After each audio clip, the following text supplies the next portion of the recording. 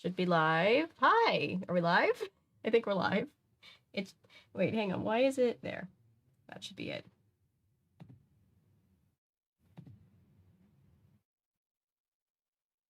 Hey guys. How is everybody? Okay, cool. Making sure that all the mics are working. Like something is gonna be broken. How is everybody doing? Can we be heard? There, we should be. We should both be heard. Hello, everybody. Let's see, let's test it. 1, 2, 3. I'm getting levels. Levels. Okay, there we go. Cubo, right. Hey Laser, hey Natty. So far, so good. Oh, how's that going? Let's see. I'm on Bumble. What's Bumble? Dating app. Oh. Bumble, where coffee meets bagel.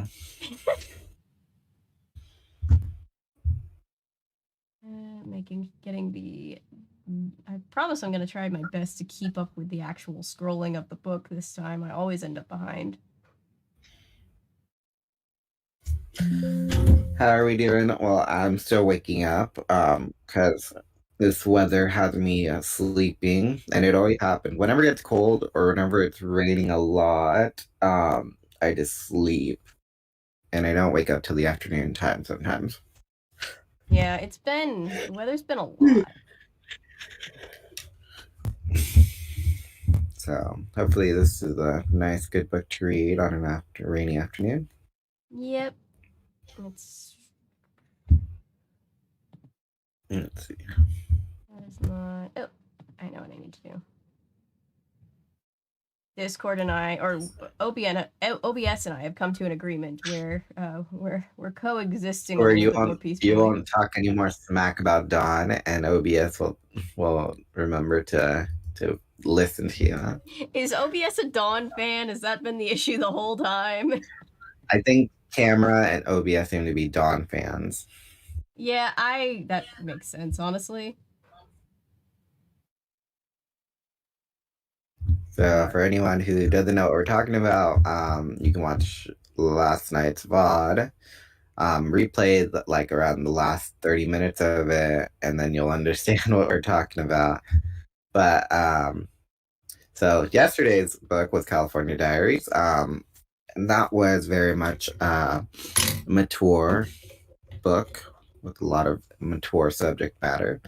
And today we are reading Animorphs, Volume 3, The Encounter. Not as mature, but it has what's the correct word? The tone of the book tends to be very heavy. Sci-fi horror, I guess. Sci-fi war with gore. What do they call it? Like body horror. Yes, body horror. And talks about the things such as living conditions for individuals, such as single parent household. Also talks about what is it? PTSD. Mm-hmm. And goes into detail about the way that they transform, which can be a little bit over-explained and graphic. Yeah, they do explain, and it's very much on purpose, I think, but they do explain to the point of like, oh dear, do I want to hear all of this? I heard my bones cracking, but you know how you go to the dentist and like they put Novocaine in your mouth so that way you don't feel anything? Yeah. It kind of like that is how they would say it. Yeah. Hi, Milo. I would apologize for disappearing yesterday, but I'm actually not sorry. I just wanted to read instead. That's fair. That's valid. It was a lot. We were on a roller coaster. 5 out of 5 book yesterday. Made us feel feelings. It did, yeah. Made us sad, and then it made us mad. Because she was always complaining about not having modern amenities. Like, we should be focused on not dying. Yeah. I have a weakness for mystery thriller novels. If I pick one up, I can't put it down until I'm done. Yeah, I'm the same way. Natty says graphic imagery. Yeah, it's graphic imagery described through a young adult novel. Hey, Karasu. How many fellow neurodivergents? Me. I'm ADHD. Neurospicy. I think we have a few. I don't. I was gonna say I've never been, or I don't believe I've ever been tested. Maybe I have, but I mean, never had to take any sort of medication or anything like that. So I wouldn't know. Maybe it's something that you don't. Well, I grew up in a lower income household when I was growing up, so I'm not sure if we could have afforded the benefits of getting tested for that type of stuff. Yeah. Like, my dad is convinced he's ADHD, and he probably is, because me and my brother both are, but, like, his parents never, like, took him to be tested, so it's like, he's like, can I get tested? And like, yeah, people get tested at all ages. Like, it can be helpful if you feel like you need medication, but, you know. I feel like I don't, but, like, yeah, I just feel like I don't, but maybe it could explain why my behavior patterns are a certain type of way. But then again, I feel like I don't need to. If I can function and I'm fine the way that I am in terms of how I feel and think and all that stuff, then I'd rather just not worry about it until like it kind of does start to bother me. Natty, me, who found out I have ADHD at 20. Yeah, I was like 22, 23, somewhere in there. So yeah, it definitely happens as an adult. Hey, Paulo. Totally cool. Thank you for leaving stream running. We appreciate it. We appreciate the watch time. I'm just texting my friends and my brother and sister if they wanted to watch the live stream. Did you guys all read Animorphs, like, as kids? No. My friends most of them are twice my age. They never read. They know what it is, but they've never read. I don't believe they ever read it. And then my brother and sister, they've seen the books, but I don't think they've ever read the books. So tonight is a Tobias book. So recapping, we have 5 main characters, which are Jake, Rachel, Cassie, Tobias, bless you. That's not a character. Marco. And one day, after walking home from the mall, they take a shortcut through an abandoned construction site and find a crash-landed alien who dies and get the power from him to morph into animals with a time limit of 2 hours. And they can do that by touching animal to acquire its specific DNA. So if they touch like if Avery were to pet Perry, you'd be able to get Perry's DNA, but only and then she'd be able to morph into Perry, but not any kind of cat, just Perry specifically. I'm trying to think about why you would want, like, what battle you would be in where morphing into Perry would be the advantageous play. Confined spaces. Fair. She also is she has great hunting skills. You would not believe it until you saw her, but I had to rescue that poor lizard that one time, and I was just like, wow, I didn't know Perry could move that fast. Sometimes I wonder. Yeah, that's what we mostly read about last book, was how cats how haughty, Haughty, haughty. Maybe the Animorphs can attack Dawn. Can be. Dawn finds a stray cat, and the cat purposely goes out of its way to make Dawn's life miserable. Oh my god, my thumbnail is showing up as the last week's book, and I'm like, that's not the book we're reading anymore. So I'm like, why are we doing that? Give me my, I've loaded like the real thumbnail, but it's not there. So I'm like, YouTube. That's not what we said.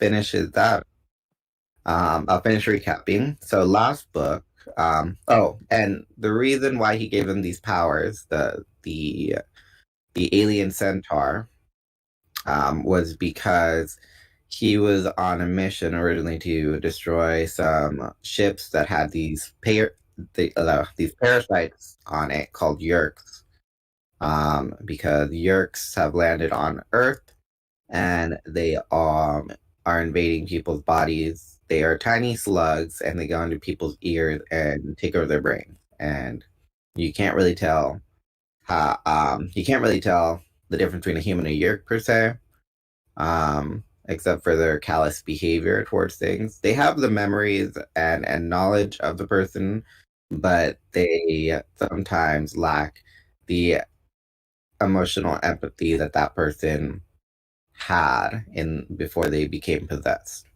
And so last book, Rachel was spying on Assistant Principal Chapman by pretending to be her friend Melissa, her cat, because Melissa is Mr. Chapman's daughter. And so he was spying on Mr. Chapman by being their cat, Fluffer McKitty. And then she got caught and she almost got kidnapped by Mr. 3. So they escaped, and now we are on book 3, The Encounter, which is a Tobias book. And in book 1, we learn that Tobias is forever a burb for the time being. Yeah, birds aren't real. No, birds are just Tobias. Tobias is burb. Mm-hmm. You could be in a battle against Chat. I feel like Chat was ready to go turn into something and fight Dawn last night. That was definitely something that Chat was doing. Yeah, our next March idea is, need a break, blame Dawn. Yep. And then just have like the Dawn logo. Also, some animals may be able to smell yerks, though they don't know it's a yerk. They're animals, they just think some people smell weird. Have we gotten to... I don't think we've gotten to that, like, in book universe yet, where they were like, I can smell the difference. We did. It was in book 1 when Jake turned into his pet dog named Homer, and they go to the... That's right. They go to the sharing meeting, and then he says, oh, they smell like how Tom smelled when out at home. That's right. Because his brother Tom is the controller, too.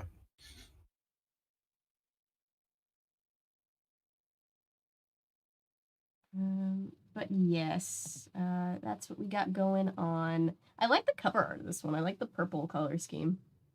Yeah, we need to make a calendar. New merch. A calendar of Avery and collab friends turning into animals. And Animorphs. Yeah. Would actually be pretty funny.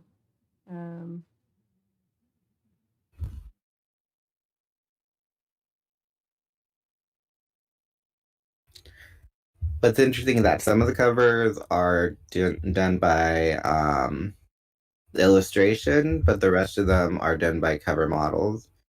Okay. Like the second book had illustration, I guess because they didn't find a Rachel model yet. And then for some reason, some of the later books have drawn illustration that are trying to look lifelike. Oh, right. Whose turn was it to read first? Was it yours or mine? I think it's. See, that's what I was talking about. I can't remember. I think it's you. Yeah, it's me. Okay. What I was talking about. Like whose turn is it? Oh, I'm pretty sure I read last time. No, but last time it was Martin Luther King Day, so that didn't count.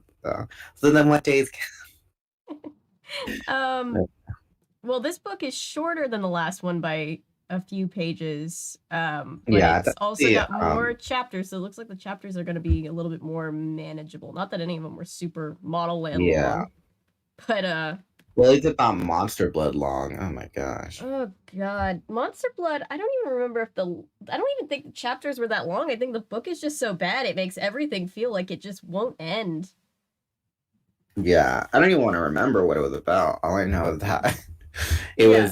it said that the first one was the best one, but that still doesn't mean that it's a good book. It just means that it was the best of the worst. Yep. Paula said that your audio is lower than mine, so I'm guessing Okay. either Let's see. you raise your audio One, or two, you three. lower. Oh, I think it's just. I think I know what it is. This should probably fix it.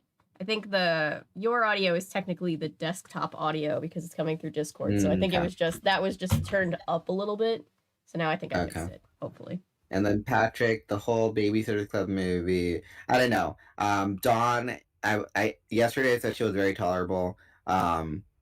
She's like if this was like its own separate thing that you don't count in the whole Babysitters Club universe, Dawn is likable. If the movie is its own microcosm and you don't worry about everything else, no books, no spin-off, no nothing, she's likable. I feel like off of principle, I can't like Dawn. It's just put us through too much. That's why you have to just see the movie as a microcosm. If you relate it to everything else, it makes her tolerable. I don't even remember Dawn being in the movie. Usually I just remember Dawn so much from being awful to everybody, so I think that's an improvement if it's like I didn't even remember her being there. And the casting, I don't know. The casting, they got the characters and the actors to look pretty similar to each other. Like how they get the illustration on the book, they got pretty good casting for like people who look like the characters. That's good. Trunk says, yep, the cover models changed quite a bit throughout the series because the models got too old. That happens when you're dealing with kids in media of any kind. Yeah, sometimes that happens. I've never actually been to Louisiana. I've always wanted to go. Yeah. Bonjour, J-R-R-24, Kyo, bonjour from Louisiana. Hi, Jay. All I remember from the movie is Stacy goes out with that much older boy. They all go out with much older boys, don't they? She doesn't tell him her age. Well, he doesn't ask her age, but she doesn't tell him her age. But she also was like, oh, he doesn't know she thinks that being diabetic is more important of an issue than telling him she's 13 and he's like 17. There's like all of the situations where all the girls from the BSC universe, they all end up dating like much older boys.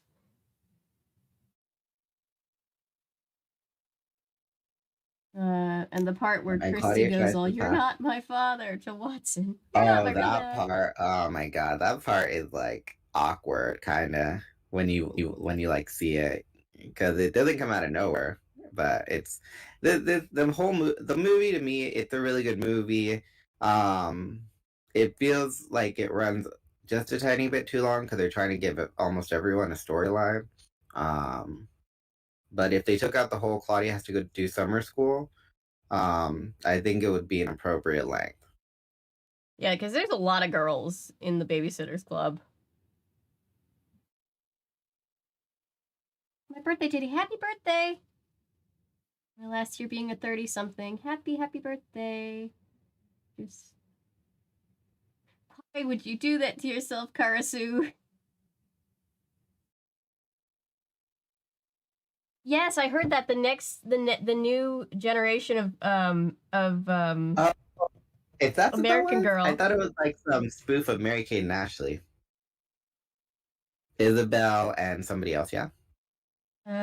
Yeah, no, it's the new American Girl are 1999 and everybody's just like, but why would you do that? Why? Why late 90s? Why not like at it? Well, I get because of the whole Y2K, but it's like why so late in the 90s? It's like that's what kind of bugs me a bit is that people group the early 2000s and the late 90s into its own thing when it's not. The 90s and late 90s were barely when the internet was becoming a thing. Yeah. And the early 2000s 2000s was when we were all into like extreme sports. Like Tony Hawk was super popular, and the internet was booming back then with like Instant Messenger and Neopets and all these really cool websites. Oh my God, Milo, you're right. Oh no. Oh no. You know what? I mentioned that a couple times. If they had an American Girl, 2000s, and took place around the East Coast, and that event was a book itself. That Yeah. Milo's referring. Yeah, Michael Grant and Kay Applegate are married. Oh yeah, that's like I thought everybody knew that. Sorry. I do that. I like have things that I like know very well, and then I'm just like, oh yeah, no, I forget that not everybody knows this. I'm sorry. Yeah. Like I've had it a couple times in my videos where I'm like, okay, I know everybody knows this, but just so we're clear, people are all like, not everybody knows that. And I'm like, sorry. I'm glad I did a recap. Yeah. Oh, you didn't know that Lindsay Lohan didn't have a twin? Oh, I thought I thought everybody knew that. I didn't know until I was probably about 11. The day that you find out, it's always a sad day. Hi, Clover. It was a sad day for me when I found out that Sherry Lewis, the puppeteer who does Lamb Chop and all them, when I was like searching her up, it was a sad day when I realized that it said died, and then the date of it, I'm like, died. Oh She's dead. no! Oh no! And I was like, Oh. what, like 9 years old? I was like, Oh oh man. no!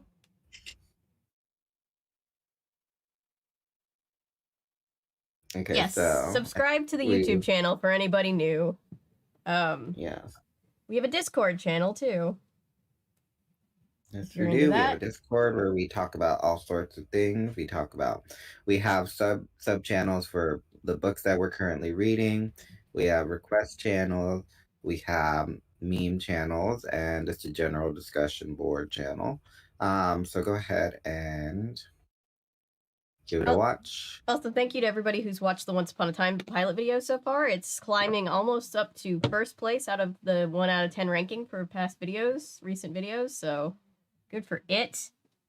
But yeah, I think we can get started if you're ready. Yeah, I've been ready. It's just, you digress a little and then it becomes a cool thing. But okay, so there are points where we might have to pull out the cat cam.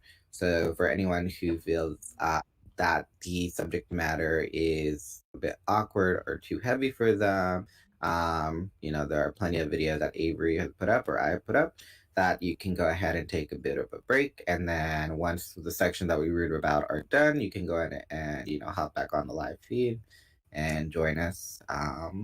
So breaks are encouraged. If you feel the subject matter is too heavy, we'd rather you as the viewers feel comfortable versus trying to weather the uncomfortable feelings.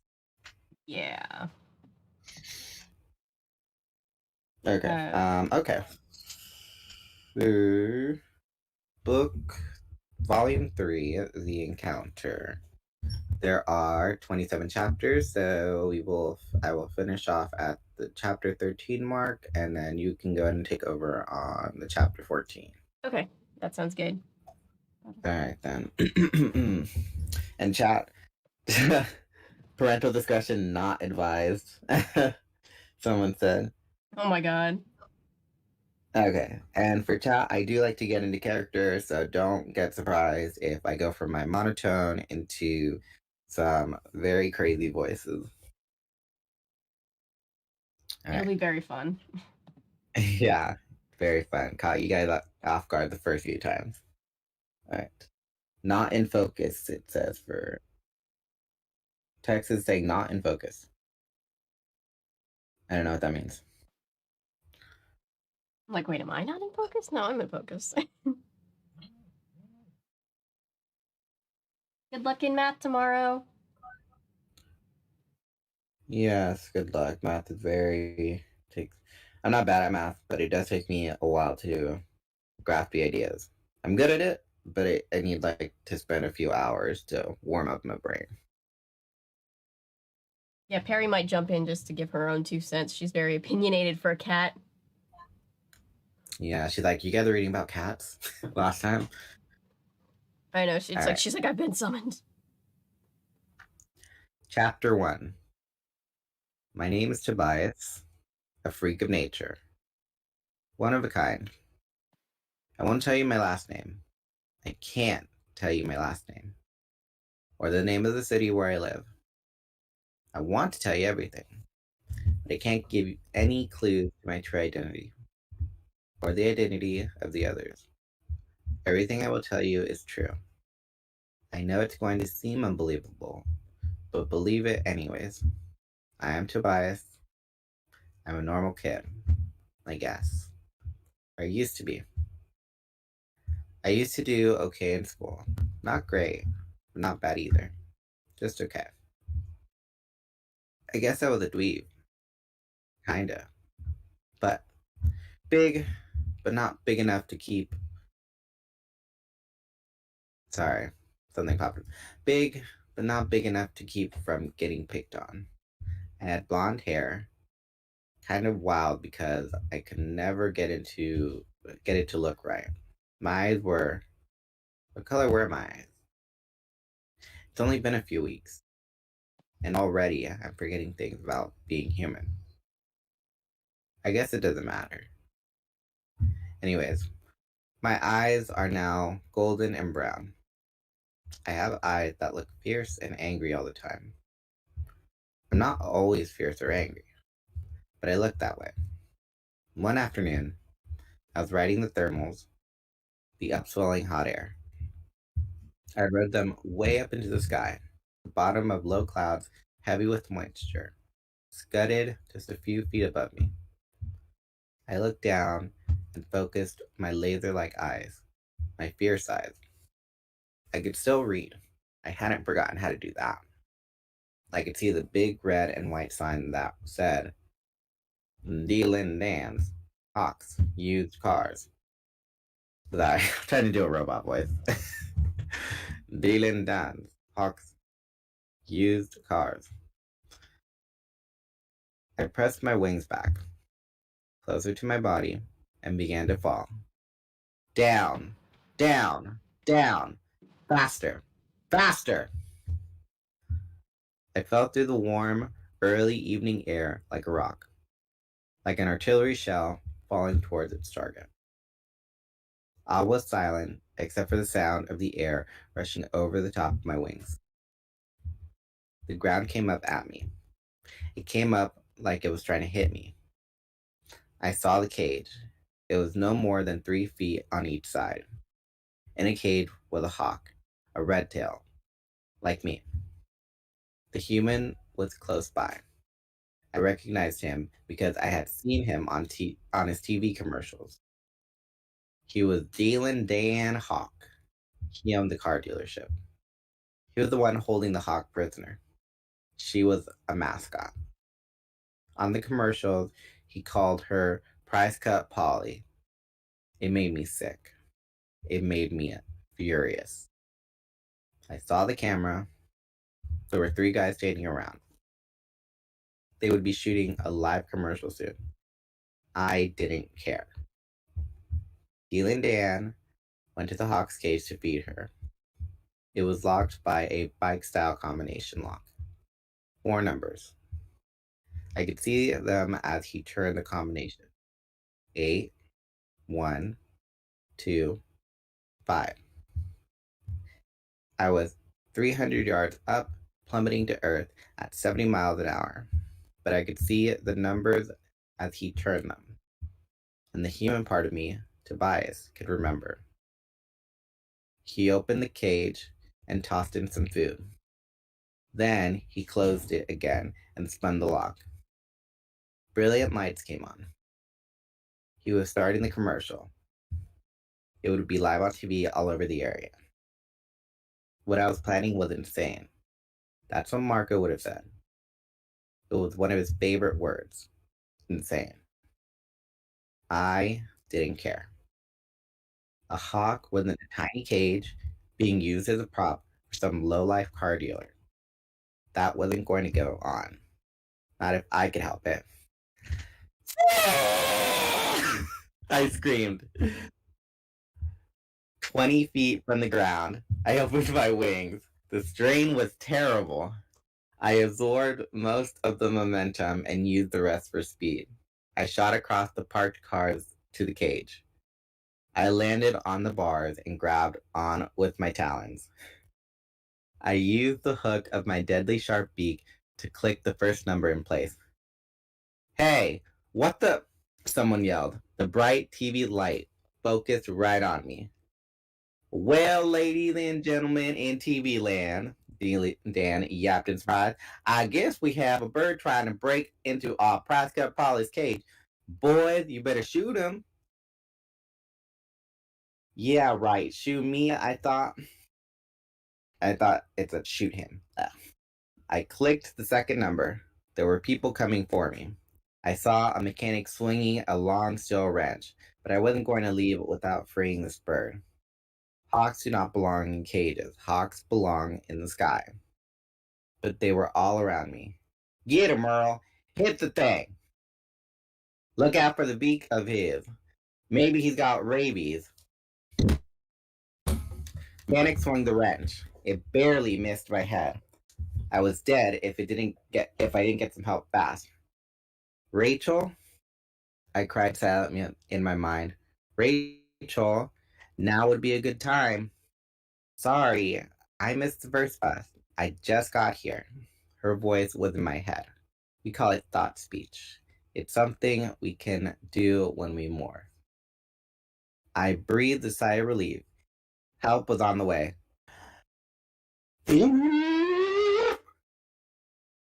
What in the world was? The mechanic cried.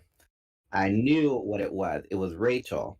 Pre-blonde Rachel. Although right at the moment, she wasn't pretty. Impressive, but not pretty. Boom. Crunch. Oh my Lord. Deal and Dan gasped. Forget the bird. There's an elephant stomping over the convertibles. I would have smiled if I had a mouth. I finished turning the lock. I yanked open the cage door. The hawk was wary. She was a true hawk, with only a hawk's mind and instinct to guide her. But she did know an open path to the sky when she saw one. Out she came, in a rush of gray, brown, and white feathers. She didn't know that I had freed her. That kind of concept was beyond her thinking, and she felt no gratitude. But she flapped her wings and rose into the air. Free. And right then, I had the strangest feeling, like I should go with her. Like I should be with her. Can we get out of here now? Rachel asked. She was bellowing loudly, tossing her big trunk around and stomping various cars, having a very good time by elephant standards. But it was time for us to leave, for Rachel to resume her human form. I looked up again. I saw the sunlight shine through the hawk's red tail. That's weird. She flew towards the setting sun. Before you go on to chapter 2, we have a question from chat. That is, can birds get rabies? That's a good question.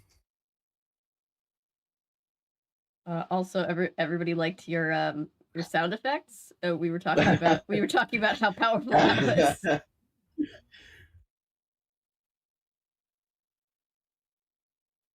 The sound. Wait, that sound like a lot bag.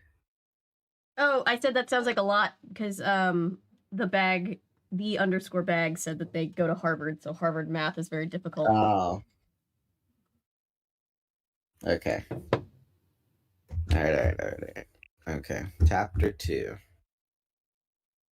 I heard sirens, I said urgently. I heard them too, Rachel snapped. I have ears the size of quilts. You think I can't hear them? I'm morphing as fast as I can. I just hope it's real cops, not controllers. We had reached a patch of woods behind Deal and Dan's car dealership. It was really just a few scruffy trees between the car place and the convenience store. I watched from a low tree branch as Rachel morphed back to human again. If you've never seen someone morph, you have no idea just how incredibly weird it is. When she began, this is the content that I'm talking about. She was a full-grown African elephant, 10 feet tall, almost twice that from head to tail. She weighed at least 6,000 pounds. I say at least because we've never exactly tried to stick her on a bathroom scale. She had 2 curved tusks, each about as long as a child, and a trunk that dragged the ground when she walked and could pick up a big, slashing, yelling, dangerous, angry Hork-Bajir warrior and throw him 20 feet. I'd seen her do it. Tobias, you could at least have waited till he was done broadcasting that commercial. Thousands of people saw that on TV. Thousands! Most people will figure it was some kind of stunt or trick, I said. Most people maybe, but not controllers. Any controller who happened to be watching will guess right away that we're not just animals. Controllers. They're the word you need to know. A controller is anyone with a yerk in his head. Yerks are alien parasites. They are evil little slugs who live in the bodies of other species and enslave them. All of the Hork-Bajir are controllers. So are the Taxons. So are more and more human controllers. As I watched, Rachel began to shrink. The ropey tail was sucked up like a piece of spaghetti. Her trunk grew smaller. Blonde hair began to sprout from her massive gray forehead. Her eyes wandered across her face towards the middle. The vast, leathery ears became pink and small and perfectly formed. The others are going to ream us big time, aren't they? I said. Oh, yes. I think we can count on that. It was my idea. I'll take the blame. Oh, shut up, Tobias. Stop being all noble. Besides, it was amazing fun stomping those cars. She was small enough now that she could stand on her hind legs. As she did, her front legs grew smooth and human. Her back legs lost their clunkiness and became her own long, coltish legs. Her morphing clothes, a skin-tight black leotard, emerged. The tusks back into her mouth and divided into sparkling teeth. She was a very pretty girl, beautiful even, except that she still had 2 feet. She still had a 2-foot-long gray nose. At last, the trunk seemed to roll up and became a regular nose. She was a girl again, barefoot, because no one had figured out how to morph shoes. Her mouth was back to normal. She spoke in her normal voice, no longer in my head. Thought speech is only for morphs. Okay, I'm back. Let's bail. The siren sounds were coming even closer. Head for the convenience store. I'll go up and look around. I hope they have some flip-flops for sale in there, Rachel grumbled. This shoe situation is a pain. The elephant was gone. The girl had emerged. See? I told you it would be hard to believe.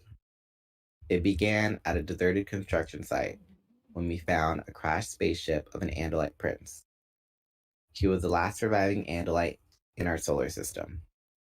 He and his fellow Andalites had fought a great battle to drive away the Yerk mothership.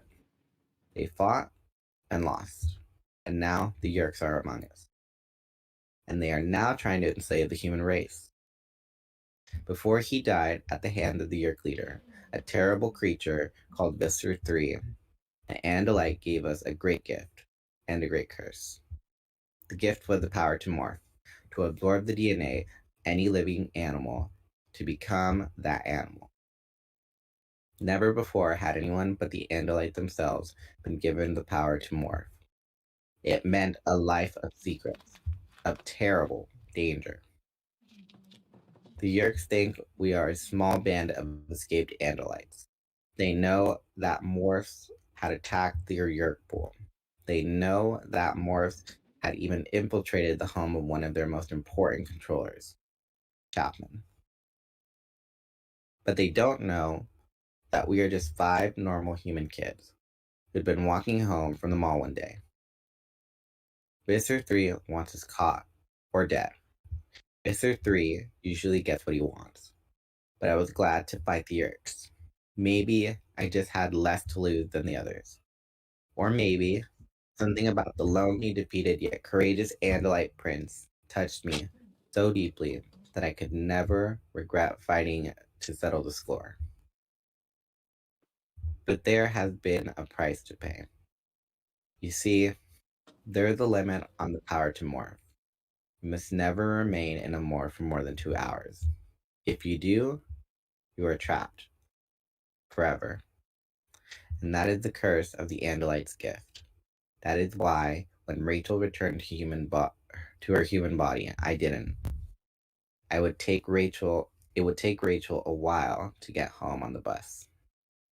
I traveled a little faster, so I had time to waste. The sun was setting, and in my mind, I could still picture the freed hawk heading into the sun. I hoped she had found a nice patch of forest and to spend the night.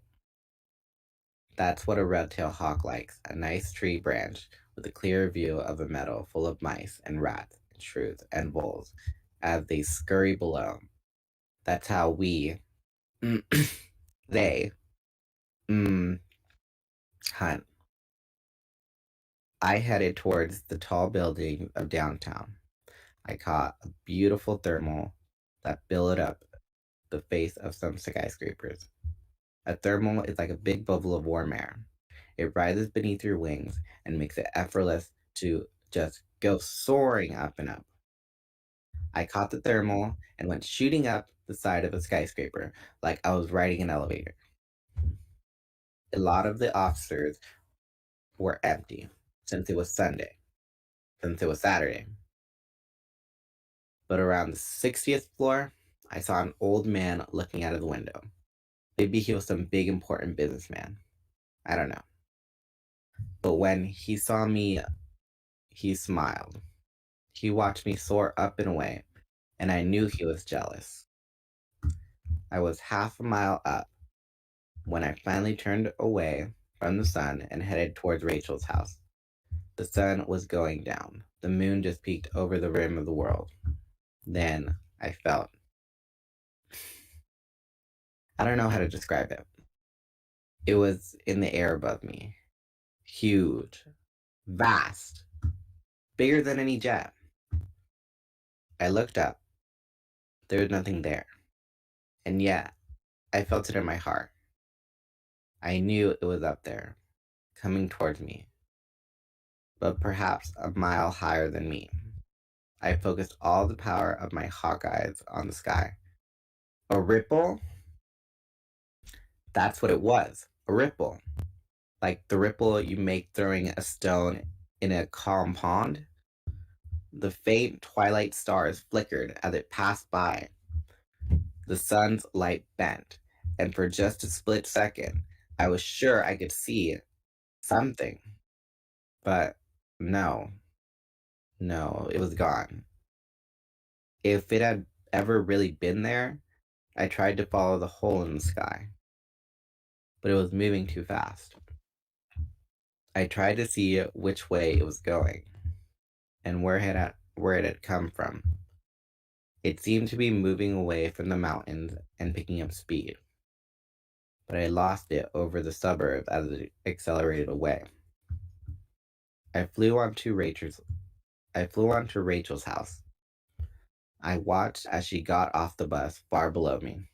The others, Jake, Marco, and Cassie, were all up in her room, waiting for us. I was not surprised. Hey, Rachel, I said, floating above her. She could only wave at me.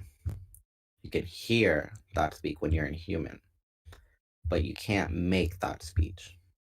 I predict Marco's first word will be, "Are you insane?" I told Rachel. She gave me a little wink. Rachel went in through the front door. I flew in an open window.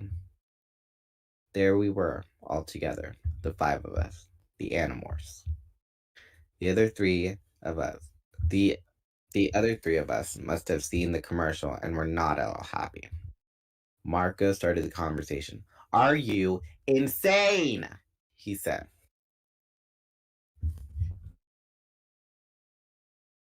All right, so how are we doing in Chatland? We're good. We're talking about Soba, because I didn't know what that was. The guy you were talking to unmatched you. Rude. Sopa, they're like what's the word? It's like a tortilla, but it's got like a rim, and then you put beans and cheese on it. Some people put meat. That's what a sopa is, no? The bag says thin Japanese noodles made out of buckwheat. Oh, soba? Or wait, what? Soba. Sorry. Oh, soba. I thought I heard sopa, because sopa is a Mexican thing. That's why I was like sopa. You know, soba. Reason to hate Marco with all my soul number. I lost count already.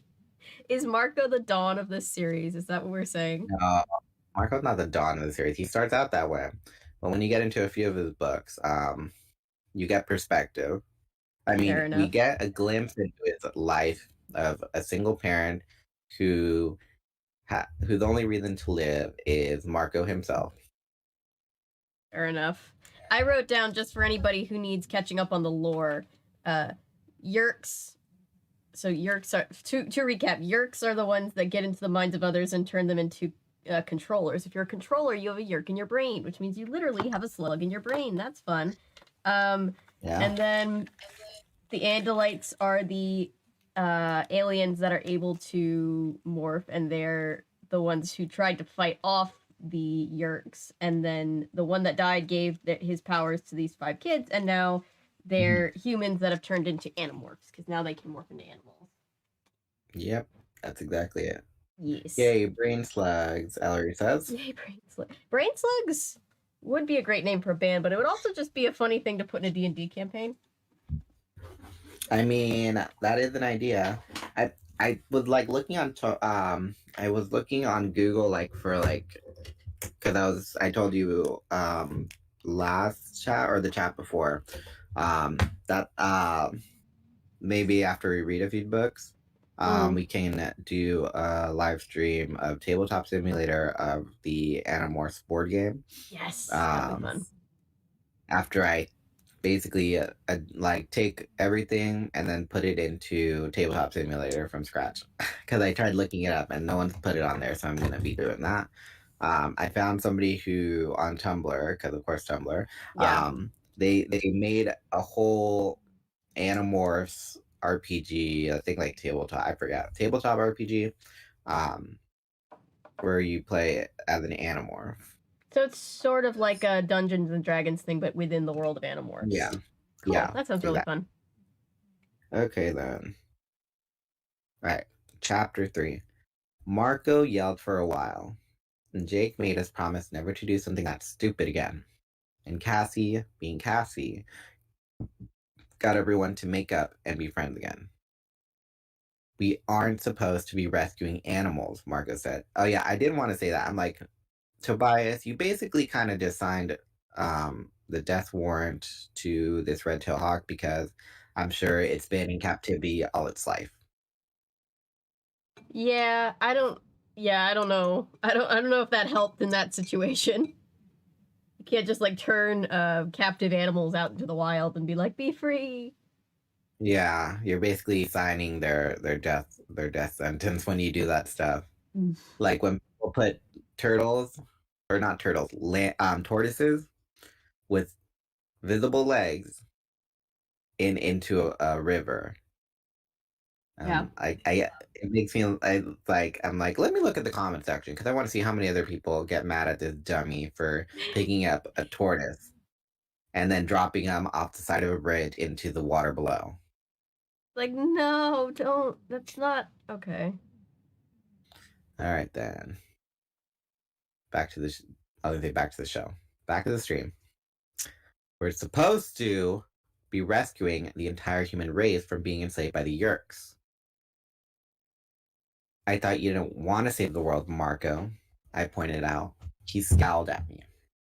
But there's no point in scowling at me. With my face, I can outscowl anyone. You're right, Marco said. But since all of you guys think you have to save the world, and since you're all my friends, more or less, I figure someone has to keep you from being total idiots. Marco is the most reluctant of the Animorphs. Although actually, he's the one who came up with the word Animorphs. And he's been in with us from the start. Marco just thinks we should look out for ourselves and our own family. Marco and I will probably never be very close. He's a typical smart aleck kind of guy. Always confident, always has some funny or sarcastic thing to say. He's short, or at least he's not very tall. I guess girls think he's cute because he has his long brown hair and dark eyes. Jake grinned at Marco. So you're the one who has to rescue all of us from being idiots? Boy, if Marco's the sensible one, we're all in serious trouble, Rachel said. Everyone laughed. Jake gave Marco an affectionate punch on the shoulder. Just the same, it's nice of you to want to save us all. It's almost sweet. Marco made a face and grabbed one of Rachel's pillows to throw at Jake. Marco and Jake are absolute opposites, although they've been buds forever. Jake is big. Not football player big, but solid. Jake is one of those people who are natural leaders. If you were ever trapped in a burning building, you would turn to Jake and ask, "What do we do?" And he would have an answer too. You can tell he and Rachel are cousins. They're both kind of determined people. I have to get going, Cassie said. I have horses to feed and bird cages to clean. Don't say the word cage around Tobias, Marco said. He'll do some guerrilla commando ninja SWAT team hawk from hell attack on the center. And he'll talk Rachel into stomping your house flat. Everyone laughed because we all knew why Cassie had bird cages. Her father and mother are both veterinarians. Her mother works for the gardens, which is the huge zoo and amusement park. Her dad runs the wildlife rehabilitation center in the barn of their family farm. The center takes in wild animals that are sick or hurt and cares for them. The cages Cassie had to get home to clean were filled with sparrows with broken wings and eagles who had been shot and seagulls who'd gotten tangled in trash. Cassie is our expert on animals. She also gets us access to animals to morph. She's a gentle person. She can also morph better than any of us. Everyone stood up and started to go. You coming, Tobias? Jake asked. No, not right away. I think I'll fly around. It's a nice night. Cool, he said. I'll put some food up in your attic for you in case you get home late. I don't want anything getting at it. Can you open one of those Rubbermaid things? I saw the way the others kind of looked away when Jake mentioned the attic. They feel sorry for me. I can open it, I said, Jake. Just be careful. You know, Tom. Tom is Jake's big brother. Tom is one of them. Everyone said goodnight. I saw Cassie and Jake touch their hands together in a way that could almost have been accidental. They were all gone. All but me and Rachel. I don't like thinking of you living in a cold attic, Rachel said. I'm okay, I said. I wondered if I should tell her what I see. The darkness within darkness. The hole in the sky. But the truth was, even I didn't know what it was. I would just worry her, and she worried about me too much. Good night, I said. Yeah, take care of yourself, Tobias. I flew out through her window into the night.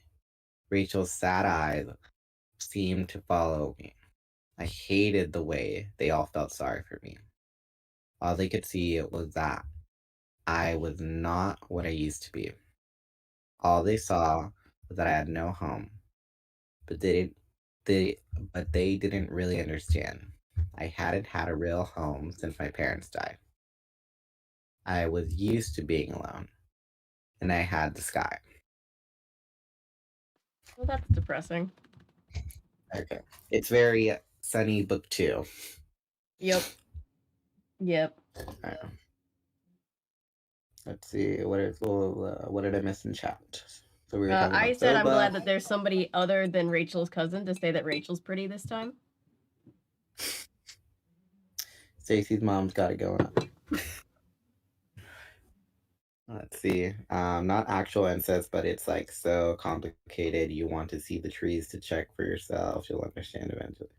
Oh, we're What? talking about Once Upon a Time? Yeah, we're talking about how interconnected the family tree is and how they never really actually get to incest, but like the fact that they didn't is like you know they had to like pull out a bunch of papers and be like, wait, are we sure they're not related? Because there's a lot of related people on the show. I'm sure their writing room had like a big old family tree branch that like has, those colored strings that go from one side to the other side to the other side. You get me? I literally started one of those. I'm going to post an updated picture after every episode that I do of the show because it's just going to get wild. And I want documentation. Layla says, oh no, that he's talking to Ellery of, you're now reminding me of going back to Round the Twist. Oh, Round the Twist. Alright then. It's weird and my head hurts, said Natty. See, that's why I can't really get into TV shows that are more than like 2 seasons, 3 seasons, because then I'm like disinterested. Yeah, there's a lot of ones. There's like 7 seasons, and there's like over 100 episodes, and they're long episodes. So if it ain't a sitcom, I'm not really interested in remembering all the little nuances and connection that everyone has. Oh, that's right. Elle is Warner's cousin, twice removed, whose yoga instructor is Erica or something like that. I'm like, what? This ain't Days of Our Lives, people. All right, then. Let's see. Okay. Chapter 4. Going by pretty quickly is what I meant to say right now. All right. The next day, I decided to go back to where I had seen or not seen the big thing in the sky. What do we think that big thing in the sky was? Maybe it's another yurt ship from earlier. Maybe. All right. Chat, vote now on what you think the thing in the sky was. All right. I had a feeling about it. A bad feeling. I flew up over the same area, breathing as high as I could on the thermals. Hawks are not quite as good at soaring as eagles or some buzzards are. Man, you should see the way a turkey buzzard can work those thermals. Awesome. And actually, the red-tailed hawk in my head would be just as happy perched patiently on the branch of a tree, waiting to see its next meal go scurry past. But I didn't eat like a hawk. I ate food that Jake gave me.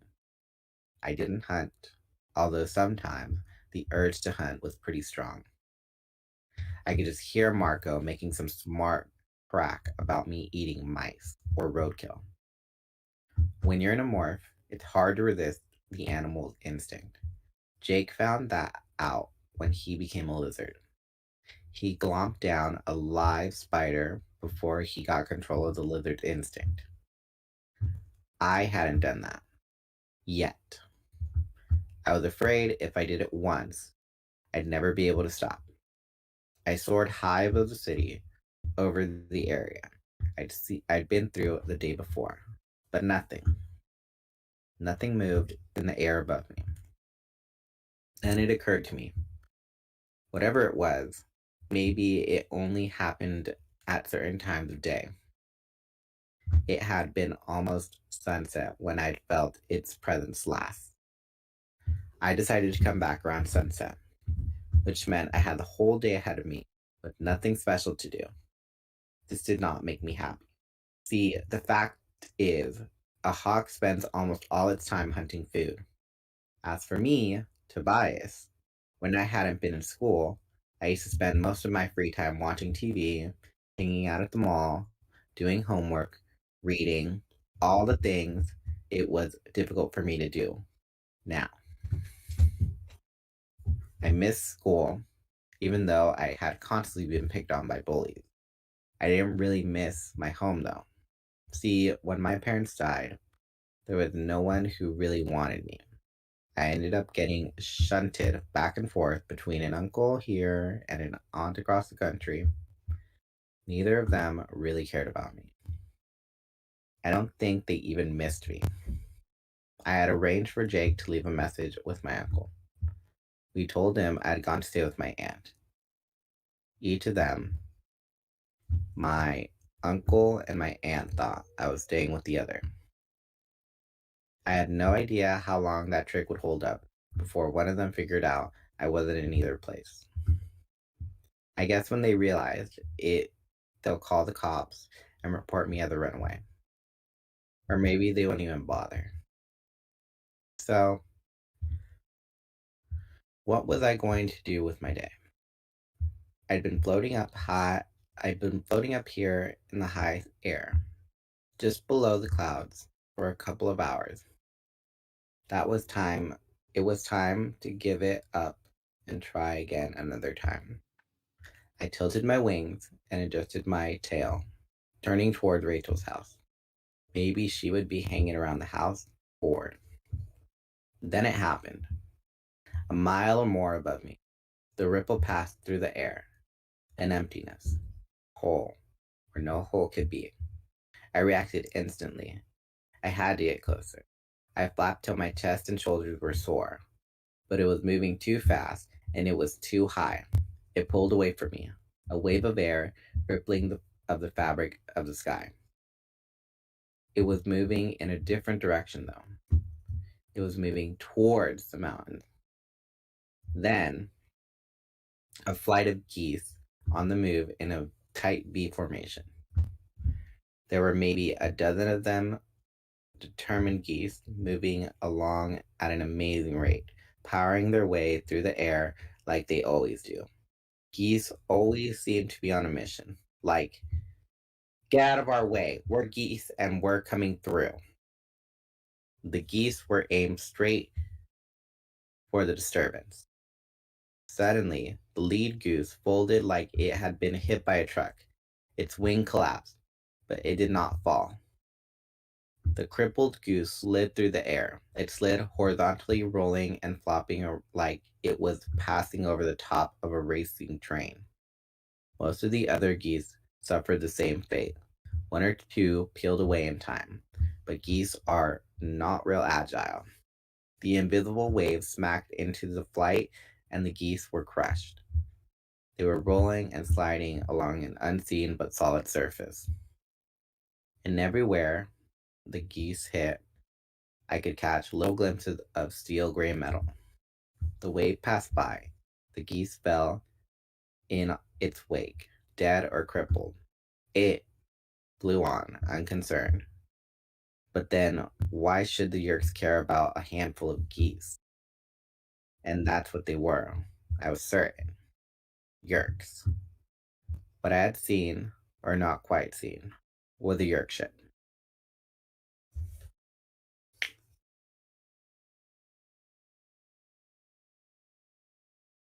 Yerk ship. So the bag's rice cooker burned their rice? I saw that. I saw that there was almost a fire situation. Looks like the rice cooker completely destroyed now. It can't be worse than Sunny's stew or Miss Bruin's stew. Oh, poor Sunny. I felt so bad. We all felt so bad for Sunny, the 13-year-old left in charge of literally everything. I know. I was like, I was so mad at this non-existent Miss Bruin. Like, Yeah. she was such a Karen. She was such a Karen because she's like, how dare you blame me for giving you the responsibility that was given to me? It's like, I'm a child! And then she's like, you could have killed 2 people. It's like, she's 13! Yeah, when you can't take responsibility for what you did, you blame somebody else. Because it's easier that way. And then Dawn running out of the house and then being mad at Sunny. Ugh. I know. Alright. Anybody curious, I posted the first picture of my my color-coded family tree corkboard thing for in the Once Upon a Time channel on the Discord. I'll update it with each new episode we do. Alright. Chapter 5. I can hear kind of an echo.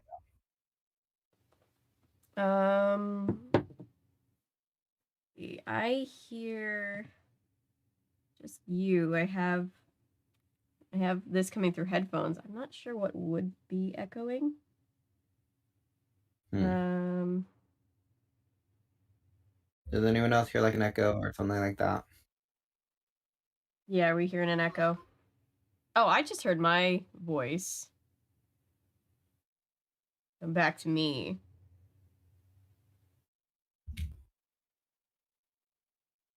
Okay. Here, I'll mute myself on Discord while you read the next chapter. Okay.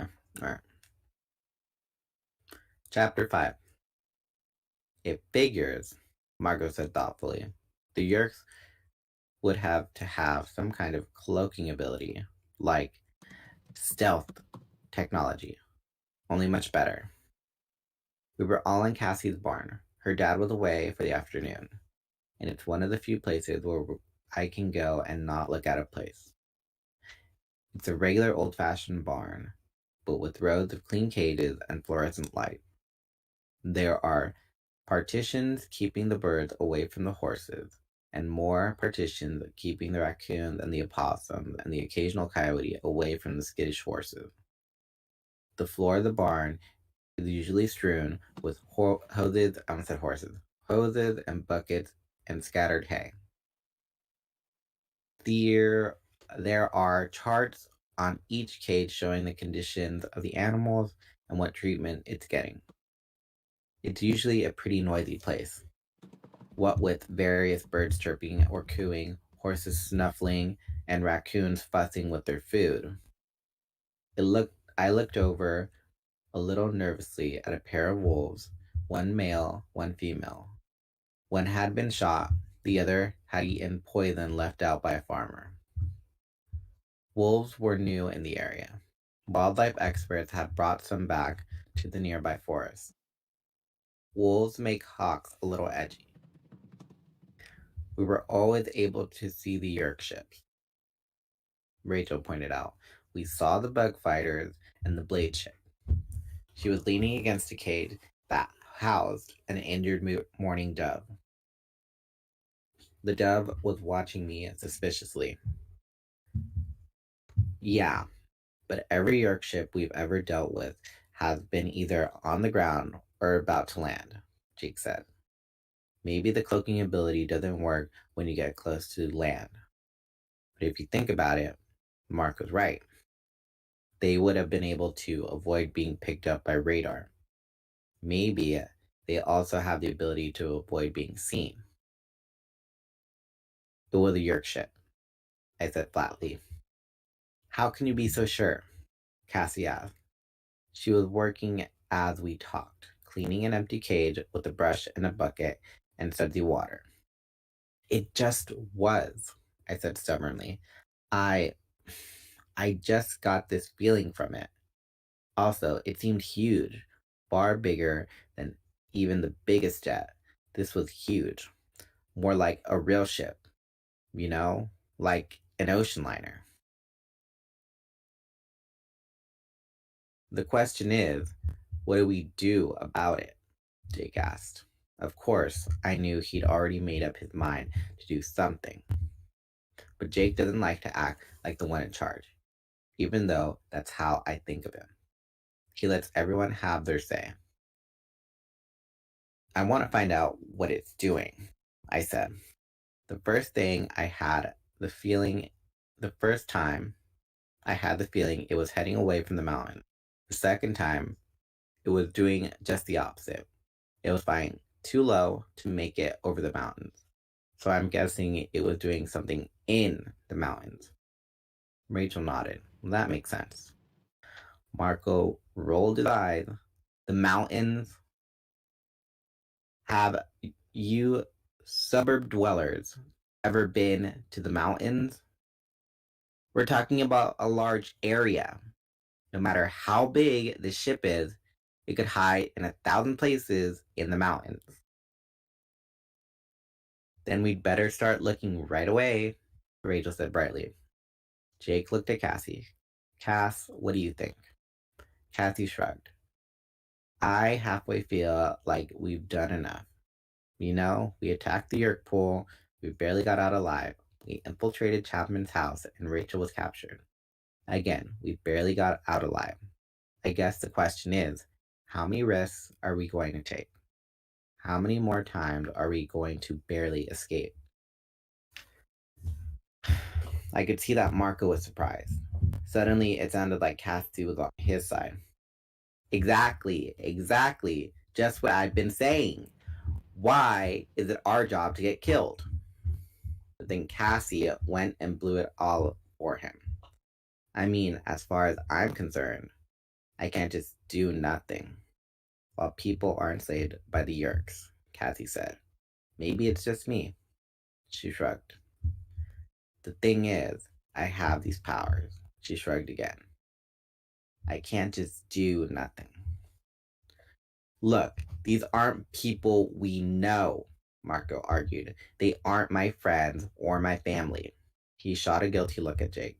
And we did everything we could for Tom. So why should I get killed for strangers? We can't stay lucky forever. Don't people understand that? Sooner or later, we'll slip up. Sooner or later, we'll be standing around here crying because Jake or Rachel or Cassie or Tobias is gone. You know something? Rachel exploded. I'm tired of trying to talk you into this, Marco. You want out? Fine, you're out. Hey, Rachel, you're not just doing this to help save the human race, Marco yelled back. You get off on the danger. That's why you went with Tobias to free that bird. That wasn't about saving the world. That was about rescuing some stupid bird. Marco realized he'd gone too far. He fell silent. The others all looked guilty at me. Rachel shot Marco a look of pure anger. As of right now, I said, as of today, only one of us has been hurt. Me. But I'm not going to give up. I'm not anyone's leader. But what I am going to do is go to the mountains tomorrow morning. What the rest of you do is your business. I'll be with you, Rachel said instantly. Cassie nodded. Jake made a wry smile. You say you're not the leader, but I'll go with you. Marco shook his head. No, he said. Your choice, Rachel said. That's not what I meant, Marco said angrily. I meant no, not in the morning, tomorrow the school day. If all of us skip school on the same day, and later there's some trouble with the Yerks, don't you think Chapman might put two and two together? Jake raised his eyebrow. Marco's right. After school. He looked at the others and nodded. It bothered me that Marco was right, but he was. Marco might be a pain in the butt, but he's a very smart guy. It worried me a little. It made me wonder, was he right about other things as well? How many risks could we take before we lost? How long till the five of us were 4 or 2 or none. All right, then. I will be right back. I'm going to go ahead and grab some water. All right. So I'll be right back. Yeah, you gotta have hydration if you're gonna be reading. I learned that the hard way. Oh, he can't hear me because I'm muted. I'm muted. That's right.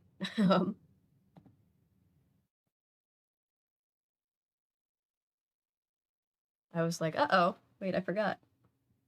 So I'm dyeing a sweater, the stainless steel pot. You have to keep, like, moving it, and I feel like a witch brewing. Oh, Natty, I do that because I love one of my, like, quarantine projects. Instead of, like, just doing, like, a sourdough starter like everybody else, I decided I was going to do bookbinding.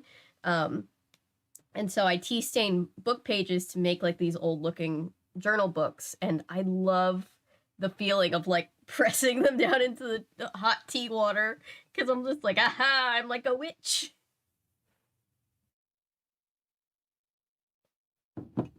Ooh, Halloween birthdays must be awesome. I always wished my birthday was on or near Halloween.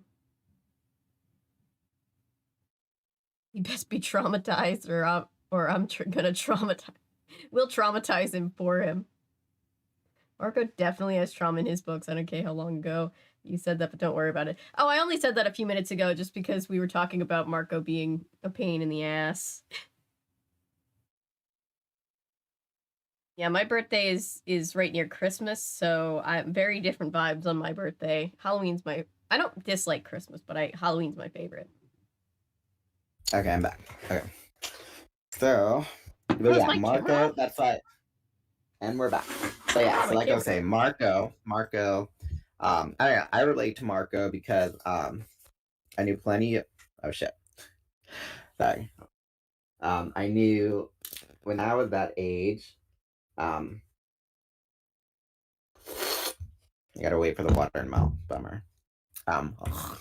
Just tasted the syrup. Oh. When I was Marco's age, maybe a little bit older, it was just because everyone around me like come up with these rash decisions, and here I am listening to all that information. And then thinking about what about this, what about this, what about this, what about this. Not trying to purposely burst everyone's bubble, but trying to bring them back down to earth when people would say things and then not think about necessarily what they're saying. Yeah, I was just talking about that when we were talking about I was just talking about that yesterday when we were talking about Sailor Moon on live, because it's like everybody hates on Rei for being like, oh, she's so mean and negative. It's like, no, she's just like the oldest sibling energy where she's just trying to keep everybody alive.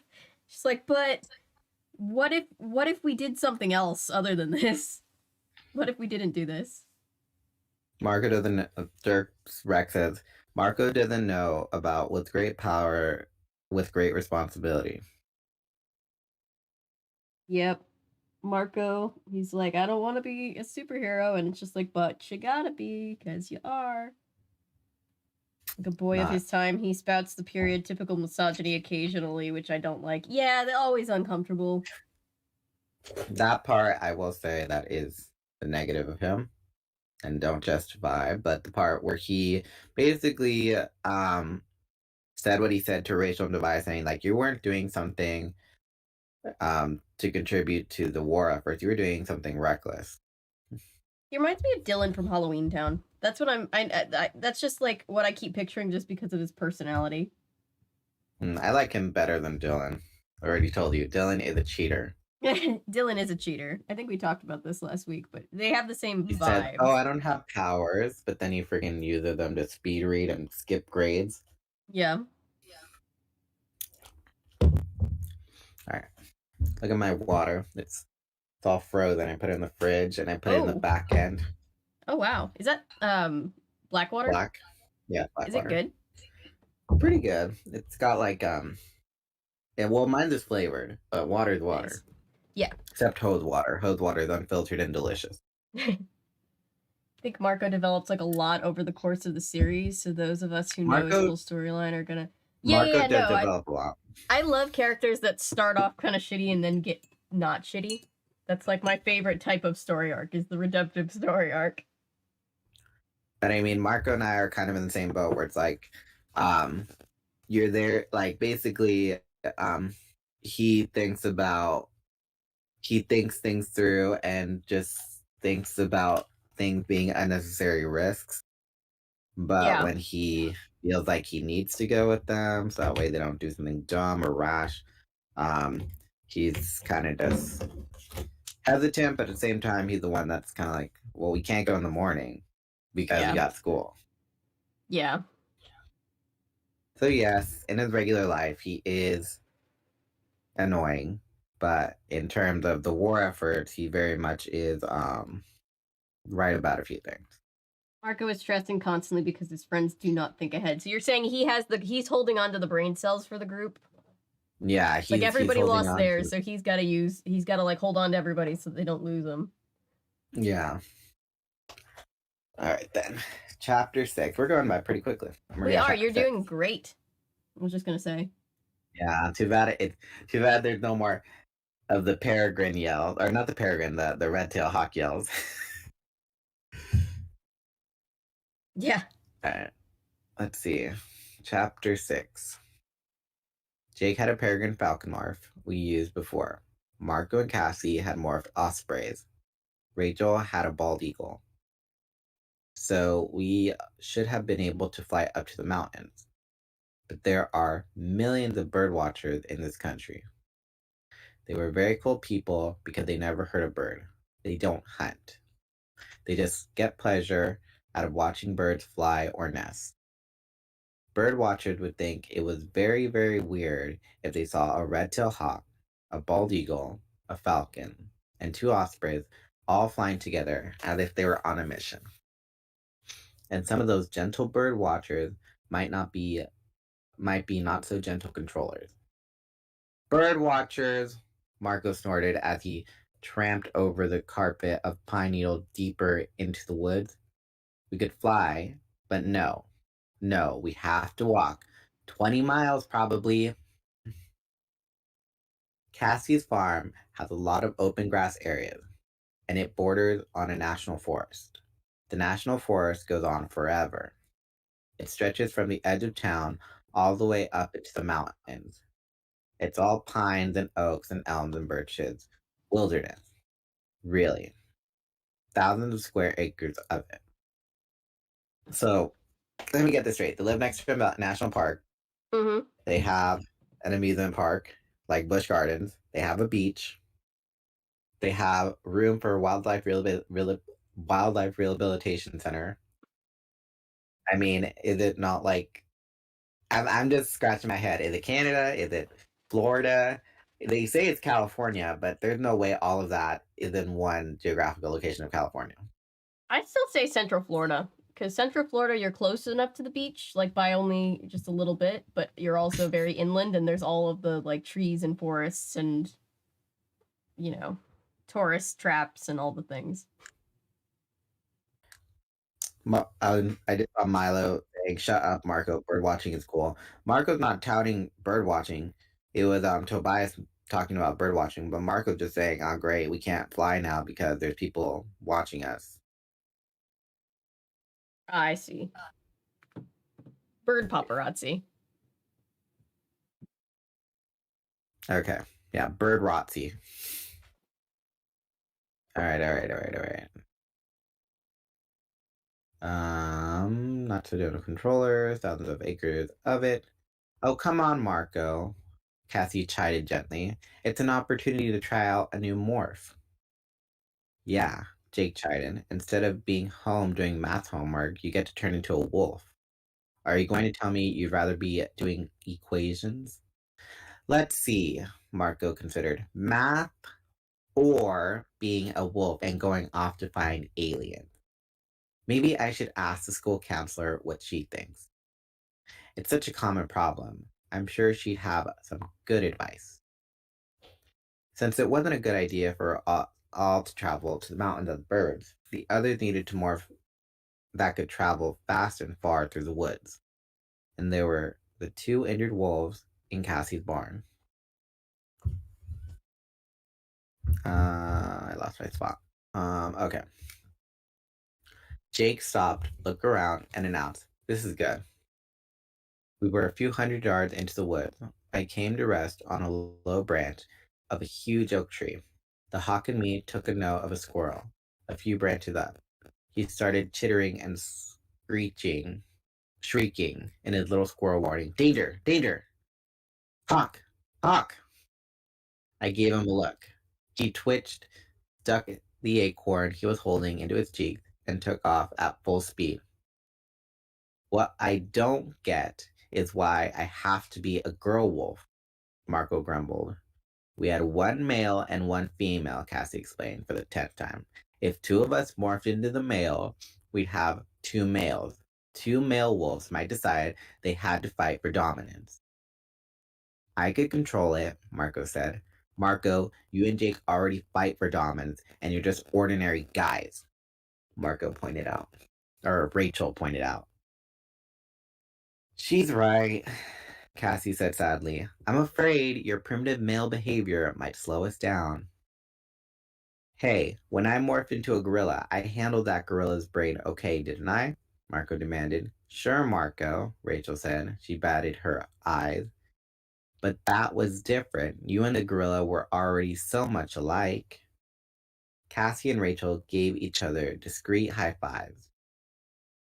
"Hugely funny," Marco said. "We flip a coin, fair and square," Jake said. I got to be male. You're the one. I got to be the male. You're one of the females. Get over it." "Let me see that coin again," Marco said suspiciously. Jake just smiled. "Let's just do this. Cassie, you want to go first to see what it's like?" We had learned from hard experience that morphing can be extremely disturbing. Jake had morphed into a lizard and had been almost overpowered by the animal's fearful brain. The same happened to Rachel when she morphed a shrew. She still has nightmares about the shrew experience. Its fear, and worse, its hunger for bugs and rotting flesh. On the other hand, Jake had morphed into a flea, and according to him, it was kind of a big nothing. Like being trapped inside a very old, very bad video game where you could barely see anything. The flea brain had been too simple to make trouble. "Okay, I'll let you know."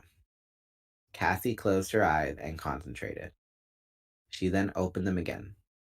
"Wait, let me get down to my morph suit first. I don't want to get tangled in my clothes." She removed everything but a leotard, kicked off her shoes, and stood barefoot on the pine needles. Ugh. The first thing was her hair. It went from very short black to shaggy silver in just a few seconds. It traveled down from her head, down her neck, over her shoulders, around her neck. Long, shaggy fur. Then her nose bulged out. I shuddered. You never really get used to seeing people more. It is something straight out of a nightmare, even though Cassie seems to have some kind of talent for it. She's never quite as gross as the others. I guess it's because she's so close to so many animals. Maybe she just has a special feel for them. Still, as the wolf snout began to push out from her face, it was not a pleasant sight. Her ears grew furry and pointed. Then they slid straight up the side of her head till they almost touched the top. Her eyes went from brown black to golden brown. All over her body, the fur replaced the bright pink and green of her leotard. A tail suddenly shot from behind. I could hear the grinding of her bones as they rearranged. Her upper arm shortened. Her lower arm grew longer. Fingers shriveled and disappeared, leaving behind only stubby black nails. There was a sickening crunch as her knees changed directions. Her legs shrank and thinned and grew firm. Suddenly, she fell forward, no longer able to stand erect. It had taken about 2 minutes. Cassie was now a wolf. How is it? Jake asked. Cassie jerked suddenly at the sound of his voice and spun around to face him. She bared her teeth and snarled a warning that could have made a Texan back up. She had very impressive teeth. Let's all stand really still, Jake said. Good idea, Marco agreed. Really, really still. Because those are really, really big teeth. Everyone stood motionless. They had all been through similar experiences. We knew what was happening. Inside the wolf's head, Cassie was fighting to gain control of the wolf's wild instincts. Sorry, she spoke at last. I have it now. Are you sure? Rachel asked warily. Yes, it's fine. I'm fine. In fact, it's really kind of wonderful. The sense of hearing. Wow. And my nose. Whoa, that's incredible. I've never morphed an animal with such strong sense of smell. Then I'm glad I put on deodorant, Marco joked. Who had bacon for breakfast? Cassie turned her wolf head this way and that. Rachel? Bacon? I thought you were going to go vegetarian. Marco laughed at the guilty look on Rachel's face. Ooh, busted by Cassie the Wonder Nose. Let's get busy, Jake said. The 2-hour clock is now running tick-tock. One by one, they each stole a glance at me.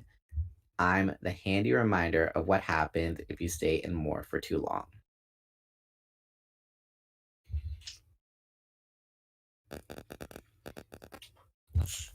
Okay, what happened so far? Milo says what I love about this series is we're so far from it getting bad and scary. It's gonna get so much worse. Oh yeah, they do some very they commit acts of tyranny. They commit arson. They commit war crimes. Great. But they also do things of diplomacy with and things of great importance. But that doesn't justify the bad things. No, but is the war experience, I suppose. Okay, let's sorry. I put my phone on silent, so I just sometimes I look down and then I see I have a missed call or something. It was Scam Likely. Oh. Scam Likely needs to stop calling me. I don't even know Scam Likely. I've stopped getting the "we're calling about your car's extended warranty." The new thing is, "Hey, we heard you don't have insurance," and I'm like, "I have insurance now," and they're like, "Please, but do you need more? Do you need insurance?" And I'm like, "Please stop calling me." It's quite a lot. Oh yeah, Milo. Yes, Milo talked about the David trilogy, but I refrain from talking about specific books or specific events. I do mention things that happen, but I don't really. Well, let's just kind of refrain from mentioning specific instances like the David trilogy or things. I'm so glad this community can go through these traumatic books together. I think it's pleasant. It's like having tea. Yeah. Not everyone likes tea, but the people that like tea, you know, it's like sad books. I love sad books. I love sad movies. It's like tea to me, or refined wine. Yeah. I don't get sad, but I do enjoy the sadness. Ellery, Scam Likely the only person who calls me most days. Yeah, most people know just to text me. Yeah, I wish that were the case with me. My mom like calls me sometimes, and I love my mom, but sometimes she calls me when I'm driving, and I'm like, "What?" As soon as I left, I'm like, "Oh, I totally forgot to tell you. I don't want the sandals anymore that you ordered from Amazon. Those Crocs." I'm like, "You could have just texted me that." That was a text, Mom. Yeah. Okay. So, chapter 7. I was jealous. I mean, okay. If you ever have to be stuck in an animal, I think being a hawk is the coolest choice of all. But still, I was jealous. My friends were really enjoying being wolves. I guess it was a strange experience for them. I flew above the forest, skimming the treetops, while down below they ran. They moved so fast, it wasn't always easy for me to keep up. Not that their actual speed was so great, it's just that they never stopped, never rested.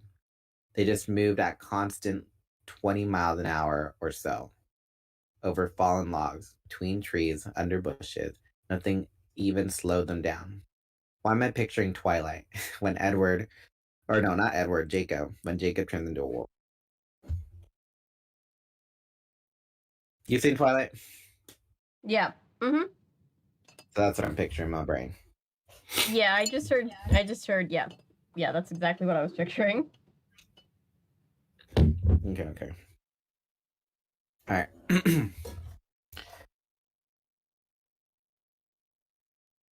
One was Jake. He was the dominant male. Oh, no. I skipped some stuff. Okay. Well, actually, that's not completely true. Two things slowed them down a little. One was Jake. He was the dominant male. In wolf packs, that's called an alpha. So he had a special job to perform. Jake, just how many more times are you going to pee? Rachel, that's what I figured. Rachel demanded after the fifth stop. I don't know. I kind of have to do it a lot, he admitted. Why? Did you drink too much soda before we left? I don't know, he admitted. I just keep getting this urge to pee. You're scent marking, Cassie explained. You're marking out of territory. I am? Yes, you are. It's normal for a dominant wolf.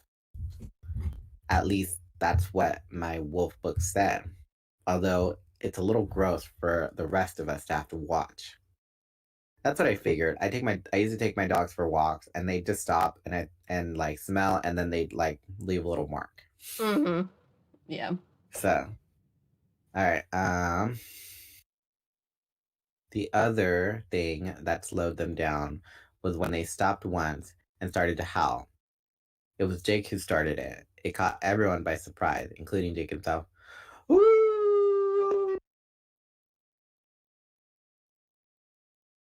What the? Marco started to say, but then he was doing it too.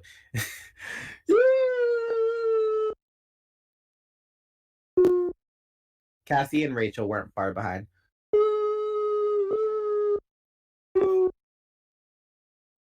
I heard the yelling, of course. So it took a quick turn around a tree and headed back to them. What are you people doing? I demanded. We're in a hurry here. You guys can only stay in more for 2 hours. Why are you wasting time howling? I don't know, Jake admitted sheepishly. I just suddenly felt like it would be a good idea. Once he started, I kind of felt like I should join in, Rachel said. I think it's a way to warn all the other wolves that we're here, so don't run into any other pack and get in fights, Cassie just suggested. Which sounds perfectly reasonable. Until you saw that Cassie had her head tilted back and her snout pointed to the sky and was yodeling like an idiot. I flapped my wings and broke out from under the tree. The city and the suburb were far behind now. We had traveled pretty far in an hour's time. It was about the same time of day as my second sighting of the invisible ship. The time when it had been heading towards the mountains. That whole howling scene reminds me of Zootopia. That's what I said. You're gonna start a howl. My dog used to do that a lot whenever like I would put the TV up too loud, they would just start howling because they didn't recognize that sound. So I'd always have to have my TV super low. My dog will bark if he hears like on the TV a knock at the door or another dog barking. Okay. I swooped down into the trees. Wait. City and suburbs are right behind us. The second sighting of the invisible. Okay. I swooped back down into the trees. You guys keep moving. I'm going up top to look around. Be careful, Rachel said. I banked left around a tree, then flapped my way back up into the sun. I climbed hard and fast, using a lot of energy. The exercise helped distract me. It's hard feeling sorry for yourself when you're working out big time. After a while, I was able to catch a nice thermal and get some easy altitude. I could still see the little wolf pack moving like it had a single mind, flowing around the trees, swift and sure. I tried to imagine what it must be like to be a wolf. The amazing sense of smell, the incredible hearing, all that confident power, those ripping teeth, the cool intelligence. Maybe later I would ask Jake or Rachel about it. Then you could ask them what it was like to be human. Maybe they can tell me about that too, I thought bitterly. Stop it, Tobias, I ordered myself. Stop it. Have you ever seen the Brady Bunch movie? Sorry, I did you guys for a second. Parts of it. Brady Bunch? Parts of Where it, yeah. where Jan, she like develops this inner voice. Yeah. It's like, Jan, oh Jan. Yeah, And that's a she's just funny having movie. this inner monologue of like how she hates her sister, but then like tries to justify why they're doing or saying the things that they're doing. Yeah, that's a funny movie. I She's like that movie. trying to help. And then the original actress was always like, Jan, cut the crap. And then That's her funny. voice would disappear. That's really funny. Okay. I think that the webpage disappeared. No, I took it down because I realized that my title was wrong, so I was just fixing it real quick. Okay. What's the name of this book? It's The Encounter? Yeah, The Encounter. Yeah. Okay, now we're good. It's like America's Next Top Model episode titles, where it's like the girl who has an eating disorder, the girl who falls on her face, the girl who, it's like, yeah, the encounter. They're very the vague. Dinner, the invasion, the change. Yeah. I can never remember what we're on because they're all so vague that they kind of run together in my mind. I'm like, are we on the... We're not on the invasion. That was the first one. Is it the encounter? Is it the visitor? Mm-hmm. Okay. Where was I? Are you good? Or do you... Yeah, we're good. Okay. I guess I felt that if I ever started to feel sorry for myself, I might never stop. I kept a sharp eye out on the sky above, but it was probably still too early for the ship to come. If it ever came, there was no reason to think it kept some kind of schedule. Then down below, I saw something that caught my attention. There was a convoy of trucks and jeeps moving along a narrow, snaking dirt road. Maybe 5 vehicles? They had the marking of the Park Service, but they seemed to be in a big hurry. They drove to a lake that I had just glimpsed up above. By the shore of the lake, they pulled off the road. Then, to my surprise, several dozen uniformed men jumped from the truck and began to fan out through the woods. They were carrying guns, but not rifles or even pistols. I could see them clearly. They were carrying automatic weapons. Suddenly, movement in the sky. What the? To my left, I spotted a pair of helicopters. They zipped just inches above the trees. They began to circle the lake. They also had Park Service markings. This is all wrong, I told myself. These guys don't act or move like park rangers. These guys move like an army. And as I watched, half a dozen of the armed men surrounded a small patch of bright yellow. It was a tent. 2 people. They looked like college types. Were cooking over a little fire outside the tent. I could see the expression of total amazement and fear when they suddenly realized they were surrounded by 6 men with automatic weapons. The 2 campers were marched back to the nearest truck and driven away at high speed.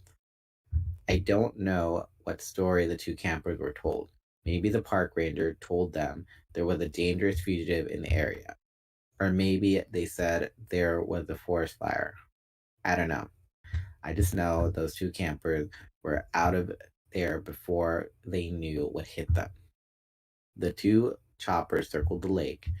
They landed in a small clearing at the far side of the lake at the same time. It was more than a mile away, far even for my hawk eyes, in the slanting light of the afternoon. But I could still see what came out of the helicopters. Out they leapt, one after another, 7 feet tall, the most dangerous looking creatures you'll ever want to see. Foot long, razor sharp blades raked forward from their snake heads. More blades at their elbows, wrists, and knees. Feet like Tyrannosaurus Rex. The shock troopers of the Yerks. Hork-Bajir warriors.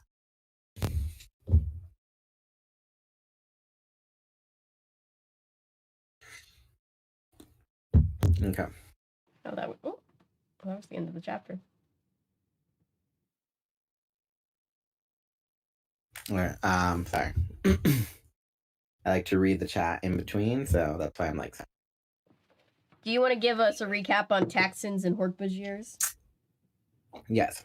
Hork-Bajir are these raptor-like aliens. They have long necks, and their elbow, basically almost every joint, including the top of their heads, have a sort of razor blade.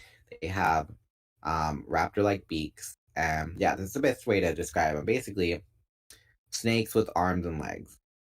It sounds terrifying. And then taxons are centipedes with crab hands, 4 eyes, and a sandworm mouth. Also terrifying. And they eat anything and everything. They have an insatiable hunger. Ooh. They will even eat their own. Oof. Natty says, okay, my arm started to hurt from stirring the pot. Take a break. So that's what a Hork-Bajir and a taxon are. And later on in the series, we'll run into even more different aliens. And they're just as interesting to describe as they are difficult to cosplay.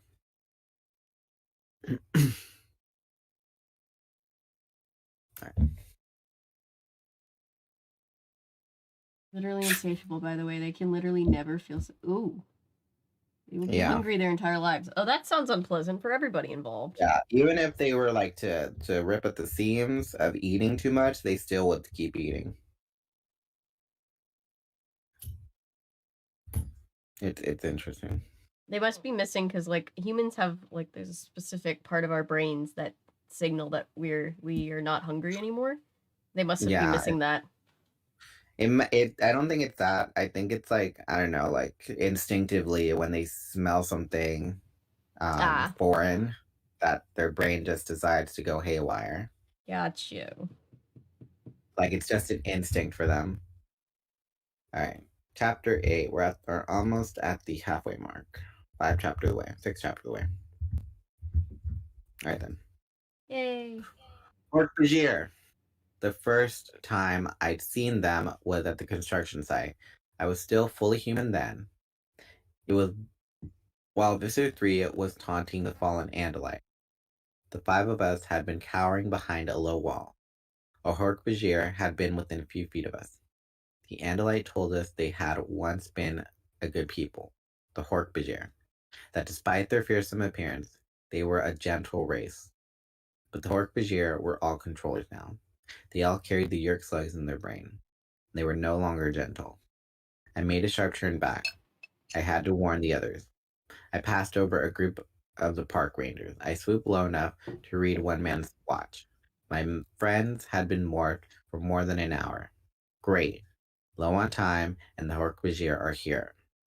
I soon spotted the wolf pack, still trotting along resolutely, never tiring, pausing only for Jake to pee. I dived towards them, just over their heads. I pulled up suddenly. Yowl, yip, roar. They yelled and scampered around. Jake bared his fangs at me. I came to rest on a decayed log. Instantly, as if on command, the others started fanning out around me, encircling me. The 5 of them were acting like a wolf pack surrounding prey. In their own way, they kind of reminded me of Hork-Bajir. Hey, it's just me. Relax, I said. No answer. Jake snarled a brief command at one of the others. Wait a minute. 5? 5 wolves? Jake, who wasn't really Jake, leapt at me. Whoa! Wolves don't usually hurt humans, but they will definitely eat a bird when they're hungry enough. And one thing you don't ever want to see is a hungry wolf. Yellow fangs bared, golden eyes glaring, fur bristling, coming at you. I flapped my wings hard. The big male wolf went shooting past, barely, but the rest were all around me.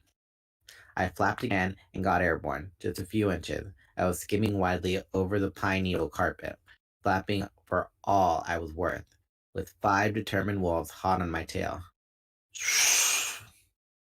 I caught the tiniest headwind, but it was all I needed. I was up and out of there, while the wolves yowled and snapped their powerful jaws in frustration below me. 10 minutes later, I found a second wolf pack. This time I counted 4 wolves. Still, I was cautious. Is that you guys? Who else would it be? Marco asked. Don't ask, I said. Look, we have trouble. I flapped down to a low branch and rested my wings. I was a little shaken up from my close call with the wrong wolf.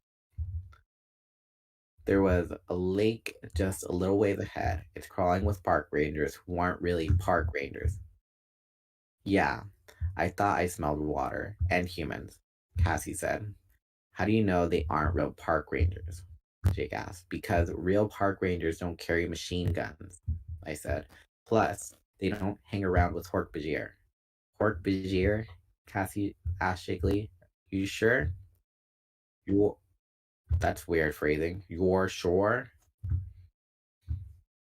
Oh yeah, I said. It's kind of hard to confuse them with anything else. The park rangers are clearing out the area around the lake. They hustled some campers out. They hustled some campers out of there real fast, at gunpoint. Hork-Bajir, Marco said in distaste. I really don't like those guys. Rachel asked. This lake. It's in the same direction your big invisible ship was moving.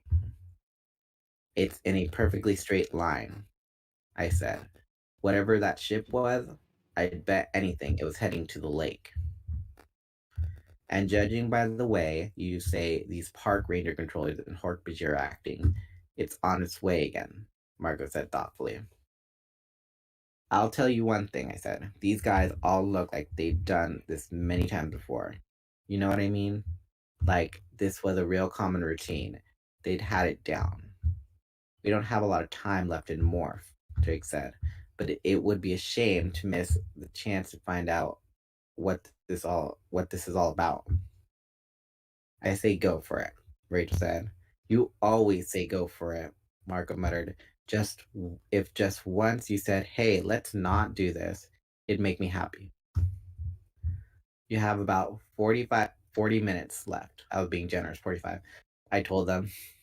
The lake is about 5 minutes away. Okay, let's go. But in and out fast, Jake warned. Just enough to see what's going on. They took off with Jake in the lead. Remember, just act like wolves. Yeah, so if anyone sees the 3 little pigs, don't forget to huff and puff, Marco said. I went airborne again, but this time I stayed close by. Park rangers just ahead, I said. Yeah, I can definitely smell them now, Rachel replied, and hear them too. Okay, look, wolves would try to steer clear of humans, Cassie advised, so the little slinking would be perfectly normal. They moved in a cautious circle around the phony park rangers, but I could see that rangers had spotted them. They tensed up, they then relaxed when they saw it was just a wolf pack minding its own business. I decided to get some altitude. Unfortunately, since there were no convenient thermals, I had to flap my way up. I was a few thousand yards high, able to see my friends and the lake, when I felt its presence again. I looked up. The invisible wave, the slight ripple in fabric of the sky. It was there. It was moving slowly overhead, even more slowly than before. And then, as I watched it, it was invisible no more. Alright. What did I miss in chat? We were talking about Model N being incomprehensible. Natty dyed her finger by accident by dyeing a sweater. Fun.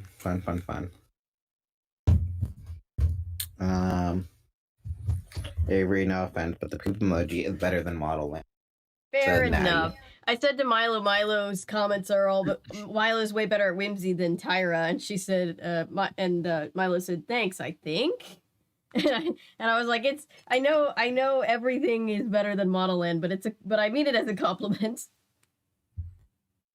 Sorry, I was distracted by a commenter Rex made. Jake, how fast was the car going? Tobias, it was going 89 or 80 miles per hour, and then it disappeared. And fire tracks, like tire tracks from a car doing a burnout. What?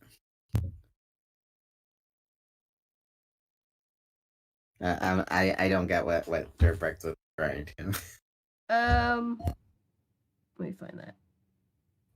Into fire tracks. Oh, like the DeLorean in Back to the Future. Like how it like gets up to 88 and then it just like catches on fire and goes into the past. Yeah, because I was like, wait, what? But okay, I get what you're saying. I've seen glimpses of the movie, but I've never like seen the movie.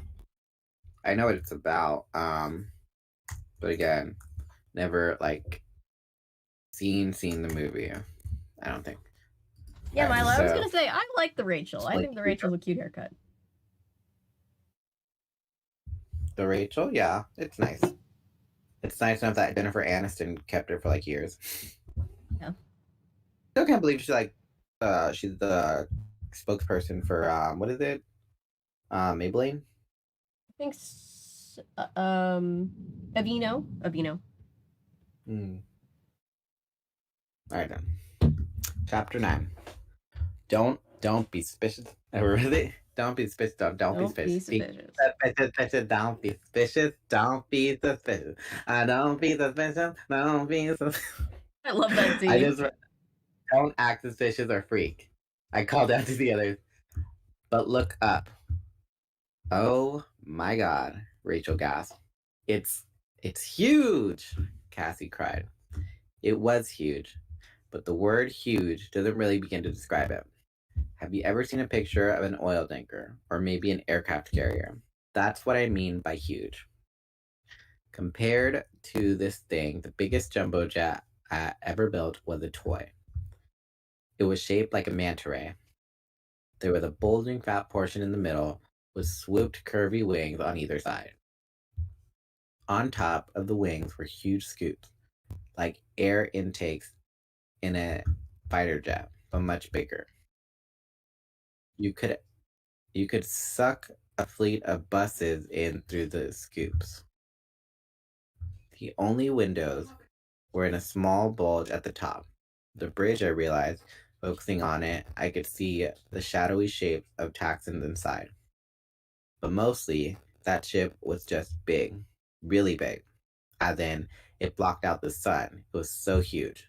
Suddenly, out from behind the ship, a pair of bug fighters zipped into view. We had seen them before. They were all small for spaceships. You couldn't park one in your garage, but you could land it on your front lawn. They looked like metal cockroaches with two serrated spear-like protrusions pointed out forward on either side. I have bug fighters up here, I called down to the others. A pair. Who cares about bug fighters? Marco asked. They're nothing compared to that whale. The bug fighters are circling the lake. I guess they're looking around for trouble. Try not to look like trouble, Jake advised Riley. I did my best to look like a normal, harmless hawk, doing normal, harmless hawk things. Sorry. It just reminds me of the Boondocks, where it's like, oh, I'm gonna do hood rat shit with my friends. Smoke cigarettes and do hood rat shit. Oh my god. Okay. Sorry. But the main ship was unbelievably intimidating. I mean, nothing that big should be floating in the air. Suddenly, one of the bug fighters went shooting right past me, low and slow. I could see in the window. Inside was the usual crew, one Hork-Bajir and one Taxon. The Taxons are the second most common type of controller. Imagine a very big centipede. Now imagine it even bigger, twice as long as a man. So big around, you couldn't get your arms around it if you wanted to give it a hug. Not that you'd ever want to give it a hug. Taxons are gross, disgusting creatures. Unlike the Hork-Bajir, who were enslaved against their will, Taxons chose to turn their minds over to the Yeerk parasites. They are allies of the Yeerks. I don't know why, and I probably don't want to. The bug fighter shot past, not interested in me. The huge main ship sank slowly down towards the surface of the lake. Are you guys seeing this? It looked like it's going to land on the lake. Are we seeing it? No. We've totally missed the fact that the spaceship the size of Delaware is hovering in midair. Marco, of course. It's incredible, Rachel said. Incredible. You know, I hate to be a pessimist, Marco said, but when I look at the thing, I get a bad feeling about our chances. 4 hounds and a bird versus a ship the size of Idaho. A minute ago, it was just the size of Delaware, Cassie pointed out mildly. What's it doing here? That's what I want to know, Jake said. They had reached the shores of the lake and were prowling along, looking like wolves should look. But they were also glancing regularly up at the massive ship. I worried a little that some controller, human or Hork-Bajir, would notice that they were paying a little too much attention. You guys, watch how you act. The Yeerks will be looking for any animal that acts strangely, I said. They're on the lookout for Andalites who can morph. He's right, Mark agreed. Jake, start peeing on things again. Very funny, Jake said. Then something began to happen. Hey, look! From the belly of the ship, a pipe began to lower into the water. Then a second pipe, and a third. They're like straws, Cassie said. They're drinking. I could hear the sucking sound. Thousands, maybe millions of gallons of water being sucked up into the ship. That's why it's so big, Marco said. He laughed. Well, well, well. What do you know? We just discovered that the Yeerks have a great big weakness. A weakness? Rachel demanded. You can look at this ship and talk about weakness, but I understood what Marco meant. It meant they need something. I said, exactly. Those big scoops on the side, I think those are for air. That's why they are flying through the atmosphere when they come down. They're scooping up oxygen, and now they're sucking up water. It's a truck, Cassie cried. The whole huge ship is really just a truck. Yeah, I said. It carries air and water up to the Yeerk mothership in orbit. I guess they need Earth to supply them. So it's not like Star Trek, where they can just make their own air and water, Marco mused. As long as they are up in orbit, the Yeerks need the planet to supply them with air and water. Well, well. I think that's the first hopeful sign yet. We're running low on time, Cassie reminded everyone. Time to get out of here. Okay, but everyone be cool about it, Jake advised. We act like we're just sauntering off to go kill a moose, or whatever it is wolves saunter off to do. They drifted back from the shore of the lake. I stayed behind. I no longer have a time limit to worry about. The York ship was creating a warm updraft, so I spread my wings wide and rode it up. The two bug fighters were still circling low and slow. On the shore, all around the lake, Bogus Park Ranger and the few Hork-Bajir kept up their patrol. Then I saw her. I know to human eyes, every hawk looks pretty much alike, but I knew right away it was her, the hawk I had freed from the car dealer. She, too, was riding the thermals, 1,000 yards higher than me. Without even really thinking about it, I adjusted the angle of my wings and soared up towards her. She saw me. I was sure of it. The hawks don't miss much of what goes on around them. She knew I was coming towards her, and she waited. It wasn't like we were friends. Hawks don't know what friend means, and she certainly did not feel any gratitude toward me for saving her from captivity. Hawks don't have that sort of emotion either.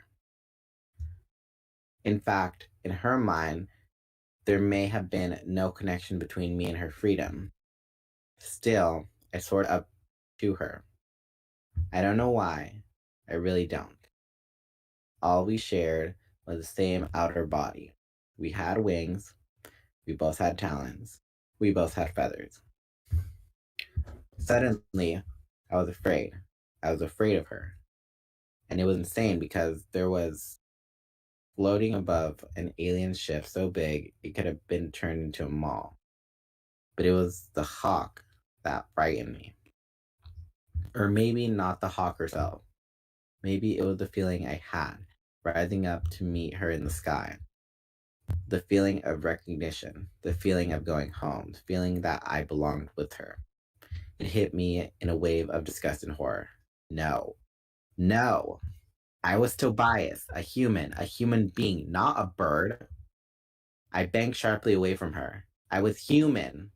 I was a boy named Tobias, a boy with blonde hair that was always a mess, a boy with human friends, human interests. But part of me kept saying, it's a lie, a lie. You are a hawk. The hawk is you, and Tobias is dead.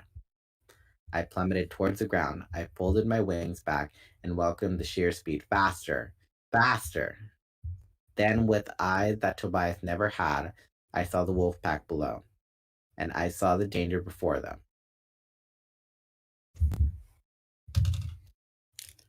All right. Making sure that my thing actually went into the announcements. There we go.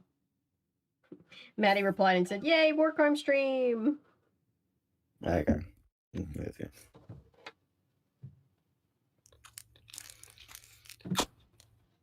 Yeah, the hawk in him is telling him that this is a potential love interest, but the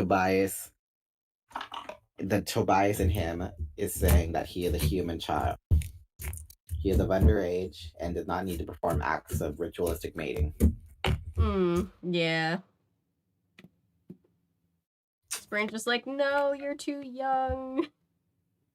Tobias's hawk instincts are telling him that he's a potential. Yeah, that's what I just read. Yeah. Sorry, I didn't realize that until I was halfway through the thing. I was like, wait, that's what you just read.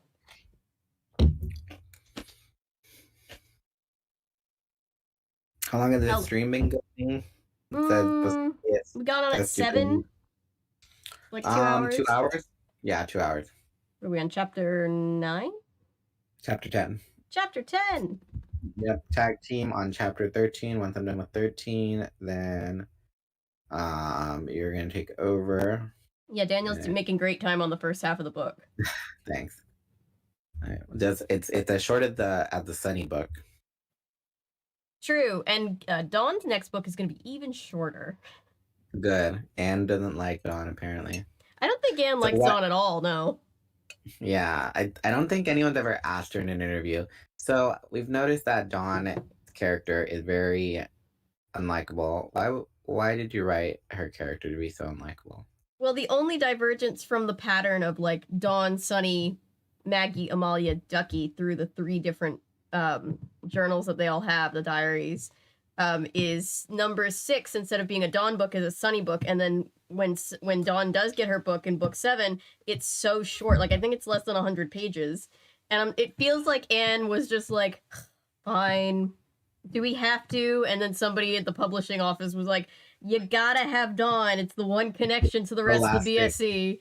And she's like, like, fine. This is Dawn spinoff. She has to be in it. And she's like, fine. Yeah, okay, let's see. The announcement, you just posted it an hour ago. Okay. I was just looking at that. Okay. Okay, back to the book. Check. Hold on, my computer is stalling. Okay, there we go. Chapter 10. My 4 friends stood stock still.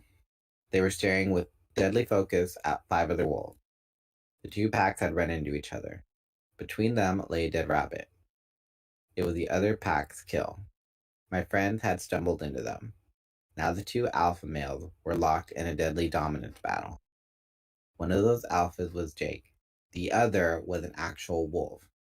Jake had human intelligence on his side, but if it came to a fight, the other wolf had more experience. He hadn't gotten to be the head wolf in his pack by losing fights. I would have laughed if I could. It was ridiculous, but at least it took my mind off the female hawk, off the feeling that drew me to her, that called out to me, even while York's ship zipped in a deadly dance through the air. Then it hit me with a shock. The time! They'd been low on time when they'd left the shores and started back. How much time had elapsed? I swooped down low. What are you guys doing? I demanded. Shut up, Tobias! Jake snapped tersely. We're in a situation here. Yeah, I can see that. Back away from them. I can't. If I back off, I lose. Lose what? I yelled. You're not a wolf. He's a wolf. Let him be boss wolf. You guys are way low on time. It's not that simple, Cassie said. If Jake looks weak, the other alpha may attack. We screwed up. We're in their territory, and they think we're going to try and steal their kill. Suddenly, the other big wolf snarled and took a step towards. Instantly, Jake bared his teeth still further and stood his ground. The dead rabbit lay between them, only a few feet from the vicious teeth on either side. This fight is over a rabbit, right? I said. No answer. Everyone was so tense, they were quivering. At any second, they would explode into an all-out gang warfare of wolf variety. I knew what I should do, but it went against every instinct in the hawk's brain. And Tobias, the human, wasn't exactly thrilled either. I flapped up to gain a little height. I would need the speed. Then I locked my eyes on that rabbit and prayed that I was as fast as I thought I was. Oh, man. Down I shot. My talons came forward. I screamed. Zoom! A wolf on each side, a dead rabbit. My talons hit the dead animal and snatched at the fur. I flopped once, twice. The rabbit came off the ground. The big wolf lunged. I could feel his teeth rake my tail. I flapped for all I was worth, scooting along the ground, half carrying, half dragging the dead rabbit, with the wolf racing just inches behind me. Tobias, Rachel cried. Get out of here, I yelled. I have to drop this thing. It's too heavy. Fortunately, when he isn't being an idiot wolf, Jake is quick and decisive. Let's go while we can. I dropped the rabbit just as the wolf caught up to me. Snap! Jaws that could kill a moose slithered the air a tenth of an inch from me. I'm telling you, he was close enough for me to count his molars. I felt the tiniest bit of breeze. It was enough. I opened my wings and let the breeze lift me up and away. Oh, that was really not fun, I said. Are you okay? I think I lost some tail feathers, I said. Tail feathers grow back. I caught up with the others. They were moving as fast as wolves can move. Time was running short. I didn't know exactly how much time. It was one of the continuing problems of morphing. Even if I could wear a watch, you wouldn't want to. A wolf and a hawk with a watch look slightly suspicious. I'll see if I can get a time reading, I said. I was tired, very tired. After the long flight here, and not one but two close calls involving wolves, the hawk and me just wanted to find a nice brand with a view of an open field and take a rest. But I knew I couldn't. I gained a little altitude, not too much, just enough to spot one of the Park Service trucks. The controllers were off somewhere, but there was a clock in the dashboard. I stared at the numbers in disbelief. It had to be wrong. It had to be.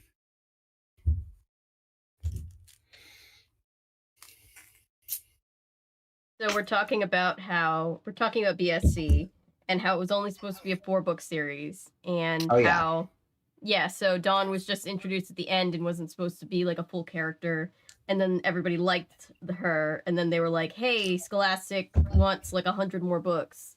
So then she kept like, Milo's theory is that that's why she keeps moving away to California and coming back, is because Anne just is like, but don't look at all these other characters I have that are better. And they're just like, nah, we want more Dawn. And she's like, fine.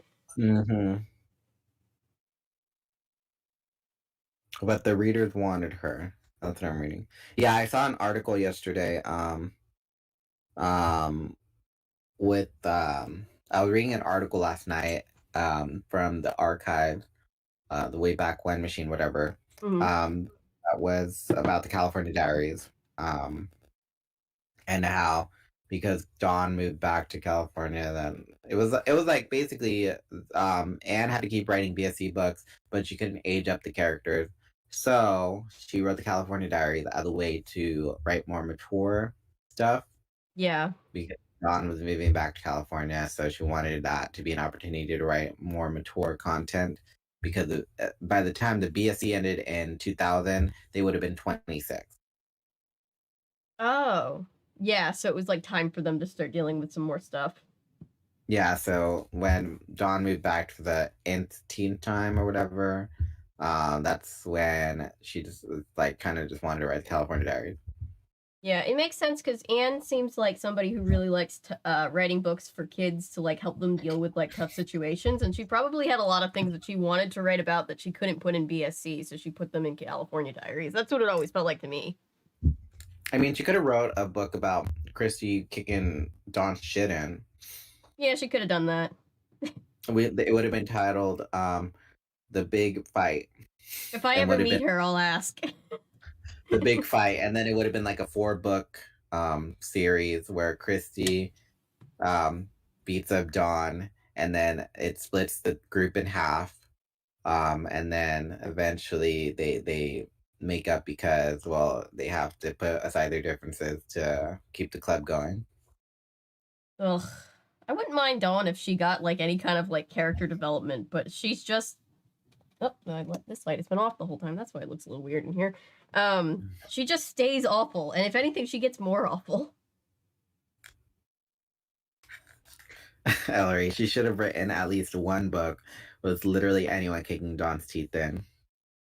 Yeah, if any of you meet Anne, you have to ask on behalf of the whole community, hey, why don't we have a book where Dawn's teeth get kicked in? Why don't we have a book where Dawn gets beat up? Anne would probably say no, because that would make her more sympathetic, and then people would feel bad for her, and we'd be like, yeah, you're right. We wouldn't feel sympathy. We would feel satisfaction of her getting what she earned. But the closest we get is Jay eating red meat in front of her. In retrospect, that scene, amazing. Mm-hmm. But reading it without knowing the context of who the hell Dawn is, oh, that's a jackass move. Yeah. But when you on, it's like, yeah, just just bask in the cringe that Dawn gives. Was that in Ducky's first diary? Is that where that What? happened? I think the Yeah, scene that's what with Red happened in Meat. Ducky's first diary. Yeah, so we That already he went we on a double date. yeah. I think it's strategically placed because it's like we already know that we hate Dawn because Dawn's first book makes her really unlikable. So then it's just like yes. Christopher Bree brings up the point of this book is an intro to the important concept of the necessity of maintaining supply chains. Yep. Yeah, that's a war story.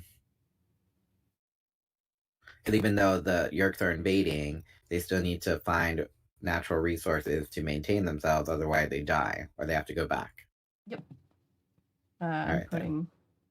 I just realized I can update all of our Goodreads friends that this is what we're reading. All right then. All right, these chapters aren't that long, so I should be done by 7 or 10 o'clock your time. Yay! All right then. Okay. Chapter 12. It was late when I oh, I know. 11. Chapter 11.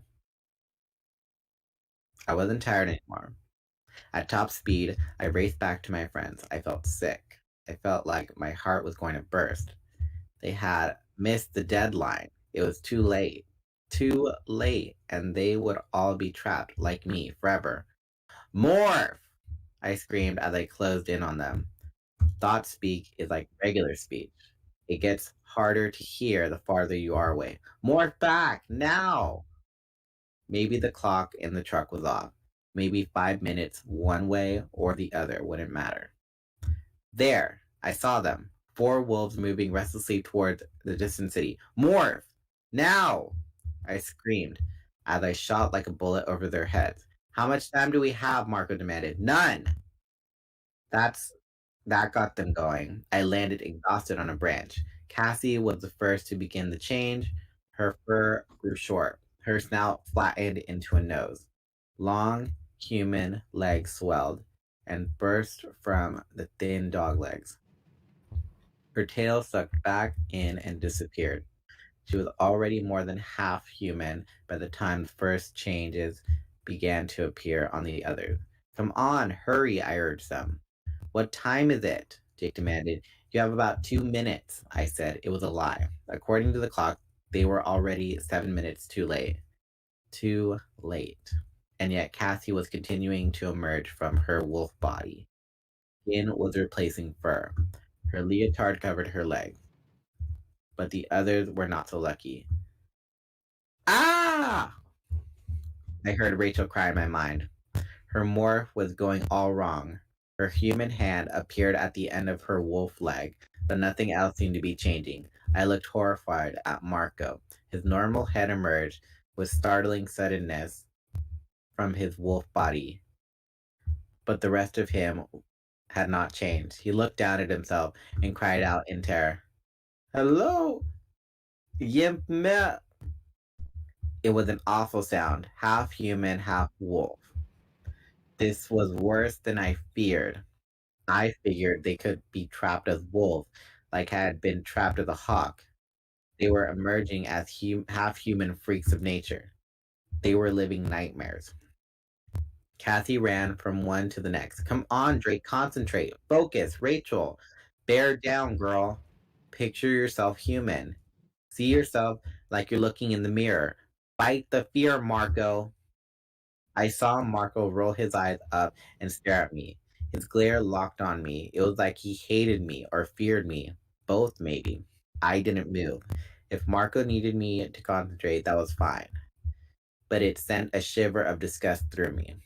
I suddenly saw myself as they all must see me. Something frightening, a freak, an accident, a sickening, pitiable creature. Slowly, slowly, Marco began to emerge. Slowly, slowly, the human body reappeared. Rachel, too, and Jake. They were winning their battle. That's it, Jake, Cassie urged. She held his hand tightly between both of hers. Come back to Jake. Come all the way back. I watched Rachel. She still had a small, shrinking tail. Her mouth still protruded. Her body hair was still more like gray fur. But she was going to make it. The clock must have been fast. A matter of 5 minutes one way or the other had determined their fates. I was glad they had made it. They were all human again. We did it, Jake gasped weakly. He lay on his back on the pine needles. We made it. That was close, Rachel said. That was way too close. It was so hard. It was like trying to climb up out of a pool of molasses. I'm human again, Marco said. Human. Toes, hands, arms, shoulders. He checked himself all over. Haha, that was close. Cassie exulted. She gave Jake a hug. Then I guess she felt self-conscious because she ran over and hugged Rachel and Mark. They were all laughing and giggling with relief. We're okay, Marco sighed. Jake sighed. I was happy for them. Really, I was. But suddenly, I didn't want to be there. Suddenly, I desperately didn't want to be there. I felt an awful, gaping black hole open up all around me. I was sick. Sick with the feeling of being trapped. Trapped. Forever. I looked at my talons. They would never be feet again. I looked at my wings. It would never be an arm. It would never again end in a hand. I would never touch. I would never touch anything, anyone, again. I dropped from the branch and opened my wings. Tobias! Jake shouted after me. But I couldn't stay. I flapped like a demon, no longer caring that I was tired. I had to fly. I had to get away. Tobias, no! Come back! Rachel cried.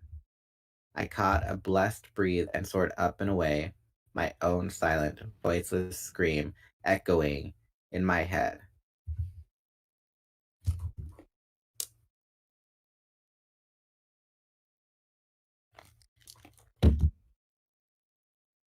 Oh, these are shorter Rejecting chapters. humanity to go back to the apes, says Derp. I just have the song Human Again from Beauty and the Beast in my head. Alright then. Chapter 12. It was late when I returned to what was now my home. After I was first trapped in my hawk body, Jake had removed an outside panel that led into the attic of his house. I flew in through the opening. It was a typical attic. There were some dusty old cardboard boxes full of Jake and Tom's old baby clothes. There were open boxes of Christmas lights and decorations. There were the chest of drawers with a top that had been scarred by something or other. Jake had opened one of the drawers in the chest and packed it with old blankets. It was nice of him. Jake has always been a decent guy. In the old days, he used to protect me from the punks at school who liked to beat me up. The old days. When I went to school. How long ago had it been? A few weeks? A month? Not even. There was a Rubbermaid dish in the corner where no one was likely to see it. I was hungry. I clutched the dish with my left talon and pried the lid off with my hook beak. Meat and potatoes and green beans. The meat was hamburger. I don't know how he arranged to get the food. His mom probably thought he was sneaking scraps to his dog Homer. I hadn't told him yet, but I couldn't eat the vegetables or the potatoes. My system couldn't deal with much except meat. I, the hawk, was a predator. In the wild, hawks live on rat and squirrel and rabbit. I ate some of the hamburger. It was cold. It was dead. It made me feel bad to be eating it, but it filled me up. But it wasn't dead meat that I wanted. I wanted live meat. I wanted living, breathing, scurrying prey. I wanted to swoop down on it and grab it with my razor talons, tear into it. That's what I wanted, what the hawk wanted. And when it came to food, it was hard to deny the hawk brain in my head. The hunger I felt was the hunger of the hawk. I flopped and hopped up into my drawer, but it was soft. And what my hawk body wanted was not the warmth or the comfort of the blanket. Hawks make nests of sticks. Hawks spend their nights on a friendly branch, feeling the breeze, hearing the nervous chittering of prey, watching the owls hunt. I hopped up out of the drawer. I couldn't stay there. I was so tired. I was past being able to rest. I was restless. I flew back out into the night. Hawks are not usually nocturnal. The night belongs to other hunters. But I wasn't ready to rest. I flew aimlessly for a while, but I knew in my heart where I was going. Rachel's bedroom light was still on. I fluttered down and landed on a birdhouse she had deliberately nailed out there for me to land on when I came over. I rested my wings softly against the glass. I scratched with one talon. Rachel? A moment later, the window slid up. She was there, wearing a bathrobe and fuzzy slippers. Hi, she said. I was worried about you. Why? I asked, but I knew the answer. We weren't very sensitive this afternoon, she said. She spoke in a whisper. We couldn't let her mother or none of her little sisters overhear her having a one-sided conversation with no one. Don't be silly, I said. You guys barely escaped being, you know. Come inside. I have my bedroom door locked. I hopped in through the window and fluttered over the dresser. Suddenly I realized something was behind me. I turned my head around. It was a mirror. I was looking at myself. I had a reddish tail of long, straight feathers. The rest of my back was mottled dark brown. I had big shoulders that looked kind of hunched, like I was a football lineman ready for the snap. My head was streamlined. My brown eyes were fierce as I stared over the deadly weapon of my beak. I turned my head forward, looking away from my reflection. I don't know what's happening to me, Rachel. What do you mean, Tobias? I wish I could have smiled. She looked so worried. I wish I could have smiled just a little to make her feel better. Rachel, I think I'm losing myself. What? What? How do you mean? She asked. She bit her lip and tried not to let me see her. But of course, Hawkeye missed nothing. Today, the hawk we freed, she was there, at the lake. I wanted to go with her. I felt like I belonged with her. You belong with us, Rachel said firmly. You are a human being, Tobias. How can you be so sure? I asked her. Because what counts is what is in your head and in your heart, she said with a sudden passion. A person isn't his body. A person isn't what's on the outside. Rachel, I didn't even remember what I looked like. I could see that she wanted to cry. But Rachel is a person with strength that runs all the way through her. Maybe that's why I came to see her. I needed someone to be sure. I wanted someone to let me borrow a little of their strength. She went over to her nightstand and opened the drawer. She rummaged for a minute, then came back to me. She was holding a small photograph. She turned it so I could see. It was me. The me I used to be. I didn't know you had a picture of me, I said. She nodded. Not a great picture. In real life, she looked better. In real life? I echoed. Tobias, someday the Andalites will If they don't, we're all lost. All the human race. If they do come back, I know they'll have some way to return you to your own body. I wish I was sure, I said. I am sure, she said. She put every ounce of faith into those 3 words. She wanted me to believe, but I could see the tears that were threatening to well up in her eyes as she lied. Like I said, hawks don't miss much.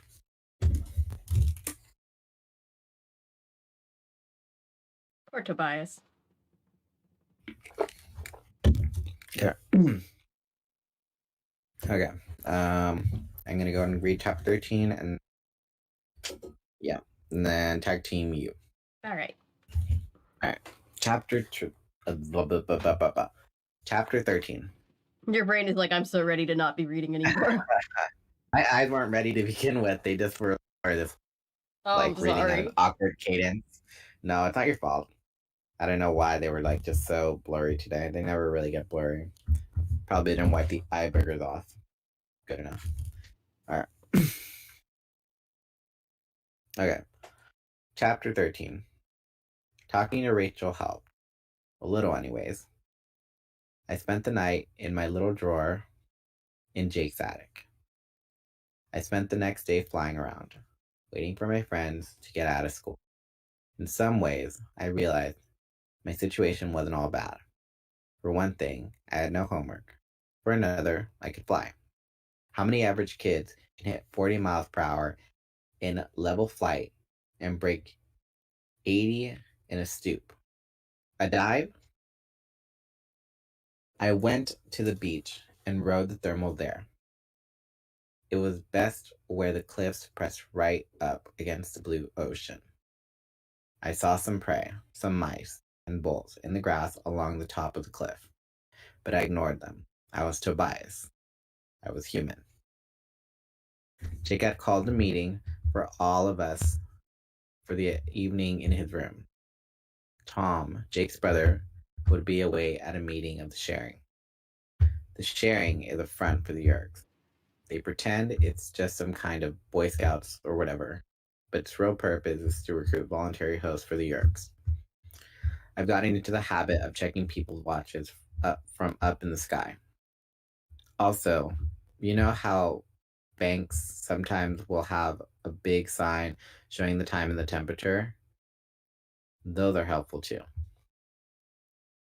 It's strange. The thing you miss when you lose your human body, like showers, like really sleeping all the way, totally passed out, or like knowing what time it is. In the afternoon, I flew back to the school. I drifted around overhead till it let out. Then I waited till I saw Jake, Rachel, Cassie, and Marco come out. They came out separately. Marco had pointed out that it was bad security for them to be seen together all the time. I followed the bus with Jake and Rachel in it. They lived closest, just a few blocks away from each other. Marco lived in some apartments on the other side of the boulevard. He lived with his dad, since his mom drowned a few years ago. Cassie had to travel farthest out to the farm, which was a mile from the others. For me, it was a 3-minute flight. Like I say, there are some good things about having wings. I guess it's really okay most of the time. Really. I floated on a nice thermal above Jake's house, waiting for him to get home. I saw him get off the bus and go inside. I couldn't see Rachel from where I was because there were trees in the way, but I did see Marco for just a few seconds or two. I concentrated on watching my friends. That way I didn't notice the squirrels in the trees as much, or the mice that poked their little noses from their holes and sniffed the air. After a while, I saw Tom leave Jake's house. Tom looks just like Jake, only bigger, and has shorter hair.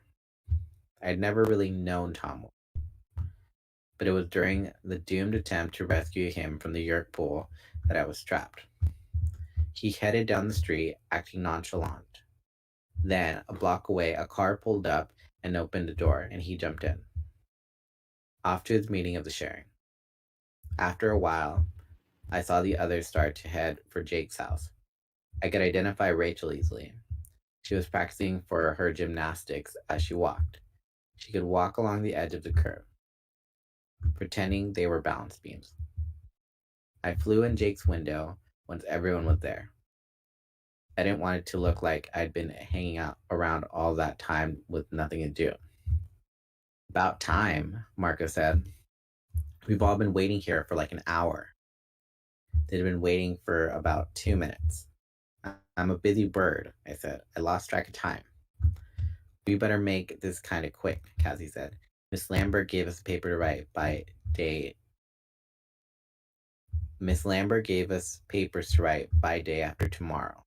And I promised my dad I'd help him release this great horned owl. He was a mess. He landed on a power line and got fried. But he's ready to go now.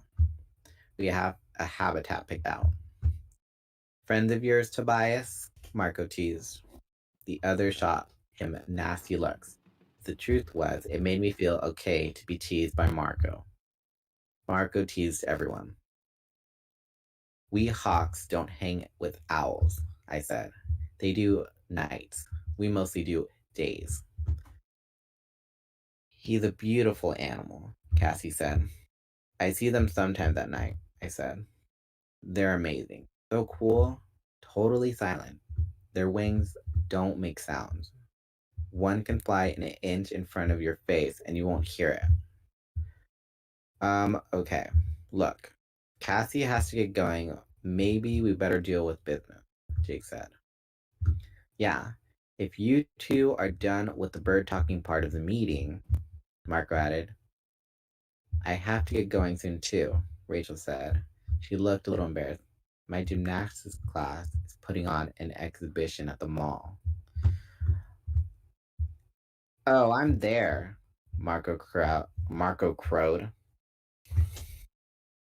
No, you are not there, Rachel snapped. None of you is going near that place. You know how I feel about having to put on stupid exhibitions? Rachel is not one of those people who like to perform in front of crowds. We have learned how the Yerks get in their air and water, Jake said, trying to get down to business. And we even know where they do it.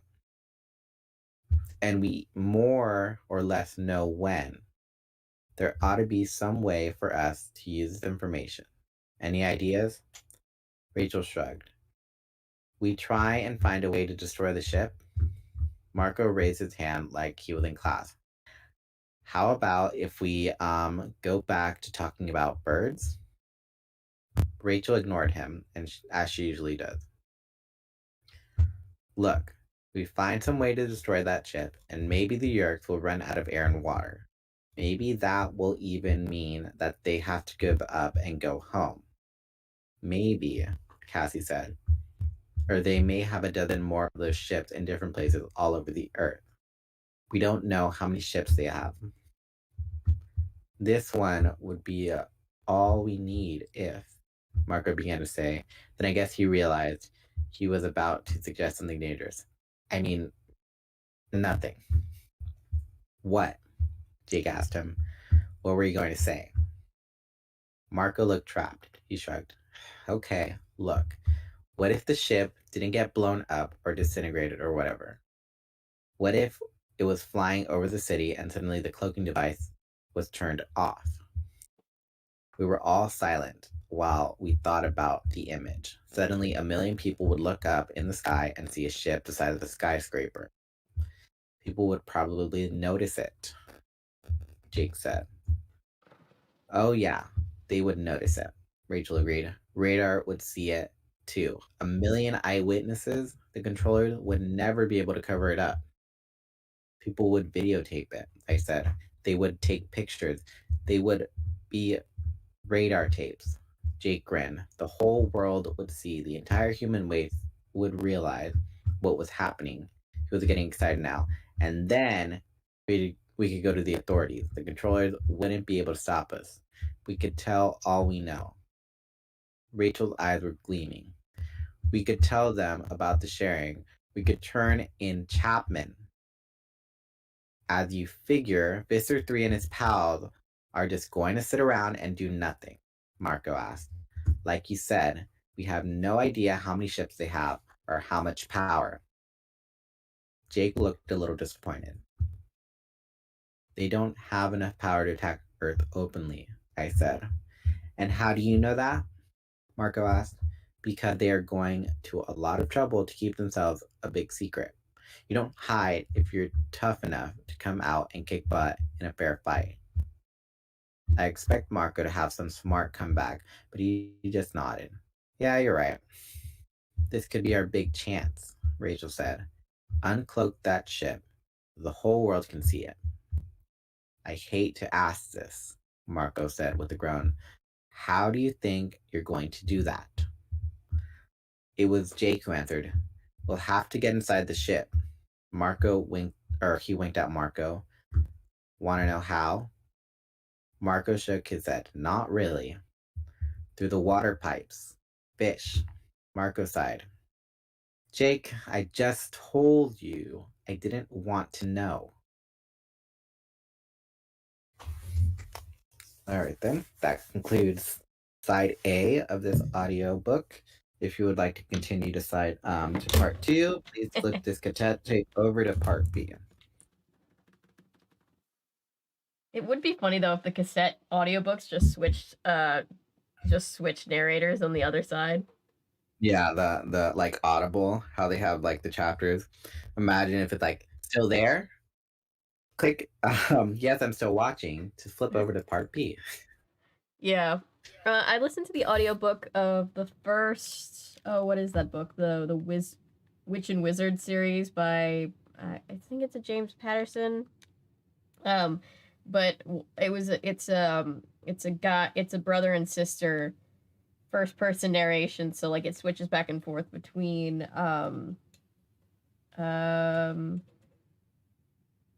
what's his name? The guy who does the voice of Dipper on Gravity Falls, and then some other female actress. But that's the only one I've seen where they switch. I see. All right. So something about furries in the chat is what I saw. Baking soda, Natty, something. What were you guys talking about? Natty stained her pot, and so I was telling her try baking soda to clean pots. And then we were talking about leaving furries alone and not shaming them. I mean, if other things are not frowned upon, why should furries have fixation on something be more frowned upon than people who read smut recreationally? Yeah, it's all the same. As long as you've got consenting adults, there's no reason to be upset. Like people openly would read 50 Shades of Grey, and nobody really chastised them. But yeah, that was mainstream. Yep. All right then. All right. So let's see. Chapter 14. Woo. All right. I will be right back. I'm gonna take a lab trip and I'm gonna make some food. So I'll still be in the chat, but I'm just gonna turn off my camera and my mic. But I'll be back. Okay, do you want me to wait to read until you get back? No, I'm gonna go to the lab and then make food. So cool. I'll be in chat, but I'll still be on the call. Okay. Okay, chapter 14. Rachel and Cassie took off heading in different directions. Have a good show, Cassie called Rachel. Yeah, right, Rachel said grumpily. I'll be there soon, Marco told Rachel. Don't fall off any balance beams until I get there. Rachel shot Marco one of her "you're a dead man if you mess with me" looks and disappeared, leaving just Marco, Jake, and me. She really kind of likes me, Marco said with a wink at Jake and me. Ugh. Jake commented dryly. Look, Tobias, if we're going to do this mission, it can't be till the weekend. Why? The timing. We have to morph to travel up there. There are no buses and we can't walk that far in human bodies, even as wolves. Though it takes time. It took more than an hour last time. It just seemed to me that we might want to get up there in the morning, camp out somewhere hidden, and then be ready by afternoon when the Yerks show up. And this time we may want to travel around the other wolf pack's territory, Marco pointed out. I don't want to get into it with them again. It made sense. I guess you're right. If you're going to camp early in the day, you need a Saturday. Anyway, it might be a good idea if we had as much information about the area as we can get. Jake gave me a thoughtful look. So I was thinking, yeah, I interrupted. I'll spy out the situation. I'll look for some place you can hide. I have a lot of time on my hands. No hands, actually, but lots of time. He has a lot of feathers, but he also has jokes. Whoop. Uh-oh. Nope. Hang on, guys. I always do that. I hate it. Marco and Jake both laughed. I think Marco was surprised that I could make a joke about myself. I saw an intense look on Jake's eyes. He was wondering if I was okay. I'm cool, I thought, spoke privately to him, so Marco couldn't hear. I was just a little weirded out by watching you all struggle to get out of those wolf morphs. He raised an eyebrow and nodded. He had been upset too, I could imagine. I suspected there had been a lot of nightmares over that mess. Okay, so now what? Marco asked. Do I sneak into the mall without Rachel being able to see me? Or do we all sit around and play Doom? I have homework, Jake said. And trust me, Marco, if Rachel sees you at the mall making faces while she's on the balance beam, she will turn into an elephant and stomp you. Marco winced. Remember the good old days when all a girl could do to you was call you names? I flew off, leaving them to play video games or do homework or however they ended up killing time. Either way, it wasn't something I could participate in. It's kind of a shame, really. With my eyesight and the reaction time I have, I could probably be major competition in Doom. But joysticks and control pads aren't made for talons. I swooped out into the cool afternoon. I drifted around for a while. I checked out Chapman's house. Chapman is our assistant principal. Yeah, we remember from the last book. He's also one of the highest-ranking controllers. It's interesting because this series is at the same time clearly written so that the kids can start reading and pick up any book with as far as like the main synopsis being repeated every time, but it's also like very clearly a series, like with like a specific reading order. I just find that interesting. When we first learned that Chapman was one of them, he was ordering a Hork-Bajir to kill any of us who were caught. He told the Hork-Bajir to save our heads for identification, not the kind of thing you expect to hear, even from an assistant principal. But it turned out things were more complicated than we thought. Chapman had joined the Yerks, but he had done it in part to save his daughter, Melissa. Melissa would be at the gymnastics thing with Rachel at the mall. Remembering the mall made me sad. It was just another one of the places I couldn't go anymore. There was a long list: school, movie theaters, amusement parks. Wait a minute, I could go to the amusement park, and I wouldn't even have to pay admission. Still, the idea kind of, the thought made me happy. I don't know why. It wasn't like I could ride the roller coaster, but still, the idea kind of perked me up. I could bust right into the gardens at any time I wanted. Come to think of it, I could also watch any football or baseball game I ever wanted to see, too, as long as it was outdoors. I've never seen an indoor baseball game be played, have you guys? And concerts. Whoa, big stadium concerts, no problem, no tickets needed. That's the way I needed to be thinking. There were millions of things I could do as a bird that I couldn't do as a human. But not right now. I turned and headed towards the mountains. I had a job to do. It was another good thing about me, being me. I was the ultimate airborne spy. There was a long line of towering clouds running to the mountains. Perfect weather for me. Thermals are what pushed the clouds up so high. I just let myself... Chat, remind me at the chapter break to tell you a story about a guy having a fight with me over clouds. I let myself get into it. It wasn't a bad life, not really. I was flying. I was flying. Back when I was in my old body, I used to look up into the sky and wish I could fly. Now I could. I figured that there was probably kids down there on the ground right now looking up at me and thinking, wow, that would be so cool. If only I had something to eat. I was feeling a little hungry. Should I have asked Jake to grab me a snack? It happened to be before I even really had time to think about it. I guess it was because I was feeling good, feeling relaxed. I was above the woods just a half-mile or so beyond Cassie's farm. The trees opened up to form a little meadow. This was what red tails love, a little meadow. It was full of prey, squirrels scouring the ground for nuts, hopping, then sitting up on their hind legs to look around nervously, mice that scurried from hole to hole, rabbits, a rat. My eyes focused on it with absolute intensity. I sort of shrugged one shoulder, turned sharply in midair, and plummeted towards the earth in a stoop. My wings were back, my head low, my talons tucked back for maximum speed. Suddenly, flare! I opened my wings. The shock of the air. Talons raked forward. Eyes never moving, even a millimeter from the rat. Focus. I struck. An incredible rush of excitement surged through me. I was ecstatic. Ecstatic! That's the only word for it. It was intense beyond anything I had ever experienced. Talons hit warm flesh. My razor claws squeezed. The rat squirmed in my grip, but it was helpless. Helpless. I was in a frenzy. I hooded my wings around my kill, shielding it from the other predator that might try to steal it away. No, no, no, no, no! I fell back. I looked down at my talons. They were red with blood. Rat meat dripped from my beak.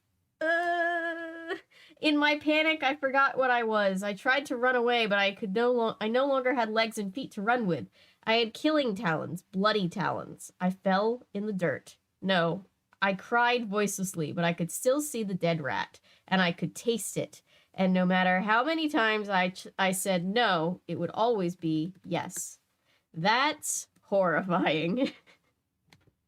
Rest in peace, the little rat.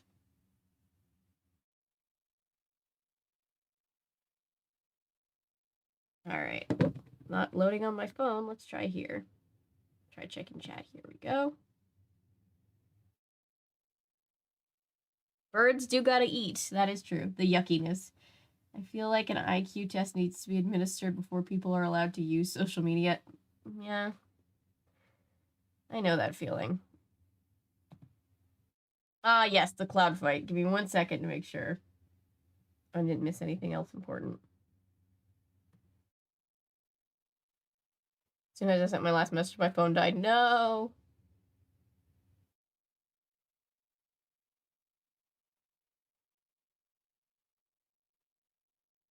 No, nobody killed their spouse over 3D printing files.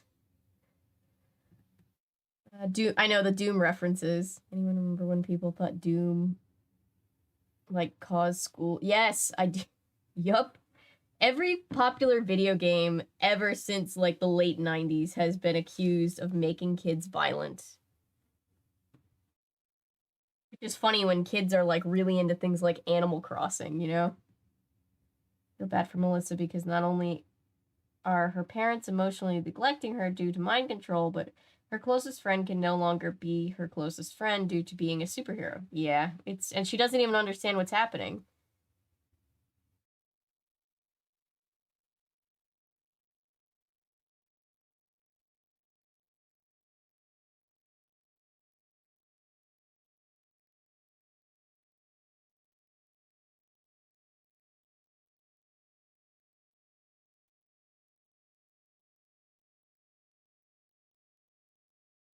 I hear you, Milo. I think I get what he means though. It sometimes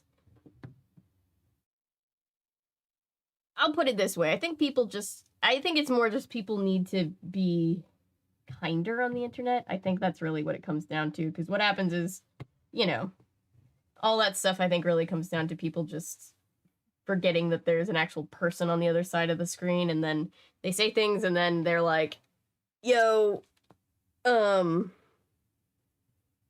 you know, They just say some out of pocket shit, and then things get out of control, and then yeah, you know.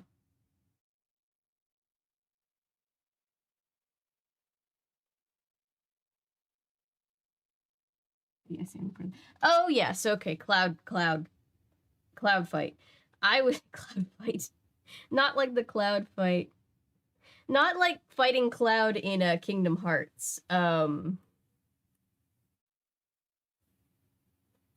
It's so I was on set, and this was really early on when I was doing extra work, and I was talking to this guy who was placed next to me, and he was like he was a super cute guy, but he was just he just would say things, and I was just like, what are you talking about? And he looked up one day, and we were outside and we were waiting to roll, and he looked up and he said, look, there's clouds up there. And I said, yep, there sure are. And he goes, it's weird though, how can there be clouds? There's no wind. And I was like, what are you talking about? He's like, you know how, you know, clouds can't exist without, there's no wind, there's no like wind gusts today, so the clouds can't move.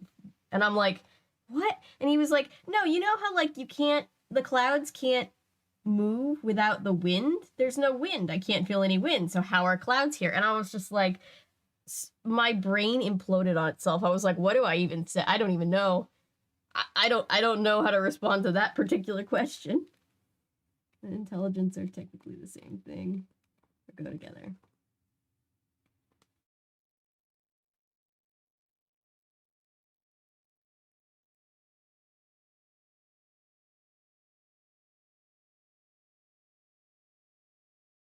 You can't logic that one. It's just one of those cannot compute. I was just genuinely like so confused. I was like, what? What do you mean? I have so many different questions about what you mean.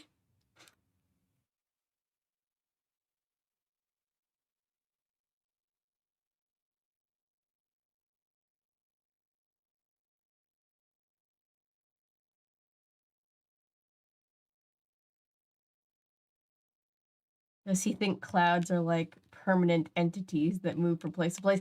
I don't know. These are the questions I've been asking myself for 5 years since this happened. And I still think about it sometimes. I'm like, I wonder how the cloud guy is doing. I wonder where he is. Bob, clearly cloud guy comes from some alternate dimension where different rules of physics, right? Like maybe that's it. Maybe it's like a, maybe it's like, you know, he's from an alternate dimension or something, and in his reality that's a new thing for him, and I shouldn't be so judgmental.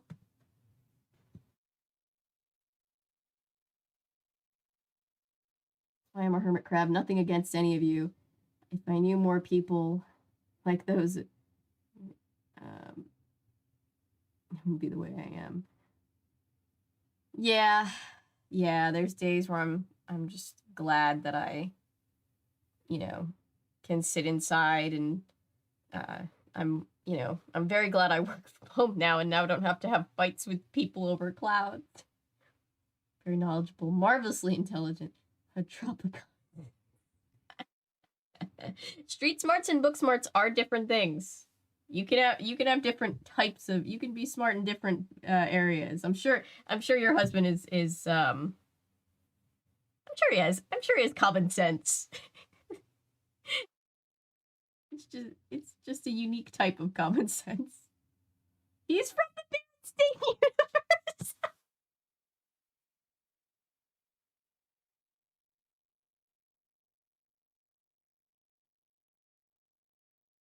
Oh my gosh, that's so funny.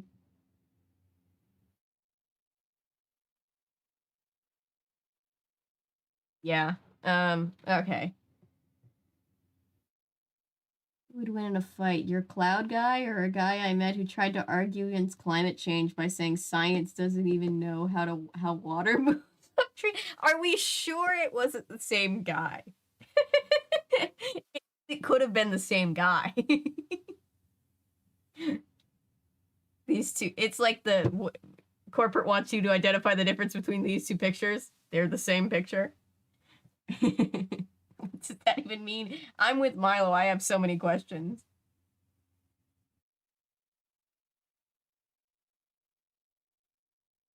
All right, let's go to chapter 15. I flew. I flew as fast and as hard as I could. I wanted to go so fast that the memory of killing and eating the rat would be left way behind me. But not even I can fly that fast. Human. I am human. I am Tobias. I don't know why it was Rachel I wanted to see right away at that moment. Maybe it was just the closest thing I had to a real friend. Aw, maybe it was the way she had seemed so sure of who and what I was. I needed someone to be sure. Down below, I saw a huge, irregular rectangle at the rectangles of the mall. I saw a glass door. People streamed in and out of Rachel. In and out. Rachel. That's where she was. Sorry, my brain melted for a second. People streamed in and out. Rachel. That's where she was. I screamed in rage and frustration and terror as I stooped. I shot towards the door like I'd shot towards the rat. But I wasn't going to stop. I wasn't going to slow down. I was just going to end this right now. I would hit the glass at full speed, and maybe that would awaken me from this nightmare. This is so... Oh, this just got dark. The speed just kept building. The door rushed up at me. The earth itself was jumping up to hit me. A guy, dark hair, short, stepped to the door. He opened it. Shoop. I must have been doing 80. He was almost up to 88 as he almost went back in time as I hurtled through the open door. A second set of doors, but these were open too. No impact, no awakening. Colors and bright lights all around me. Like a high-speed kaleidoscope. The Gap Express, the Body Shop, Easy Spirit, Mrs. Field, sponsorships is what this is. Zoom! I was a bullet, blazing inches over the heads of the shoppers. I heard screams, I heard cries of amazement. I didn't care. I wanted to hit something. I wanted to wake up. I wanted to fall to the ground because my wings had disappeared and been replaced by clumsy legs and flailing arms. I wanted to be me again. I am human. I am human. I am Tobias.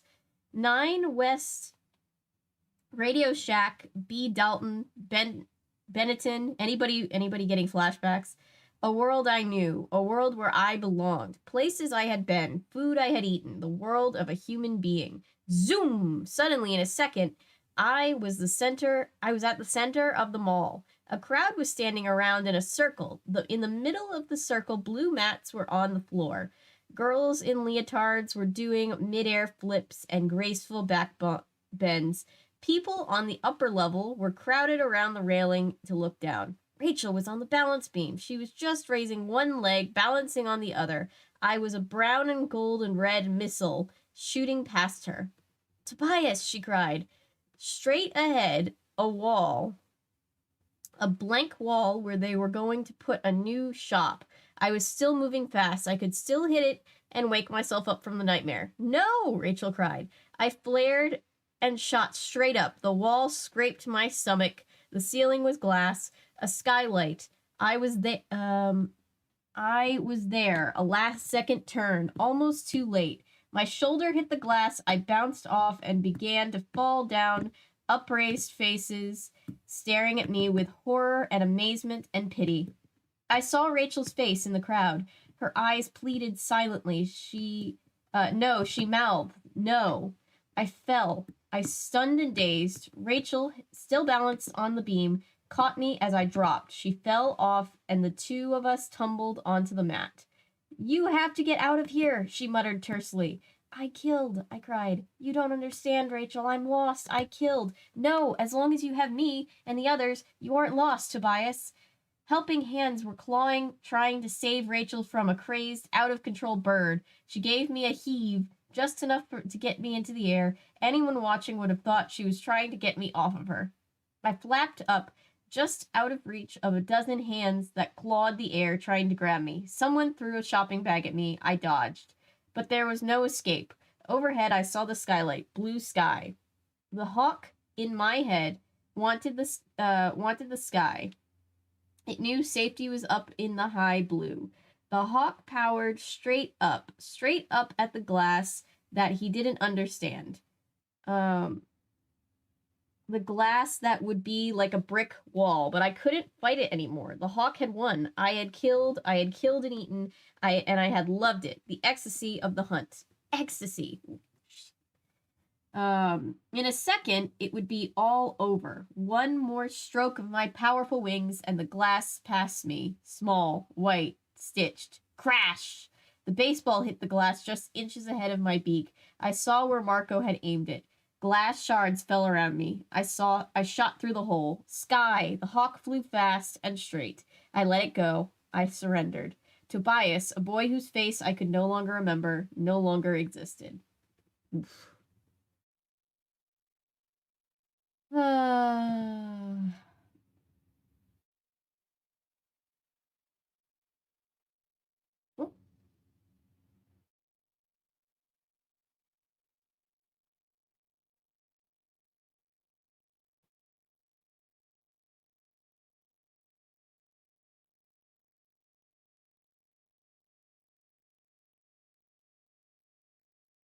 I don't know how water goes up trees. It forking doesn't.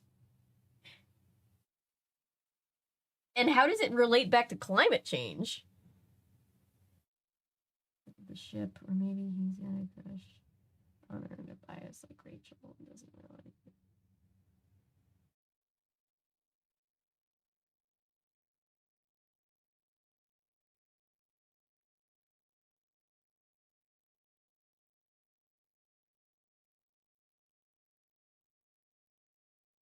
Any intention of covering the game books, aka Altermorphs?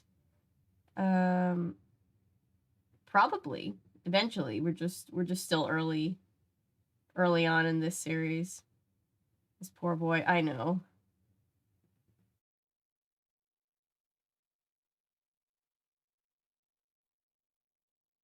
Lots of other books.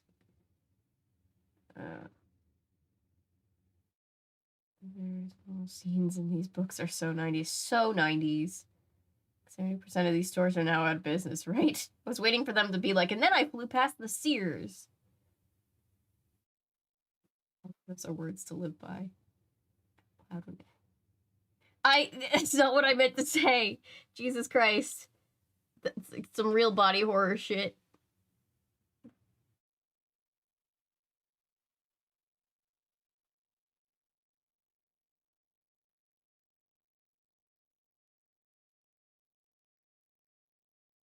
That's just silly. People who still college. Oh yeah, I had some distant relatives who thought the COVID shot would make you magnetic. That was fun.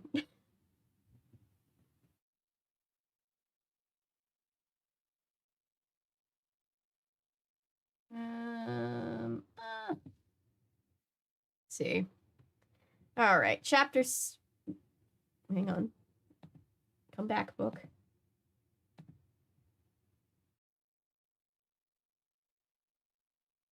Chapter 16 is where we are.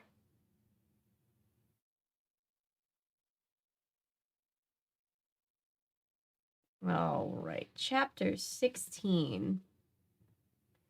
The next few days were like a long, slow dream. I stayed away from Jake's house. I did not communicate with my friends. I disappeared. I found a place for myself. It was perfect red-tailed territory. The place where I had made my first kill, a nice meadow surrounded by trees. Not far off there was a marshy area that was good, too. Although there was another red tail who had territory over there, so I couldn't hunt there often. Sometimes I would sit in a tree and watch till some unwary creature ventured out. Then I would swoop down on it, snatch it up, kill it, eat while the blood was still warm. I know birds gotta eat, but still. Days were easier than nights. During the day, I was hunting almost all the time. It keeps you busy because most of the time you miss. It can take quite a few tries before you make a kill. Nights were the worst. I couldn't hunt at night. The nights belonged to other predators, mostly the owls. At nights, my human mind would surface. The human in my head would show me memories, pictures of human life, pictures of his friends. The human in my head was sad. and lonely. But the human Tobias really just wanted to sleep. He wanted to disappear and let the hawk rule. He wanted to accept that he was no longer human. Still at night, I sat on my familiar branch and watched the owls do their silent, deadly work. The human memories would play in my head. But other memories were there too. I remember the female hawk, the one who had been in the cage. I knew where her territory was, near a clear lake in the mountains. So one day, I flew there, to the mountain lake. I saw her down on a tree branch. She was watching a baby raccoon preparing to go for a kill. No, she would have to be very hungry to go for a raccoon. No matter how small, raccoons are very tough, very violent creatures. As I watched, unnoticed by her, she swooped. The raccoon spotted her. A quick dodge left, and the hawk sailed harmlessly past. The baby raccoon ran for the edge of the woods. His mother was there. No hawk was crazy enough to go after a full-grown raccoon. That was not a fight the hawk was going to win. She settled back on her branch. I floated overhead, waiting to see if she would spot me, and waiting to see what she would do when she did notice me. I had to be cautious. She was a female, and females are a third bigger on average than males. Suddenly, I saw fast movement in the woods, a chase. It was always kind of exciting watching a kill, even by another species. It heightened my own hunting edge. The prey was running awkwardly on its two legs, running and threading its way through the underbrush. I stumbled and hit the ground hard. It seemed very slow to get up. It ran again. I could hear gasping breath. It was weakening. The prey was squealing, loud, yelping vocalizations. Prey often squeal. The predator moved on two legs also, but these legs were built for greater speed. It had blades growing from its arms. It used the blades to slash the bushes and weeds. It cleared its way through them like a lawnmower, chopping down tall grass. Lawn mower? No, something else. Salad shooter. Yes, that's what Marco called them. Marco? The image came to my mind. Short, dark hair, human. It hit me like a lightning bolt. Suddenly, I realized this prey was a human. Why should I care? It was a prey. That was the way it worked. Predator killed prey. No, it was a human being. Help! Help! That was the vocalization. It meant something. Help! Help me! The predator was very close. In a few seconds, he would make his kill. The predator was powerful. The predator was swift. Hork Bajir. Help me! Someone help! I don't know how to describe what happened next. It was like my entire world flipped over. Like 1 minute it was one thing, one way. Then boom, it was something totally different. It was like opening your eyes after a dream. The prey was a human being. The predator was a Hork Bajir. This was wrong. Wrong. It had to be stopped. I stopped. A few seconds earlier, I was thinking that no sane hawk would go after a full-grown raccoon. Now I was going after a Hork Bajir. Hork Bajir compared to raccoons like nuclear bombs compared to a bow and arrow. It would have to be the eyes. The eyes are the only weak spot. I rocketed towards the Hork Bajir. The human slipped and fell again. Talons forward. The Hork Bajir was totally focused on his prey. I hit him fast and hard and sailed past. The Hork Bajir yelled. It clutched at his eyes. The human was up and running again. To me! Getting away! Hilch! The Hork Bajir yelled in the strange combination of human and alien speech that they use when working with humans. He was calling for help. I used my momentum to soar up over the tops of the trees. He had plenty of help available. Another Hork Bajir about 1,000 yards off, and 2 of the bogus park rangers were nearer. Let me try that again, sorry. 2 of the bogus park rangers were nearer. It was all coming back to me. The fake park rangers, the Hork Bajir enforcers. This was a lake. A Yerk supply ship must be on its way in. Now I'm just picturing a hawk, like in the Celine Dion white chiffon dress, like running through the castle. You know what I'm talking about? Anyway. Yerks. Andalites. My friends, the Animorphs. Yes, my friends. I remembered now. But this human was not one of them. This human prey was older, a stranger. The freed hawk was watching me. I could almost feel her drawing me toward her. It was like a magnet. She was my kind. She was like me. But the park rangers were in hot pursuit of the human now. The human was nothing like me. Poor, clumsy ground runner that he was. He was just prey. And yet, for some reason, I couldn't let him be prey. I couldn't. Me. Tobias. All right. We are about 2/3 of the way through the book.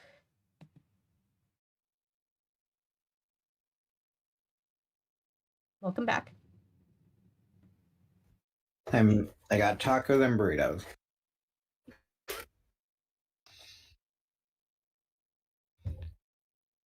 So he ate a mouse and then went crazy. He was feeling it. That what happened?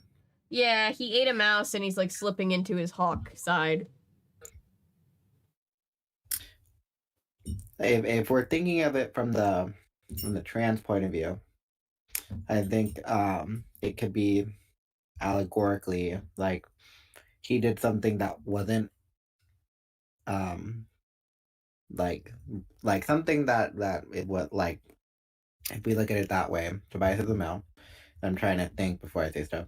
And let's say figuratively this hawk is his transition, and so the more he's in this transition, the more he does things that he as a man was not accustomed to doing. So I guess when the mouse can be seen as him doing something not male. And then the whole psychotic breakdown that he has is like, well, obviously a mental breakdown. And then yeah. You know what I'm saying? Yeah, I mostly just kind of I was thinking of it more from the perspective of tying it back to the whole war message of like he did something that like was kind of morally over the line for him, and now he's just like having a crisis of identity, like he doesn't know like where the line is anymore. Yes, Milo, they were posting those on Facebook. The videos of people sticking quarters to their sweaty, humid skin and being like, I'm a magnet now. Ew, that sounds gross. Yeah, and the needle would be, oh my god, I can't even, that's body horror. That's body horror to think about. It's like if a needle was able actually to if the vaccine actually was microchipping you. I really want to know. When it turns back into a human. We were talking about relatives thinking that the vaccine would like magnetize you and stuff. I really want to know if he turns back into a human. If you get the vaccine. You want to know if he turned back into a human? I don't know. It'll be in a book maybe later. Squirrels and mice. Oof. The description of the rat blood in his beak was, I was like, I really want to know how he's narrating this book if he's a bird forever. Tobias, when that DeLorean goes back 88 miles per hour, you're going to see some serious shit. That's not the biggest question mark regarding these narrators in the long run, if you think too hard about it. He's right. I'm so scared of raccoons. Oh, I like raccoons, but I think that's because I've never had like a fierce encounter. Hey, Anton. I remember seeing on Instagram, somebody posted, or like someone's door cam or whatever, caught like a raccoon biting some girl's ankle, and then like you can hear the mom, and then just like no, and then she runs out of the house, and then bites off the raccoon while her daughter like goes inside the house, and then throws it, and then the raccoon's like just as if nothing happened. My grandma apparently back in the day would like sit on the back step in her old house and just like feed the raccoons, and the little baby raccoons would just like sit in her lap and she'd just feed them. Have you ever seen Clarence? So it's a Cartoon Network show, and then like one episode kid named Clarence. Well, the whole show's about Clarence, but one episode is him in his morning routine because he gets up like super early, and then he puts out trash for them on like a garbage pail plate or lid, and then like he every morning to try and get close to them to try and pet them, but they always like hiss at him. He's like, someday. That's funny. Dear Brooks, I got stains out. Yay! We've saved the pot. It's saved. Ellery says, on one hand, Tobias as the trans narrative is fascinating. On the other hand, it also feels like an allegory for dissociative identity disorder or general dissociation.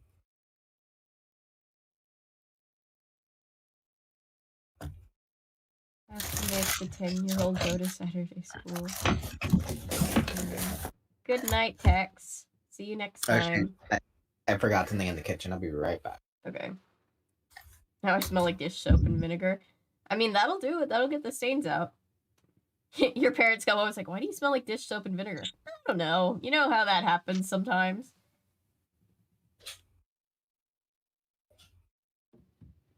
I'm letting another file. So buffering is kill territory again. Oof. Sorry. Saw that video. It's crazy. Don't actually feed raccoons, please. They will come back in mass. Oh, no, they will. No, I've told this story either last night or the night before. My mom leaves out cat food for the stray cats, and the raccoons have found them, and there's just so many raccoons all over the place. Everywhere. All of the time now. I just remembered that starting the stream, I wanted to do the thing that Sunny was talking about in when she said that, oh, that was the sexiest yo that I choose ever heard. Wait, what? I wanted to be like, yo. No, I was just like, honey, no, don't. Just because I'm like, what the heck? How does yo, a 2-letter word, sound so sexy? Not the sexy yoing. It reminds me of King of the Hill, where Peggy and her friend Leanne, Beyonce, and then one of her friends like, I don't know, that one single tooth is kind of sexy. I just bust out laughing every time that I hear that. It's just such a like 90s teenage romance thing to be like that yo. The way he said yo really got to me. Yeah. Unless he was like being like, yo.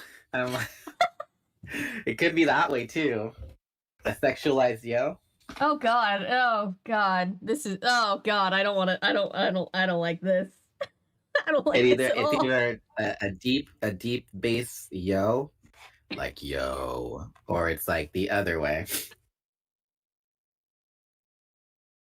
I imagine he did it while flexing his abs and then doing the smolder face. Oh no.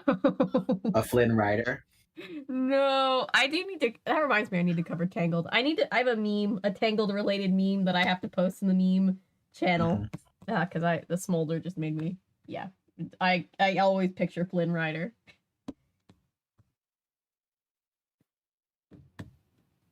Okay. Let's see. Chapter 17. I landed on the perch outside Rachel's window. It was night, but she wasn't asleep. She was reading a book in bed, propped up by several pillows. I fluttered a wing against the glass. Rachel. She started. The book went flying. She jumped up and ran to the window, throwing it open. Tobias? More or less, I said wryly. She started to hug me, to put her arms around me, but then she realized that it wasn't possible. Birds aren't exactly made for hugging. And these boots were made for walking. Sorry. Are you okay? We've all been terrified. Cassie said maybe you were killed or something. There are all kinds of things that can happen. Jake is so depressed. I'm okay, I said. I flapped over to her dresser. Now that she was sure I was safe, she started getting mad. It made me smile inwardly. How do you smile inwardly? That was Rachel for you. Tobias, what is the deal with you? Why would you just disappear and leave us all worrying for days? It's hard to explain, I said. I guess the hawk sort of won out over me. Not that it's really that way. I mean, the hawk instincts, they're strong. I told her about my first kill, about how much it horrified me. I don't know how I expected her to react. She tried to look sympathetic, but I could see it bothered her. Oh my god. Sorry, I'm struggling to read tonight, guys. Give me a second.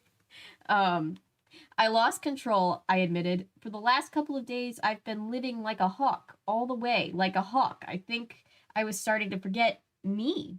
I was starting to lose touch with humans. Then something happened. What? She went to check on her door and make sure neither of her sisters were nearby. I could hear that the house was quiet. What happened? I told her about going to the lake. I told her about the guy being chased by Hork-Bajir.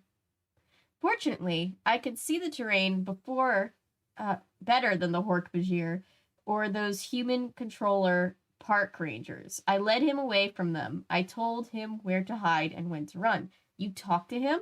I thought spoke. Yes, there was no alternative. I couldn't let them catch him. I had seen a Hork-Bajir. They would never have let him escape. Rachel looked stunned. But now he knows about you, and he knows about the Hork-Bajir. What's he going to do? Go tell people he was chased through the woods by an alien monster and rescued by a telepathic bird? Rachel laughed. Yeah, good point. People would just think he was insane. Besides, if he started talking openly about the Yeerks, they would find him and silence him. Exactly what I explained to him. I think he'll probably keep quiet. He'll try to forget it ever happened. You saved him, Rachel said. I almost didn't, I admitted. At first I just saw another predator and his prey. No different from watching the owls at night. No different from what I do myself. Kill to eat. Rachel thought about that for a moment. The Yeerks and their slaves aren't killing to eat, she said. They're killing to control and dominate. Killing because it's the only way you can eat. Because that's the way nature designed you. That's one thing. Killing because you want power or control is evil. I guess you're right, I said. I hadn't thought about it that way. What you did, eating, whatever, well, that's natural for the hawk. Nothing the Hork-Bajir does is natural. They aren't even in control of their own bodies or minds. They're tools of the Yeerks, and the Yeerks only want power and domination. I know, I said, but I wasn't totally convinced. Still, it was comforting to be talking to Rachel. You are human, Tobias, she told me softly. Yeah, maybe. I don't know. Sometimes I just feel so trapped. I want to move my fingers, but I don't have any. I want to speak out loud, but I have a mouth that's only good for ripping and tearing. Rachel, I thought you just said you didn't have a mouth like a few chapters ago. I even wrote it down. Rachel looked like she might start crying. It was alarming to me because Rachel isn't a girl who bursts out in tears ever. Anyway, look, I'm sorry I ruined your exhibition at the mall the other day. She smiled. What do you mean? It was perfect. I was just starting my routine, and you know how much I hate to have to do public shows like that. You put an end to the whole thing real fast. I laughed silently. I can imagine. I hope no one was hurt by the falling glass. No, everyone was fine, but what were you going to do if Marco had missed with the baseball? You would have hit the glass awfully hard. I didn't know what to say. Rachel came closer and stroked my crest with her hand. It made the hawk in me uncomfortable, but at the same time, it was similar to preening, which is kind of pleasurable. What I told you the other day, Tobias, remember? You're not lost as long as you have Jake and Cassie and me, even Marco. He came through for you big time. We're your friends. You're not alone. I think I would have cried then, but hawks can't cry. And someday, the Andalites will come. Someday, I said, trying to sound confident. Well, I better go see Jake. The mission is supposed to begin tomorrow. We don't have to go through with that, Rachel said. Yes, we do, I said, more than ever. I understand that. See, there are human beings all over, trapped in bodies, controlled by Yeerks, trapped, unable to escape. Rachel, I know how they feel. Maybe I can't escape. Maybe I am trapped forever. But we can free some of those others, maybe. I don't know. Maybe that's what I need to do to stay human. Sorry, all my brain is just like, what? No. Everything is jumbled together. What did I miss in chat?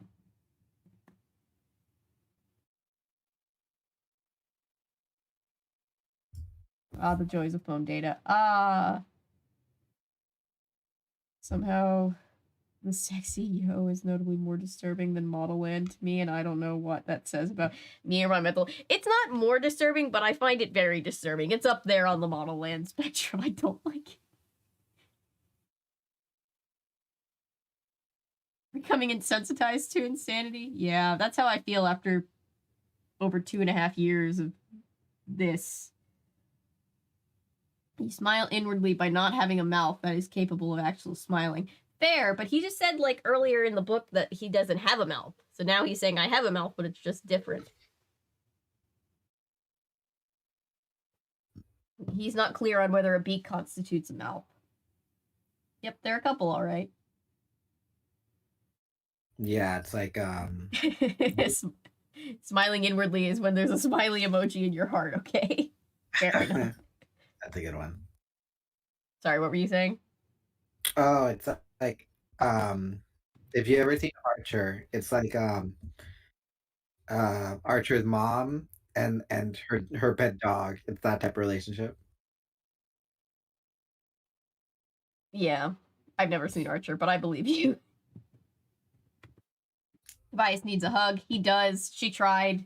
Birds aren't very huggable. Tobias needs a hug, so that way she can just, like, crack his bones.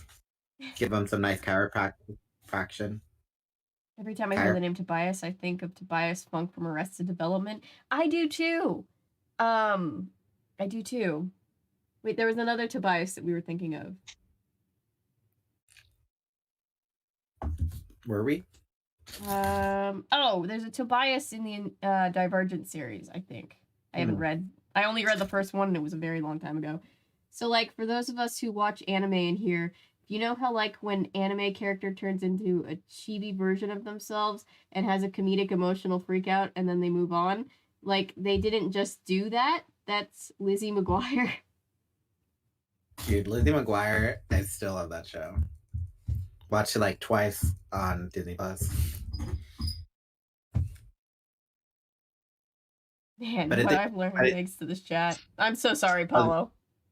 I was gonna say, I think what Milo's referring to is the whole emoji thing. It's kind of like in Lizzie McGuire, how she had that little Lizzie. That's like her inner monologue, her inner thoughts. Yeah.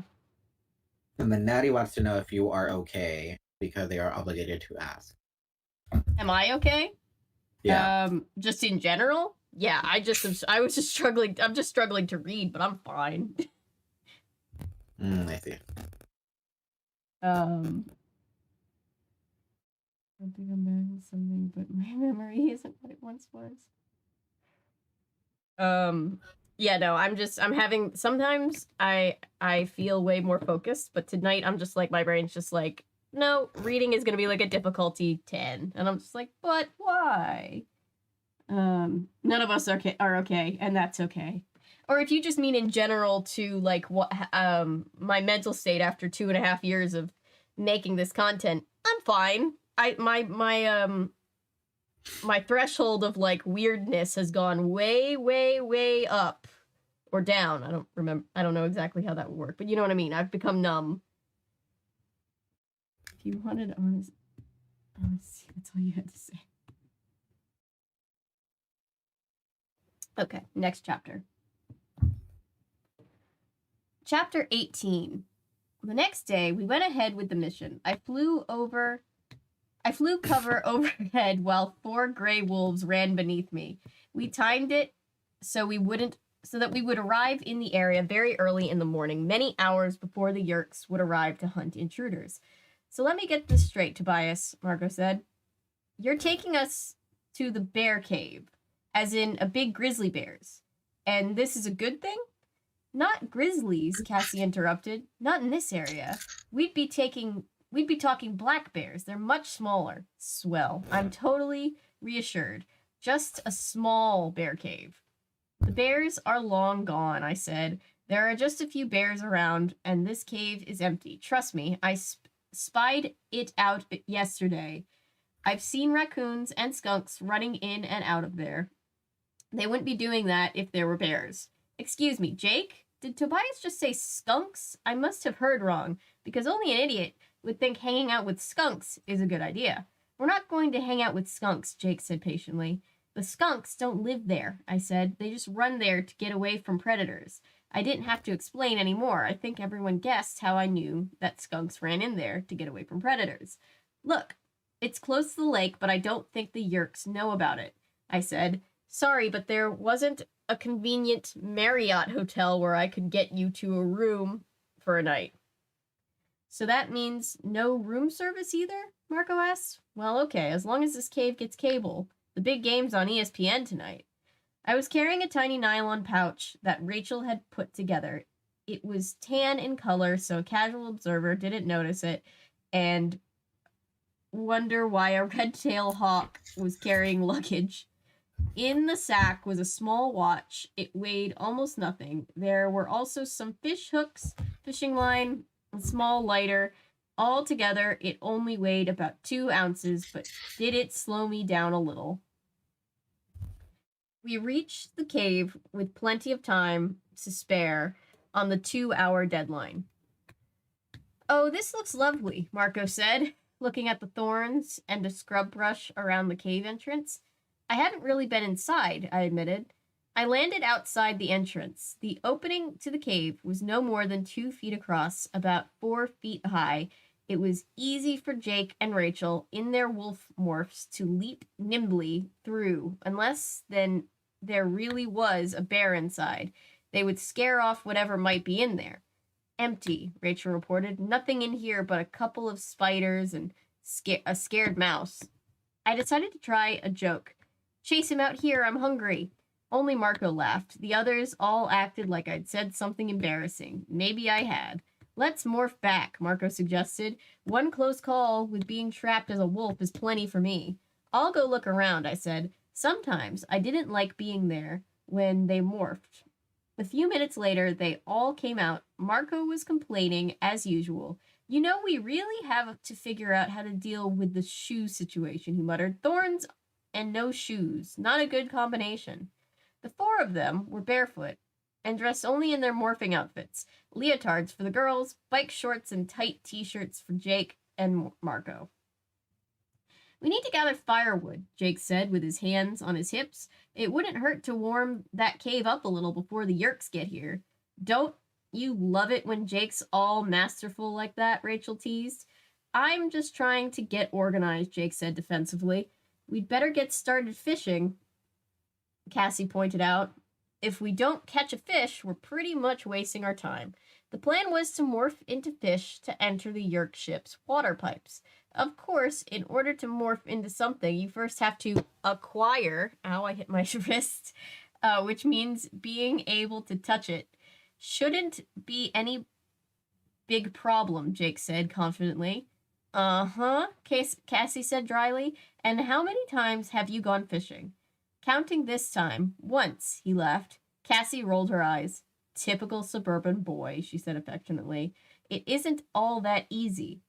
Then you guys better get started, I advised. I'll go look around. Take care of yourself, Tobias, Rachel called out as I took wing. I watched from on high as they made one failed attempt after another to convince a fish to bite one of our hooks. It seemed ridiculous, but the entire plan was hanging on the question of whether or not we could catch a fish, and time was running out. The day wore on, still no fish.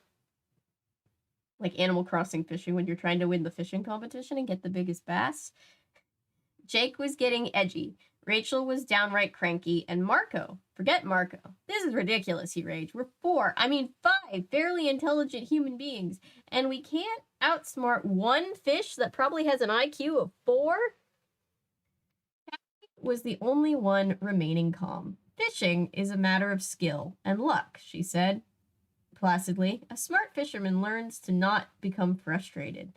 Jake looked at the little watch we'd brought along. From what we know, the Yerks will start arriving in an hour to clear the area. Rachel nodded. Even if we catch a fish now, we won't have time to test the morph.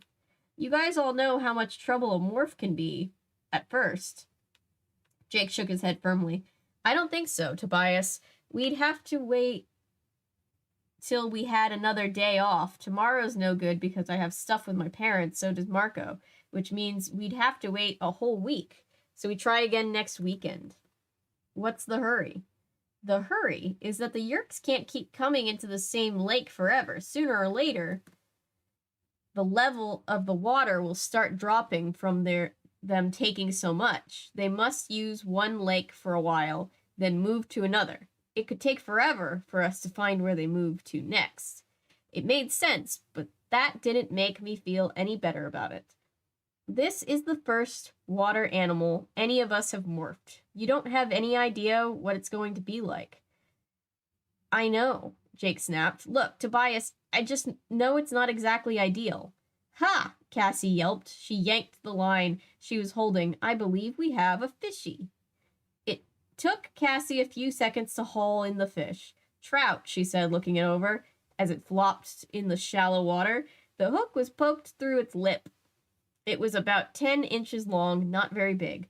The four of them stared blankly at it. We have to become that? Marco asked. It's a fish, Cassie said. What did you expect? Marco shrugged. I don't know, something more like Jaws. This is just a fish. I mean, we could clean him and eat him with a little lemon juice, maybe. Some fries on the side. The others turned and gave him a dirty look. Cassie reached down into the water and took hold of the squirmy gray thing. She concentrated, her eyes closed halfway. She was acquiring it. The fish DNA was being absorbed into Cassie's body. The gift of the Andalite, the curse of the Andalite, the power to morph. All right. How's chat?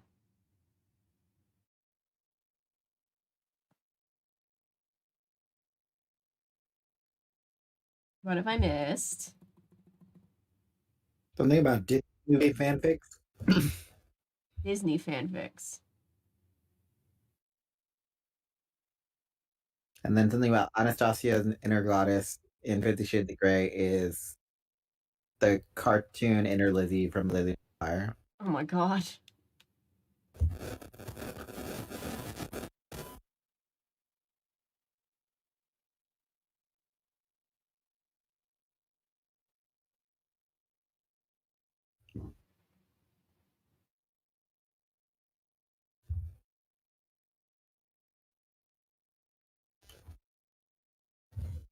Repaired Anast.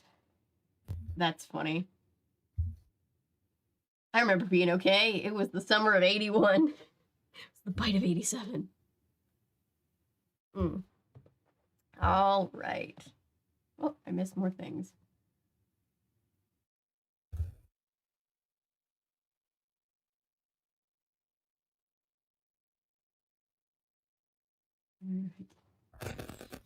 What? Yeah, be offended on that one. That's correct. About what? About 50 Shades being compared to Lizzie McGuire. Yeah, that's offensive. Fairy folk. I mean, true. What is Once Upon a Time if not fairy tale fan fiction persevering? My dog and he lay down. Oh, he never does that. That's cute. Did he forget about Tobias? He did. He forgot about Tobias because Tobias is a hawk. Photo of them with their caught fish. The dating profile. Movies. Maddie's asking if my mic is doing something weird. Yeah, your mic is. It's like there's like a fuzzy sound.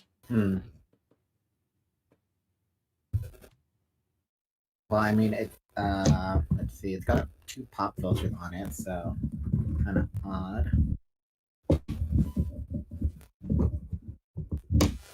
Let me try turning it off. Let me switch really quickly. Okay, tried it again. Oh, it's only doing it in short spurts, but it was. Wait, I don't hear it anymore right now. Okay.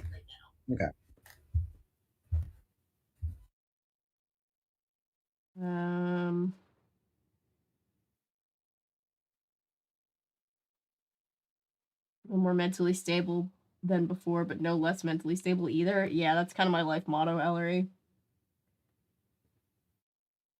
The Disney fanfic logic broke my brain.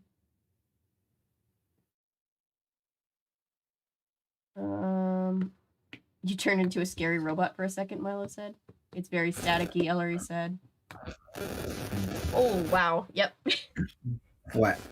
The staticiness just came back really loud. Okay, let me change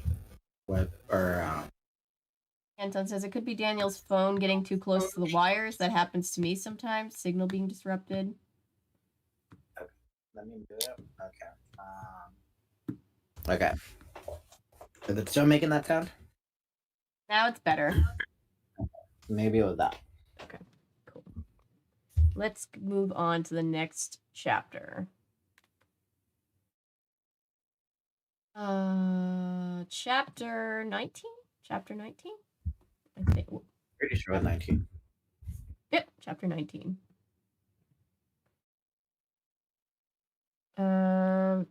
This reading series is sponsored by K. Applegate, giving away books for free.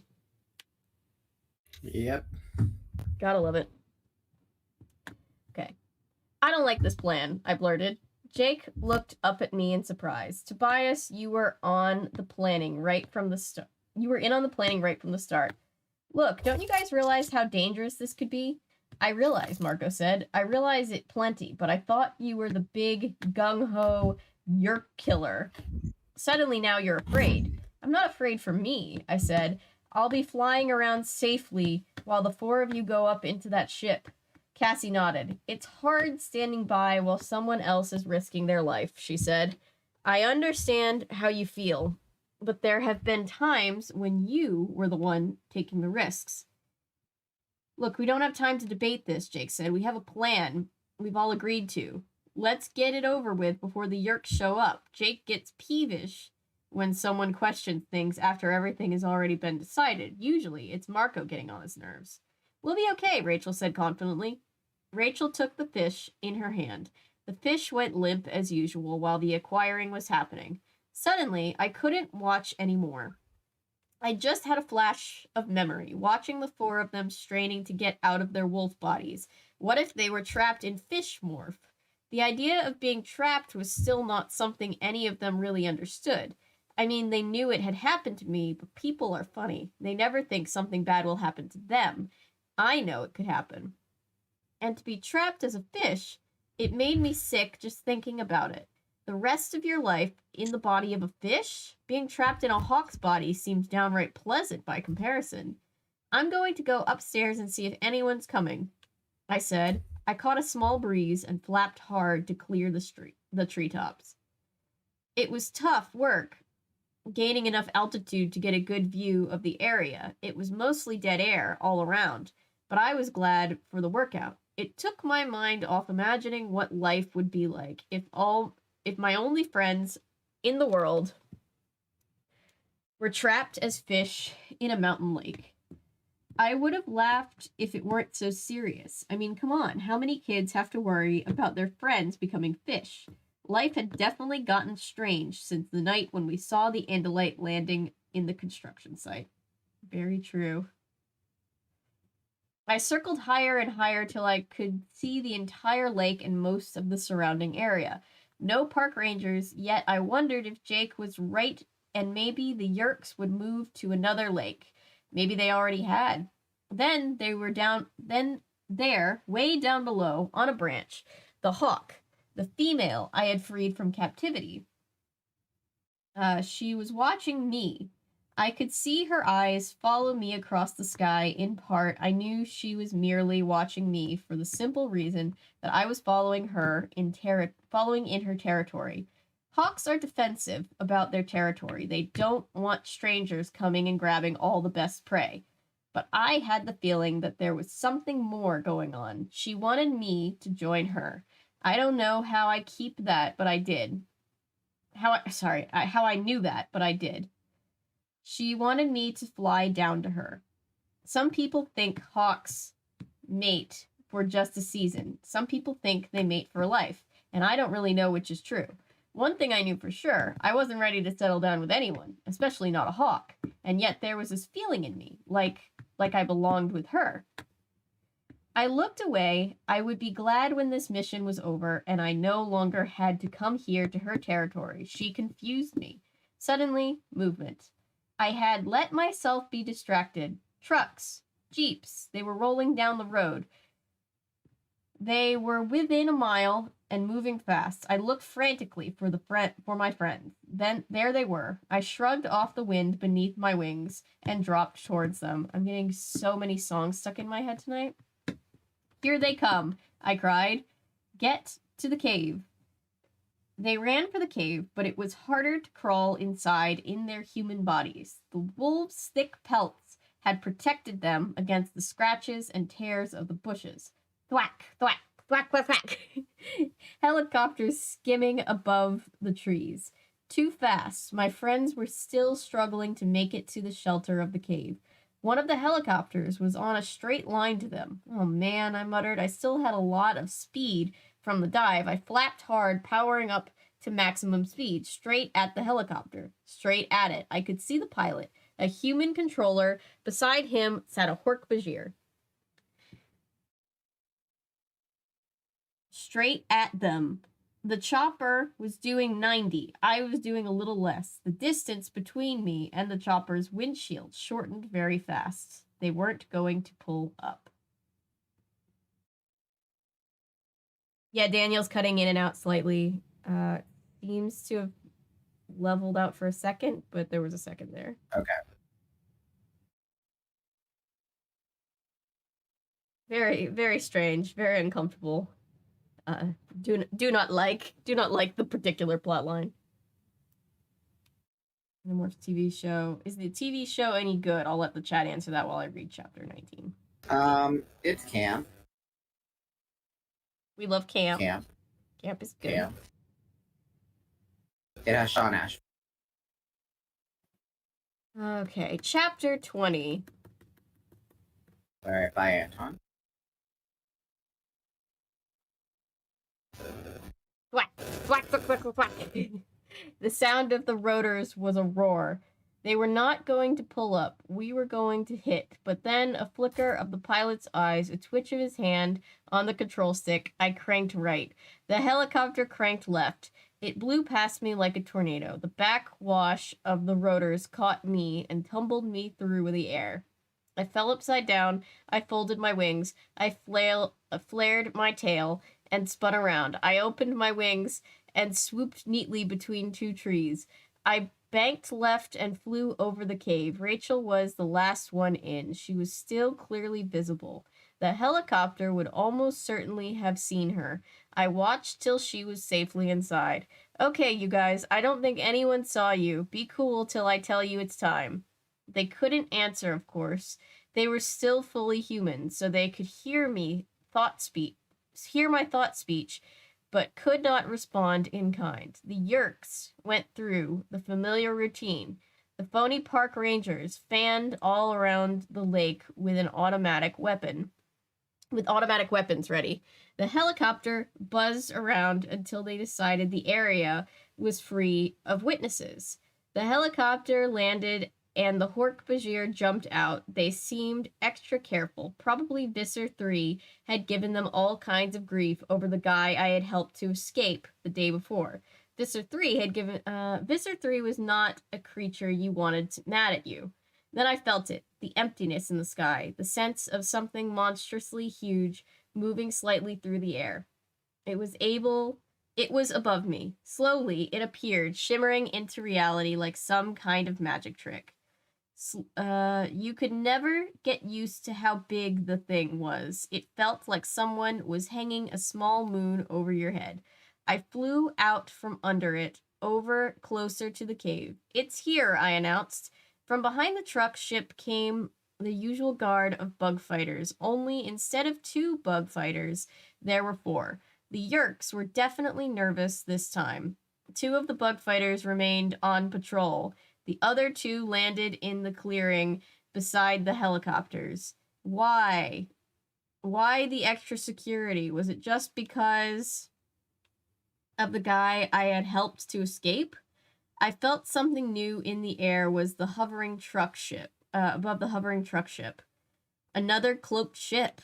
Not as large, but from the emptiness in the sky, I felt a dread that I had felt before. The cloak shimmered out, and the ship appeared. Black within black, an outthrust spear, razor-edged. I had seen this ship before, the blade ship. I had seen it first at the construction site where the Andalite had been murdered, while we cried helplessly. No wonder the Yerks were nervous.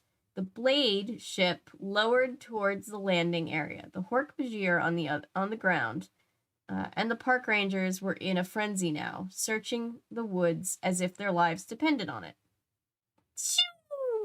Someone had fired a Draken beam. I looked and saw a deer in mid-leap sizzle and disappear. The Yerks were shooting anything that moved. The door of the blade ship opened. More Hork-Bajir poured out.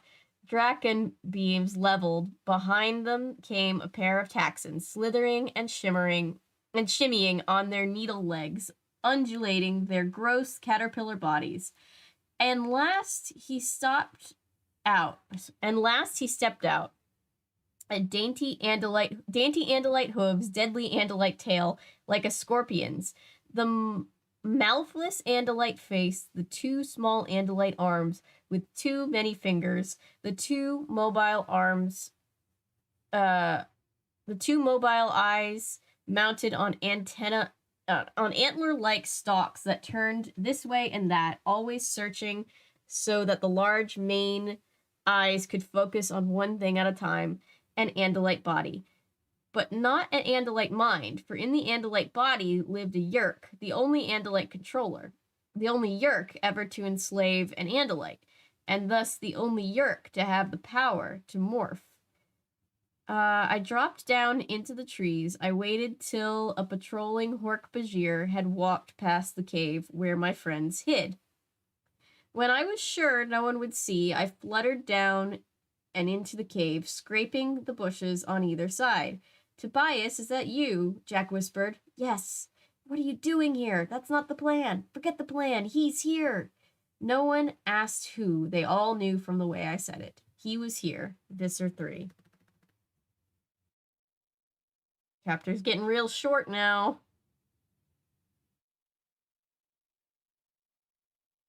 Bye, Anton.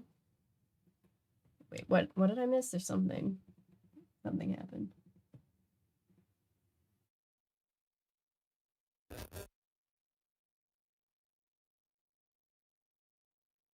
What do you mean, what you missed?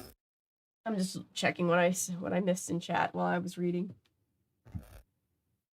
You seem to be cutting in and out again. Let me move my phone. Hold on.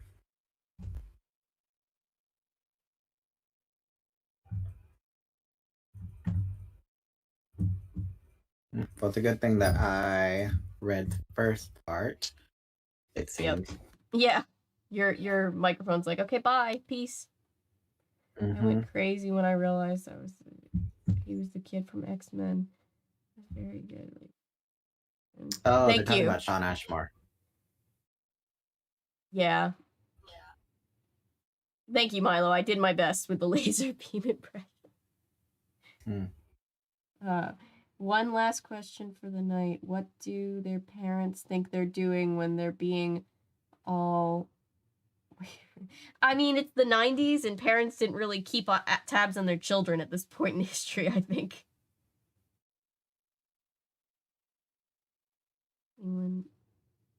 Good night, Tex.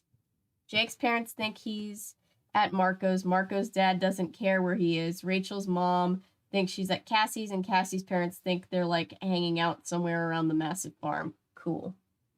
Sounds about right. And Tobias doesn't have parents, so... Tobias has family that doesn't care. They just get the check and spend it on themselves.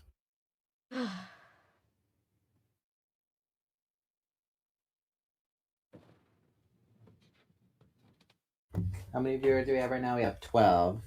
I think we peaked at like 18, I think. Yeah. Thank you, guys. Last time we had like 8 or 9. Yay! We're gaining momentum on the Animorphs. I don't know why. I think it's mostly for Tobias and him being so trapped as a hawk and having the hawk instincts that he can't control, but I feel very like overly nervous for Tobias specifically in this one. I don't know why. All right. Chapter 21. What is he doing here? Cassie asked in a low, frightened whisper. I guess he just came to oversee the trip. Maybe it was because they let that guy get away. He's here to kick butt on his boy. Wait. He's here to kick butt on his boys, Marco said, trying to sound tough. They screwed up and now he's here to make sure they don't do it again. It doesn't really matter why he's here, I pointed out. He's here, and the extra Hork-Bajir and the whole crowd is way nervous. One of the Hork-Bajir drakened a deer that just happened to be walking by. A deer, Cassie cried. Those stupid jerks. Deer never hurt anyone. The plan was for you to sneak down to the water, morph as soon as you got there, and head out for the ship's water intake pipe. I reminded them. It was always a dangerous plan, but now it's impossible. 4 of you walking down to the water, then morphing? That's not going to happen. Not as alert as these guys are now. Not with Visser 3 hanging around, Marco agreed. I disagree. It was Rachel. I think we should still try this. Look, if we pull this off, if we manage to get inside that ship and disable the cloaking device while they're over the city, this whole thing will be over. Jake jumped in to support her. We've always said if there was just some way to show the world what was happening. Well, this time, this is the way. This would be way too big for the controllers to cover up. I don't care who they are. Even if the mayor and the governor and the entire police force were controllers, they couldn't cover up something like this.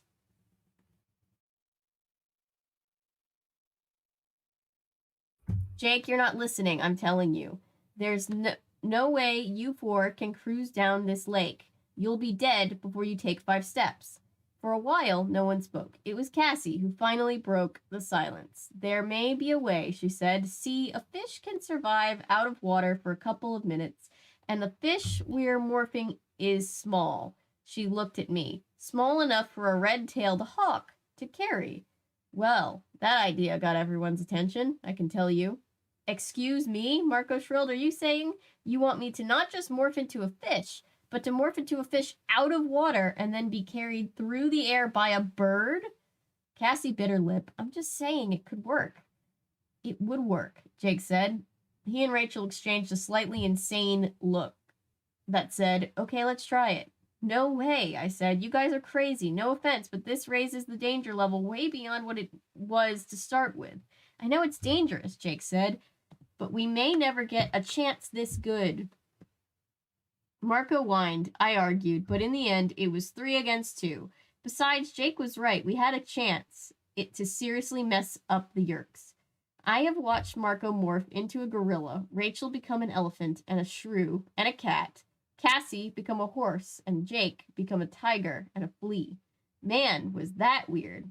But this was the first time anyone had tried morphing into an animal that lived in water.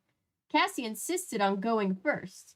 It was my idea, she pointed out. She did not point out that she was also the best morpher.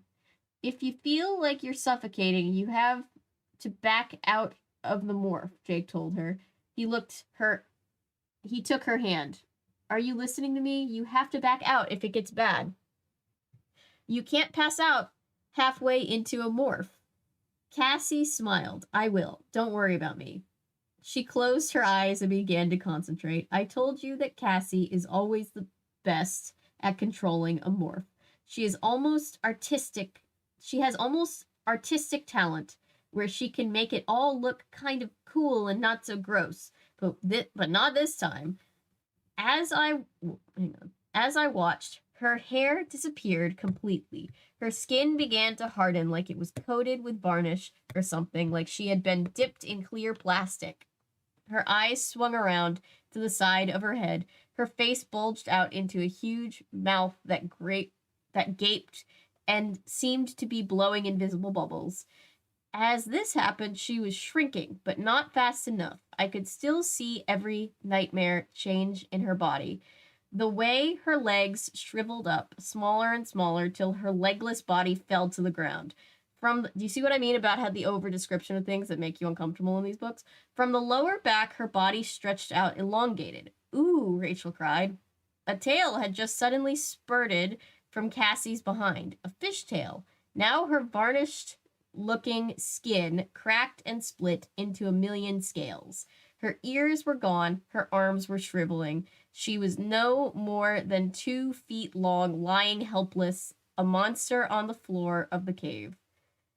So far I'm fine, she said, but her thought speech was shaky, still breathing with my lungs. But at that moment, 2 slits appeared on her neck. Gills. Ah, she cried.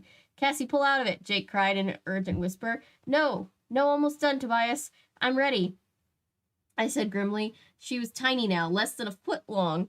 All that was left of her human body were 2 very tiny doll hands. Ooh, they made little fins. Cassie flopped wildly. Her mouth gaped open slightly. Go, Jake said. I closed careful talons around Cassie's squirming fish body, aimed for the small sliver of sky that I could see through the cave's opening, and flapped my powerful wings. I burst out of the cave into fresh air. Are you okay, Cassie? Fish mind, panicky, water now. Hang in there. You've been through this before. You know how it is when you first go into a morph. You have to get control of the fish's instincts. Water, I can't breathe. I was about 10 feet up, racing for the water's edge. Suddenly, below me, a hork-bajir. He looked up and saw me, a bird with a fish in his talons. I doubted the hork-bajir would realize the red tails don't catch fish. At least I hoped he wouldn't. I swooped down over the water. The huge Yerk ship was just lowering its intake pipes into the water. I dropped behind a stand of trees that hugged the shoreline. Get ready, I warned Cassie. I let her go like one of those old World War II planes dropping its torpedo. She hit the water with a small splash. Are you all right? No answer. Cassie, I said, are you all right? Yeah, she said at last. I'm here. Are you dealing with the fish okay? Again, no answer. Then, whoa, cool, I'm underwater. I relaxed. Yes, you sure are underwater, I said with a laugh. I was scared, she admitted. I know this sounds crazy, but I just keep seeing myself, fried with the wedge of lemon and some tartar sauce. Oh no. Oh dear. You're gonna be okay, Cassie.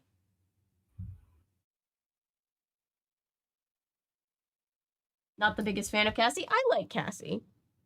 We haven't gotten to one of her books either, so like...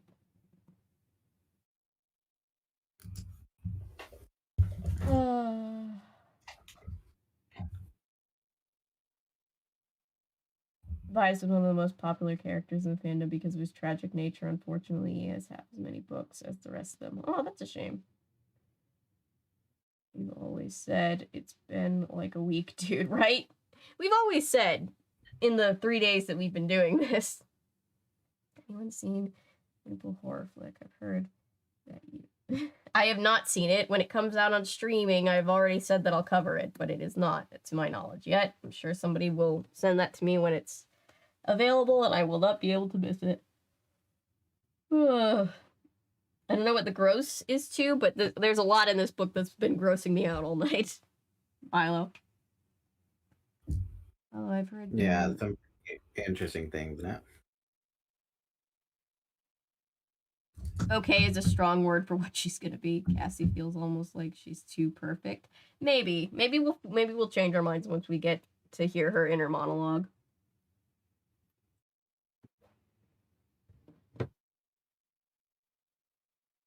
Okay. Chapter 22. Just 11 pages left, guys. 11 pages, really? 11. Yeah, I know these pages because they're formatted differently because it's an online forum. It's a PDF version, but yeah. Not a forum, a version. The 11 pages hold more than if you like pulled one of these books off the shelf and read 11 pages, but still, we've got 11 pages left, and we've got 6 more chapters divvied up amongst those 11 pages. So they're going to be short chapters. All right, Jake was next. He morphed, and I flew him over the heads of 2 patrolling park rangers who did not even seem to notice me. Then came Marco. When I exited the cave with him, I practically ran into a big Hork-Bajir. He didn't take any notice of me either. Cassie's plan was working. Even with all the controllers on maximum alert, it never occurred to them that the enemy might be a bird with a fish in its talons. Back in the cave, it was just Rachel. So far, so good, I said. Yeah, I guess so. Are you nervous? I'd have to be crazy not to be nervous. Oh well, here goes. She started to morph. I'd seen 3 others do it now, so it wasn't a surprise to me, but it was still horrifying to watch a friend, someone you cared about, twist and deform and mutate before your eyes. Don't think any of us will ever get used to morphing. Maybe the Andalites are used to it, I don't know, but I'll bet it creeps them out too, when they have to change. I looked away. Rachel began to get strange and hideous. Poor Rachel. She was almost completely a fish when it happened. Crash! Crash! Someone was forcing their way through the bushes at the mouth of the cave. There! A Hork-Bajir. Yes, I see it, a human voice said grumpily. You know, these human bodies aren't blind. Just because you're in a Hork-Bajir, don't get delusions. Use those blades of yours to hack some of these thorns out of the way. I heard the sound like fast machetes, slicing through the vines and thorns.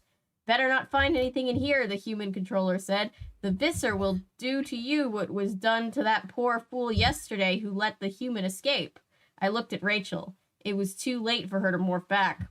What's going on, she said. Yerks, a human controller, and a Hork-Bajir controller right outside the cave. Going for Pewdie body, haha! Every time I read the Hork-Bajir, like half English, half Hork-Bajir language, I just think of the Swedish Chef. I'm sorry. Now that's all I'm hearing in my brain. This was your sector to check. You didn't even notice this cave. Keep getting on my nerves and I'll tell him.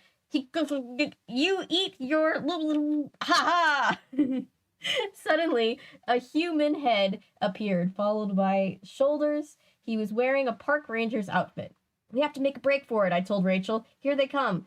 Yeah, there's a cave in here, all right. There's some kind of bird. I grabbed Rachel, now fully in fish morph, but the human controller blocked the narrow entrance. Well, I thought it worked with a helicopter. Within a rush of wings, I flew right in at his face.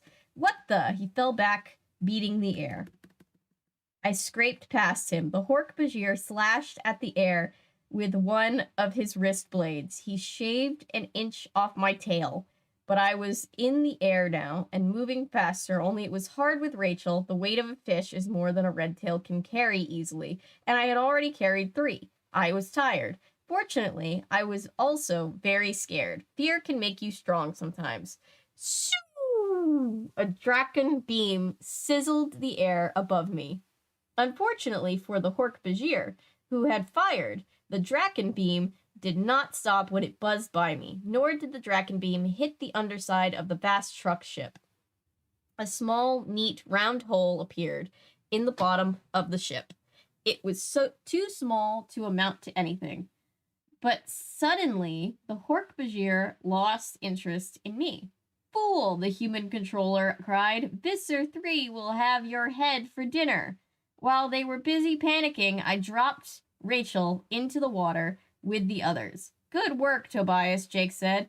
Be careful up there, my friend. You too, I said. Good luck, you guys. I could just barely see them, a small school of fish in the shallows. They swam off and disappeared into deeper water. As I've told you, there are limits to how far thought speech can reach. We don't really know what those limits are, but I wanted to stay as close to them as I dared in case they needed me. Not that there was much I could do to help someone underwater. I didn't want to stay right over them.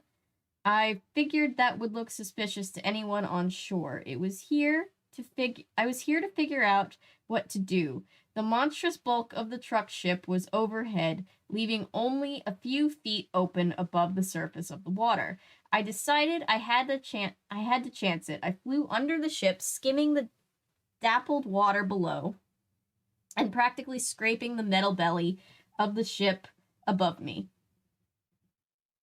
It was very difficult flight. I had to stay almost totally level. I couldn't rise or fall by more than a couple of feet. You guys still okay? Tobias, I can't believe you can still thought speak with the whole ship between us, Rachel said. I guess I could have told her the truth that I was within a few feet of them. But then Jake would have just gotten all mad and told me not to take stupid risks. I figured that between the time it had taken through the entire morphing process and carrying them one at a time to the water, plus now the time spent swimming out to the big intake pipe, Cassie had been in morph for just over half an hour. Jake had 10 minutes more than Marco, and Rachel, what are you guys doing now? I asked. We're looking at the bottom of the intake pipe. There's tremendous suction, Rachel reported. I'll go first and look around, see what's what. Jake announced. Here goes. Whoa, man, whoa, yeah. Jake. Oh yeah, what a rush. They should have a water slide like that and at the gardens. It's like being sucked up a straw by a giant cool, Rachel said. I'm next. No, let me look around first, Jake said. I seem to be in some kind of big tank. It's not very deep, at least not yet. It's filling up with these lame fish eyes. I can't see beyond the surface of the water very well. But I think up in the ceiling there's an opening, like a grate or something. Up on the ceiling? How are we going to get up there? Marco asked.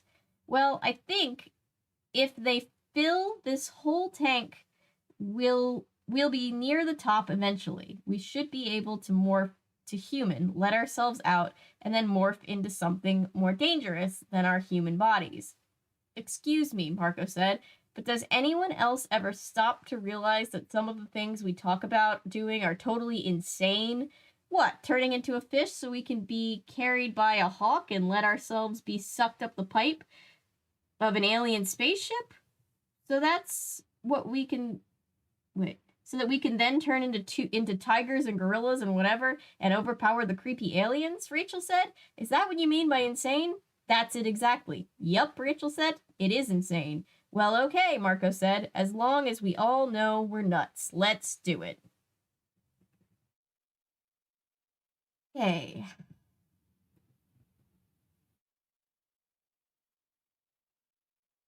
Very stressed about exam tomorrow. Won't be speaking, but I'm here now. Oh, good luck, Bag. I believe in you. I thought you were going to say you were stressed about the book, and I was going to be like, same. I'm very stressed. Just like Cassie for being too perfect, but like a black tomboy being portrayed as gentle and kind was kind of like really big for the 90s. I like Cassie. I don't have any reason to not like Cassie. I think people dislike her in hindsight, like in nostalgia, but like, you know how people used to like Dawn for the sake of nostalgia. I think it's the same thing with Cassie. People don't like Cassie for the sake of nostalgia versus actually rereading the books in a modern perspective. This is insane. Let's do it comes back a lot, and it's a cute friendship thing. It is cute. I like it. I like it a lot. Ooh, the idea of 4 of them being fish, and then poor Tobias going through all the Tobias things. It's just, oh, I feel so bad for these kids. All right. Wait, why is Natty talking about Marco like in his cousin? I think you're confusing with Jake again, Natty. Jake is Rachel's cousin, and Jake is the one always saying Rachel is super pretty. Yeah. Yeah.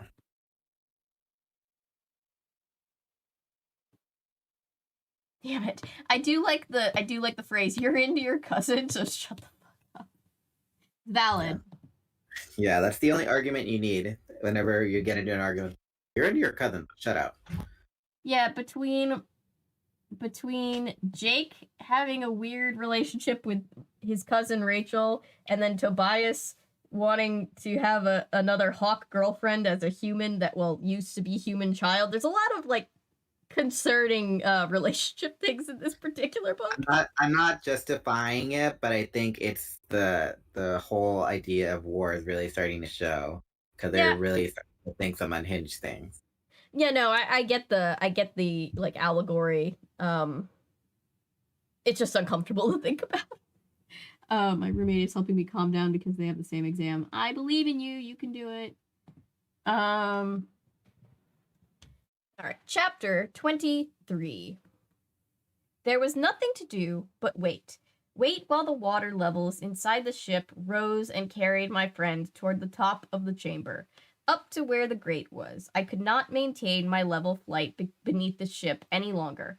I said goodbye to my friends and zoomed out the far side. The open air was a blessing. I soared high on a nice thermal pattern created by the ship itself.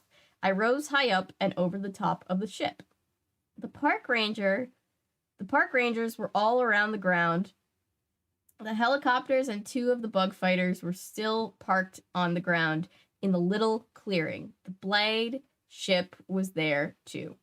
2 other bug fighters continued zipping around at treetop level.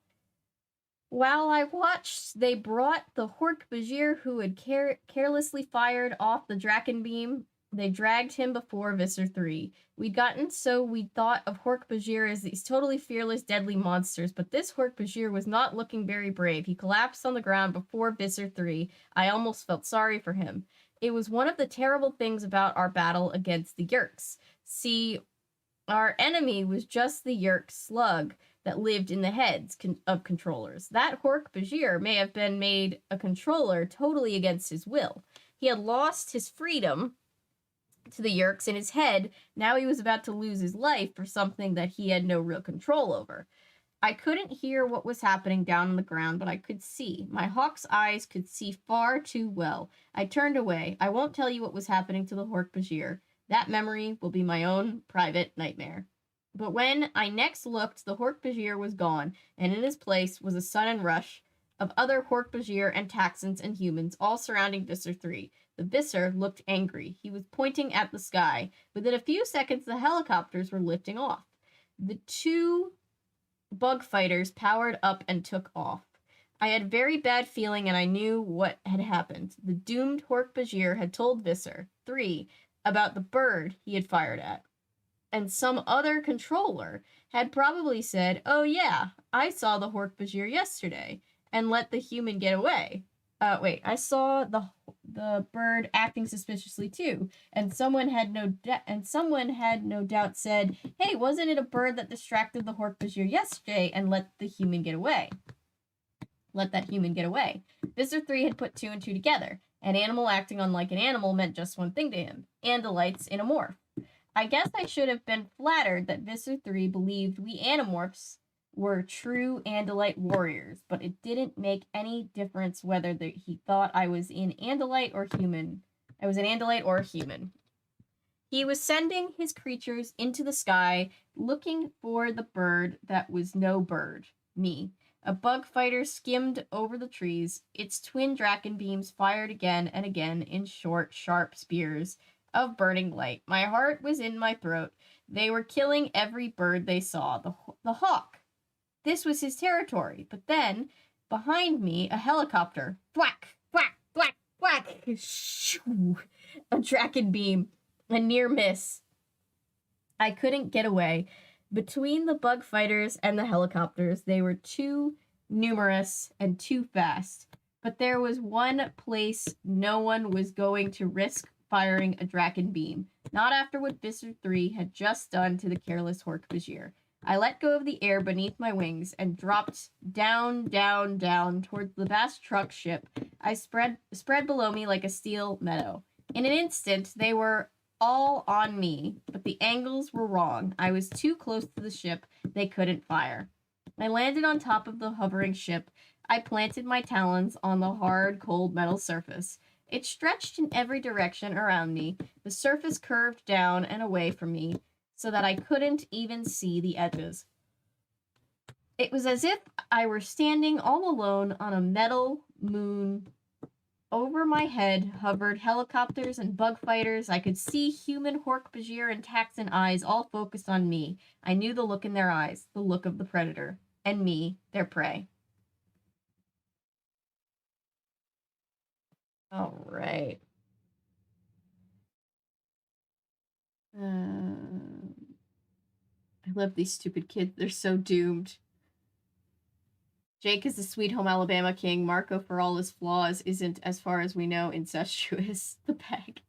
As long as you try your best. Yeah, you're gonna do fine. Yeah, as long as you do your best and you feel like you as much as you can or retain the knowledge that you can, then you should be fine.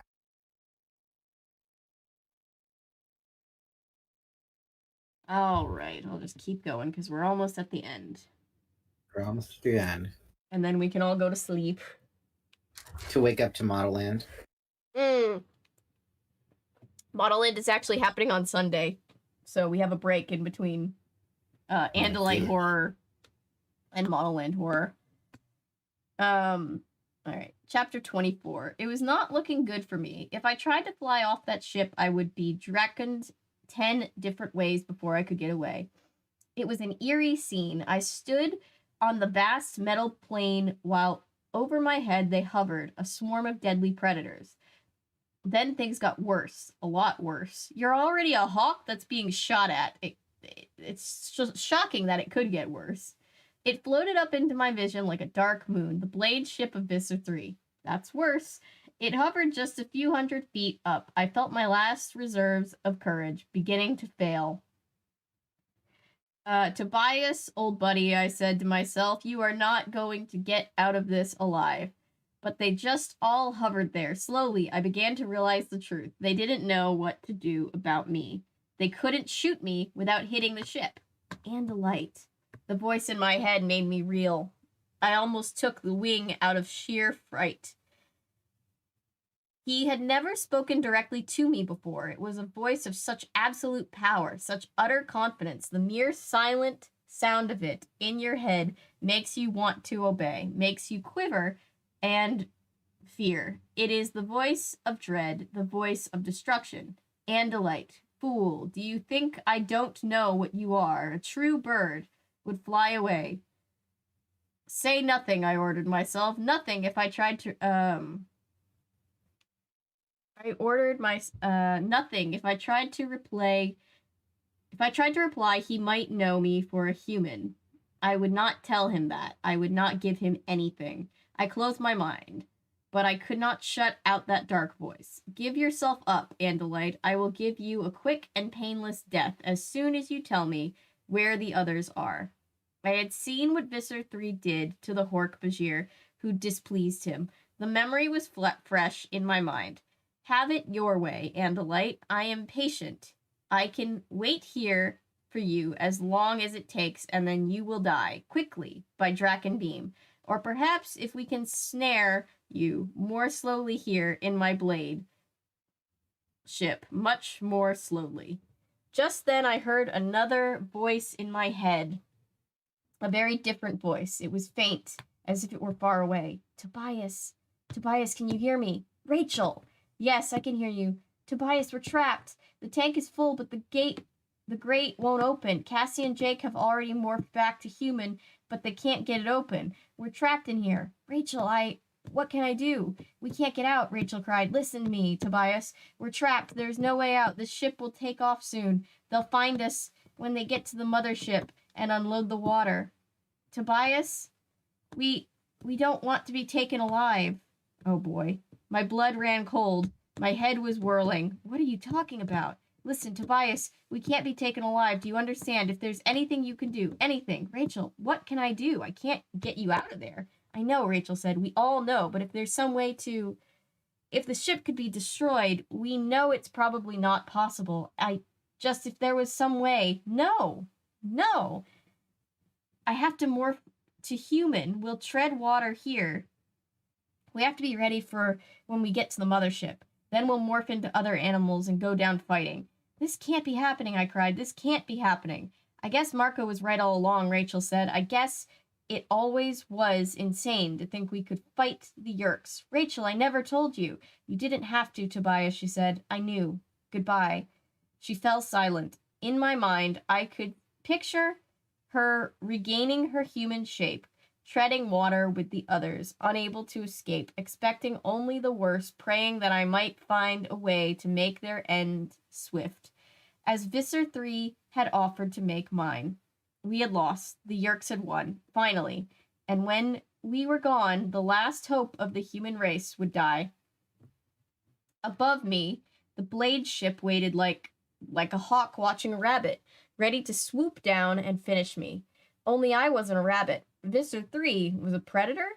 Well, so was I. And I no longer had anything to be afraid of. If my friends were to die in the mothership, I would be lost and alone in a world where I belonged nowhere. I had nothing more to lose. Just then, I saw something that should have terrified me. Across the metal plane of the ship, they crawled and slithered towards me. All around me, a dozen of them, giant worms, centipedes with hunger for living flesh, taxons. They had come from the inside of the ship on Visser 3's orders. If I stayed put, they would catch me. If I flew, the hovering Yeerk ship would fry me. The taxon closed the circle around me. It looks as if you have run out of time, Visser 3 said in my head. He laughed. It was not a nice laugh. Ah, Visser 3, you ruthless predator, I thought. Very clever. You have me trapped like a rabbit. But a trapped rabbit is one thing, and a trapped hawk, a hawk with the mind of a human being, is a whole different matter. The nearer taxon leveled a hand-held Draken beam at me. He watched me with two of the circle of red globs they have for eyes. I pushed off with my feet. I beat the air with my wings. I flew straight for those red jello eyes. He raised one of his feeble forearms to shield his eyes. The wrong move. I trimmed a shade right, raked my talons forward, and struck like I was hitting a mouse in a field. My talons closed around the Draken beam. The taxon's weak grip was no match for my speed. The Draken beam tore loose from his grip. Get him! The Visser 3 cried. I could practically see the blade ship rock from the force of his rage. But I did not take to the air. I flew fast, but hugged the surface of the ship's metal curve. They could not hit me without hitting their precious ship. I knew just where I wanted to go. Wingtips actually hitting the ship on each downstroke. I raced towards the ship's bridge, toward the tiny window where I had seen the taxon crew. I could not save my friends, perhaps, but I could try to grant Rachel's last wish. I would try to bring the ship down, even if it meant the end of my friends. I don't like it. No. Oh, hell no. Yeah. Fair reaction. Very fair reaction.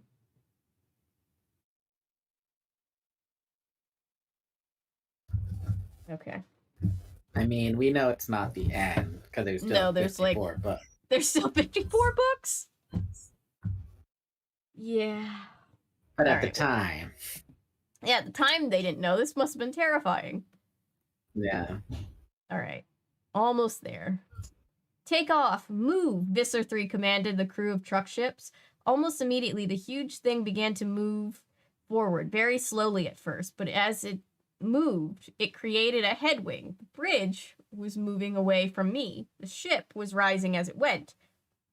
100 feet up now, 200. Ha! Not so easy, Andalite. Right then, I had a powerful urge to shock the evil monster and say, guess what, creep? Not an Andalite at all. The name was Tobias. But I wasn't ready to start bragging. The truth was, it was looking bad. The ship was slowly picking up speed. I flapped harder. I gained again. But it was painfully slow. I was wearing out. The Draken beam weighed me down. The headwind was building. Ahead of me, just a few feet away, I saw the bulge of the bridge. I gained a foot, another. I landed and folded my wings. I couldn't fly anymore, but I could still pull myself along with my talons, gripping the small edges and ridges that ran along the top of the ship's bridge. I was there. Below me, transparent plastic. I could see the crew on the bridge. Taxon stared wildly up at me. With one desperate lunge, I propelled myself into the air. I had to fly full force to stay ahead of the onrushing windows of the bridge. Then, with one sharp talon, I pulled the trigger on the Draken beam. Fry, you worms! There was no recoil, not like a regular gun at all, but a beam of intense red light lanced from me to the bridge. It burned a hole through the window, sliced through a fat Taxon, and began slicing up control panels and instruments like a hot knife. Going through butter, I squeezed that trigger for as long as I could. At last, exhausted, I could do no more. The Draken beam slipped from my talon and plunged onward to the earth below, but I had done it. I was an incredible and terrible thing to see. The ship, big as a skyscraper, vast beyond belief, shuddered as though it had hit a speed bump. Still, it rose sharply upward into the sky, as if it were a whale breaching it, aimed for space, its natural home, but it was clear that it was no longer under control. It rolled suddenly onto its side. Boom! A ball of orange flame. Out-of-control ship had smashed recklessly into one of the helicopters. The chopper fell in ruins. The bug fighters and the blade ship scurried quickly out of the way, but too late. Kaplunk! Crunch! Ba-boom! One of the bug fighters had slammed into the side of the ship. The bug fighter was finished. The black ship and the remaining bug fighter withdrew quickly, and then I saw the hole. A tear 100 feet long had been opened in the side of the truck ship. From the hole, the water of the lake gushed. It was a waterfall from the sky, millions of gallons hemorrhaging out. Oh boy, I whispered. We were maybe 700 feet up over the forest now when I saw them. Cassie first, then Rachel and Marco together, and Jake. They fell, fully human, from the torn side of the ship. They plummeted helpless, doomed to the uprushing ground. No! I knew there was nothing I could do. I knew it. But still, I hurtled after them, hurtled with all my speed to them as they fell, arms flailing, mouths open in screams of terror. Jesus. All right, 2 more pages. Just 2. Just 2 pages, 2 more. 2 chapters. 2 pages, 2 chapters. Short little chapters. Tobias is crazy. I feel so bad for Tobias, and also he is insane. And also, he's my favorite because of how much he's had to go through.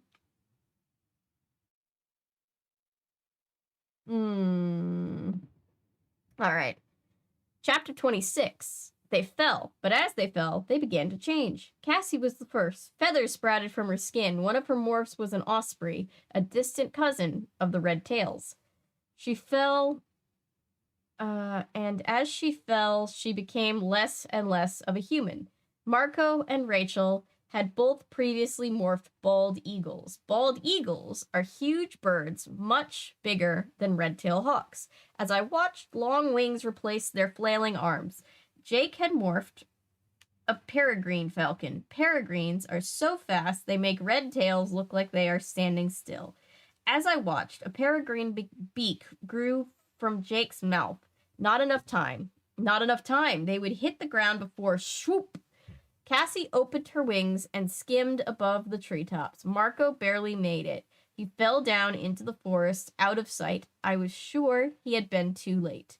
But then, up from the trees floated a bird with a 6-foot wingspan and a proud white head. Yes, I cried. In the sky overhead, the huge truck ship stopped climbing. It rolled again onto its back this time and plunged back to Earth. Man, that was way too close, I heard Marco yell. That does it. I have had it with this Animorph stuff. You're not safe yet, I told him. Look, with the truck ship out of the way and falling to Earth, the blade ship and the bug fighters came after us. Quick, into the trees, out of sight, I yelled. Like a well-trained fighter squadron, we swooped down into the forest, down below the tops of the trees where the where the Yerks could no longer see us. Boom! An explosion, like a bomb going off. The truck ship had hit the ground. The concussion rolled us over like a tidal wave of air. I rocketed into a tree, but was able to avoid being hurt. Everyone okay? I yelled. One by one, they said yes, but the explosion had disturbed every animal in the forest. The birds had all either hidden or flown away during the earlier fighting. Those few birds still left now took wing. Startled, I saw her take off. The hawk. She was scared and wanted to run to the sky, but the sky was not a sanctuary for her. I don't know which ship fired the Draken beam, whether it was one of the bug fighters or the blade ship. You see, they'd had a good long look at me, and she looked just like me. Oh, that poor bird. The Draken beam sizzled. It burned off a wing, and she fell to earth, never to fly again. Very dark, but I'm also glad this plotline is over. Oh my god. Okay, last chapter. Bald eagles are huge for real, like their wingspan is massive. I see them flying over lakes sometimes. They are huge, and you forget about it sometimes. Or I forget about it, I should say. But, like, they're huge. Yeah, they're pretty huge. I remember they came flying down around the school, and the kids were like, kind of like, what the heck? Like, because they've never seen a bird that big. Because we have a pair of bald eagles nested up in the Azusa Canyons, I believe. But I had to tell them, just the eagles. They're just probably scouting the place out, like basically trying to talk them down from getting freaked out. Yeah, they're really pretty. They are, but they're huge. Huge. All right, last chapter. Last page, last chapter. Last present, everyone. Yes! The Yerk truck ship burned. What was left was eliminated by the Yerks. No evidence was left behind, no proof that we could show to the world. But we had destroyed it, and a bug fighter as well, and we had gotten out alive. Most of us. It was a day later when I went to see Rachel again. It was like she was expecting me. Hi, Tobias, she said. Come in, it's safe. I hopped through the window and fluttered over to the dresser. How are you doing? She asked. I'm okay, I said. She looked unsure of what to say next. Look, Tobias, maybe this seems crazy, but Cassie and I were thinking, that maybe we'd go back up to the lake, try and find her body, the hawk, and at least bury her. No, that doesn't sound crazy, Rachel, I said softly. Not crazy at all, just human. She looked keenly at me. Well, we are human, all of us. Yes, I know. I was human when I realized how sad I was that she was killed. See, a hawk wouldn't care. If she had been my mate, I would have missed her, been disturbed. But sadness? That's a human emotion. I know it seemed strange, but I guess only a human would really care that a bird had died. If you helped us look, maybe we could still find her body. No, her body will be eaten by a raccoon or a wolf or another bird, maybe even another hawk. That's the way it is. That's the way it is for wild animals, Tobias, not humans. Yeah, I know. That's how I know you are wrong, Rachel, at least partly. I am a human, yes, but I am also a hawk. I'm a predator who kills for food, and I'm also a human being who grieves over death. She looked terribly sad. She's very human, my friend Rachel. I went to the window. It was a beautiful day outside. The sun was bright. The cumulus clouds advertised the thermals that would carry me effortlessly to the sky. I flew. I am Tobias, a boy, a hawk, some strange mix of the two. You know now why I can't tell you my last name or where I live, but someday you may look up in the sky and see the silhouette of a large bird of prey, some large bird with a rending beak and sharp tearing talons, some bird with vast wings outstretched to ride the thermals. Be happy for me, and for all who fly free. The end. That was a roller coaster. The end. Yeah, it's gonna get a lot more roller coastery when we get to less than the halfway. Oh gosh. How we doing in chat? You guys doing all right? Chat's been a little quiet, but Mila's been active. And then Derp just put Tobias did a prehistoric genocide. Oh my god. I read that as Let's not Genesis. spoil it. Let's not spoil any future events in particular. But yeah, it was a good book. Very much giving more of the perspective of I guess more an in-depth perspective on the struggle of the animal and the human brain. Instinct, or what is it? Nature versus nurture. Yeah.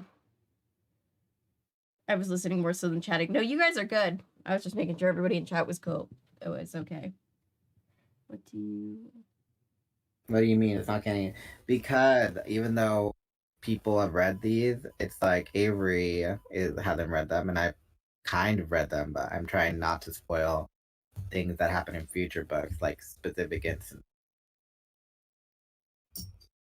All right. Well, we finished a third one of these books. So that's something. Good for us. We've made it through another How much dramatic book. deeper will the next book get down the rabbit? Oh gosh, I don't even know. Too bad that they're not like the California Diaries, where remember you got so mad reading that. I did, yeah. That last page. Yep. I did. I was very mad. Yeah, the trilogy of sadness. California Diaries, Animorphs, Model Land, rinse, repeat. Oh my god, I'm so glad. I'm so glad that I have a day in between this and Model Land this time. We'll finish Model Land. I'm sure you would have 2 days, but unfortunately you couldn't get that game to get running. I know. It's just such a shame. But we got another one of these read. That's just, yes, it is. 3 down, 51 more to go. And then if anyone has any issues, they can go ahead and message me, or any comments. I'm part of Avery's Discord, so go ahead and just drop a message. Said anything, was uncomfortable, feel free to message me, or if any compliments or anything. Yeah, we'll let you guys go so that everybody can sleep. I know it's a little earlier for you on the West Coast.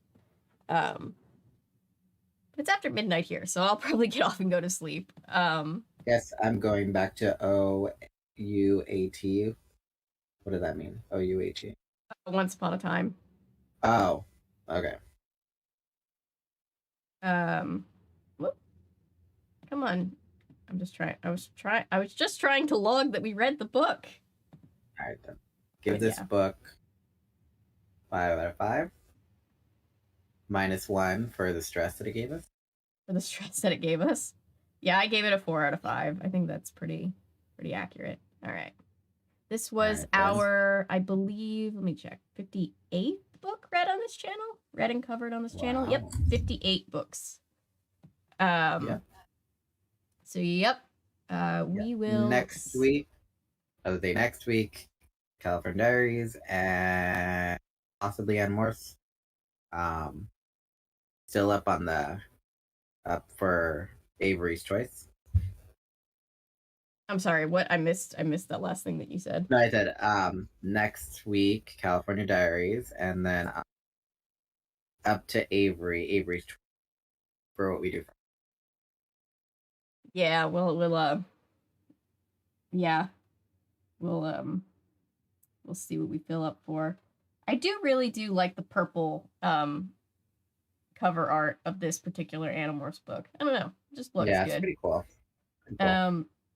But yeah, good night, guys. Thank you for hanging out with us. Ellery, that's okay. I'm glad that you're gonna be able to. We'll miss you, but you'll be. Whoa, what happened? You'll save yourself. I have no idea what just happened. All right. Good night. Sleep tight. Don't let the yerks. Don't let the yerks anywhere near you, please. Yeah. Don't let the yerks in sight. But yeah, stay safe, guys. Thank you. We'll see you next time. Bye.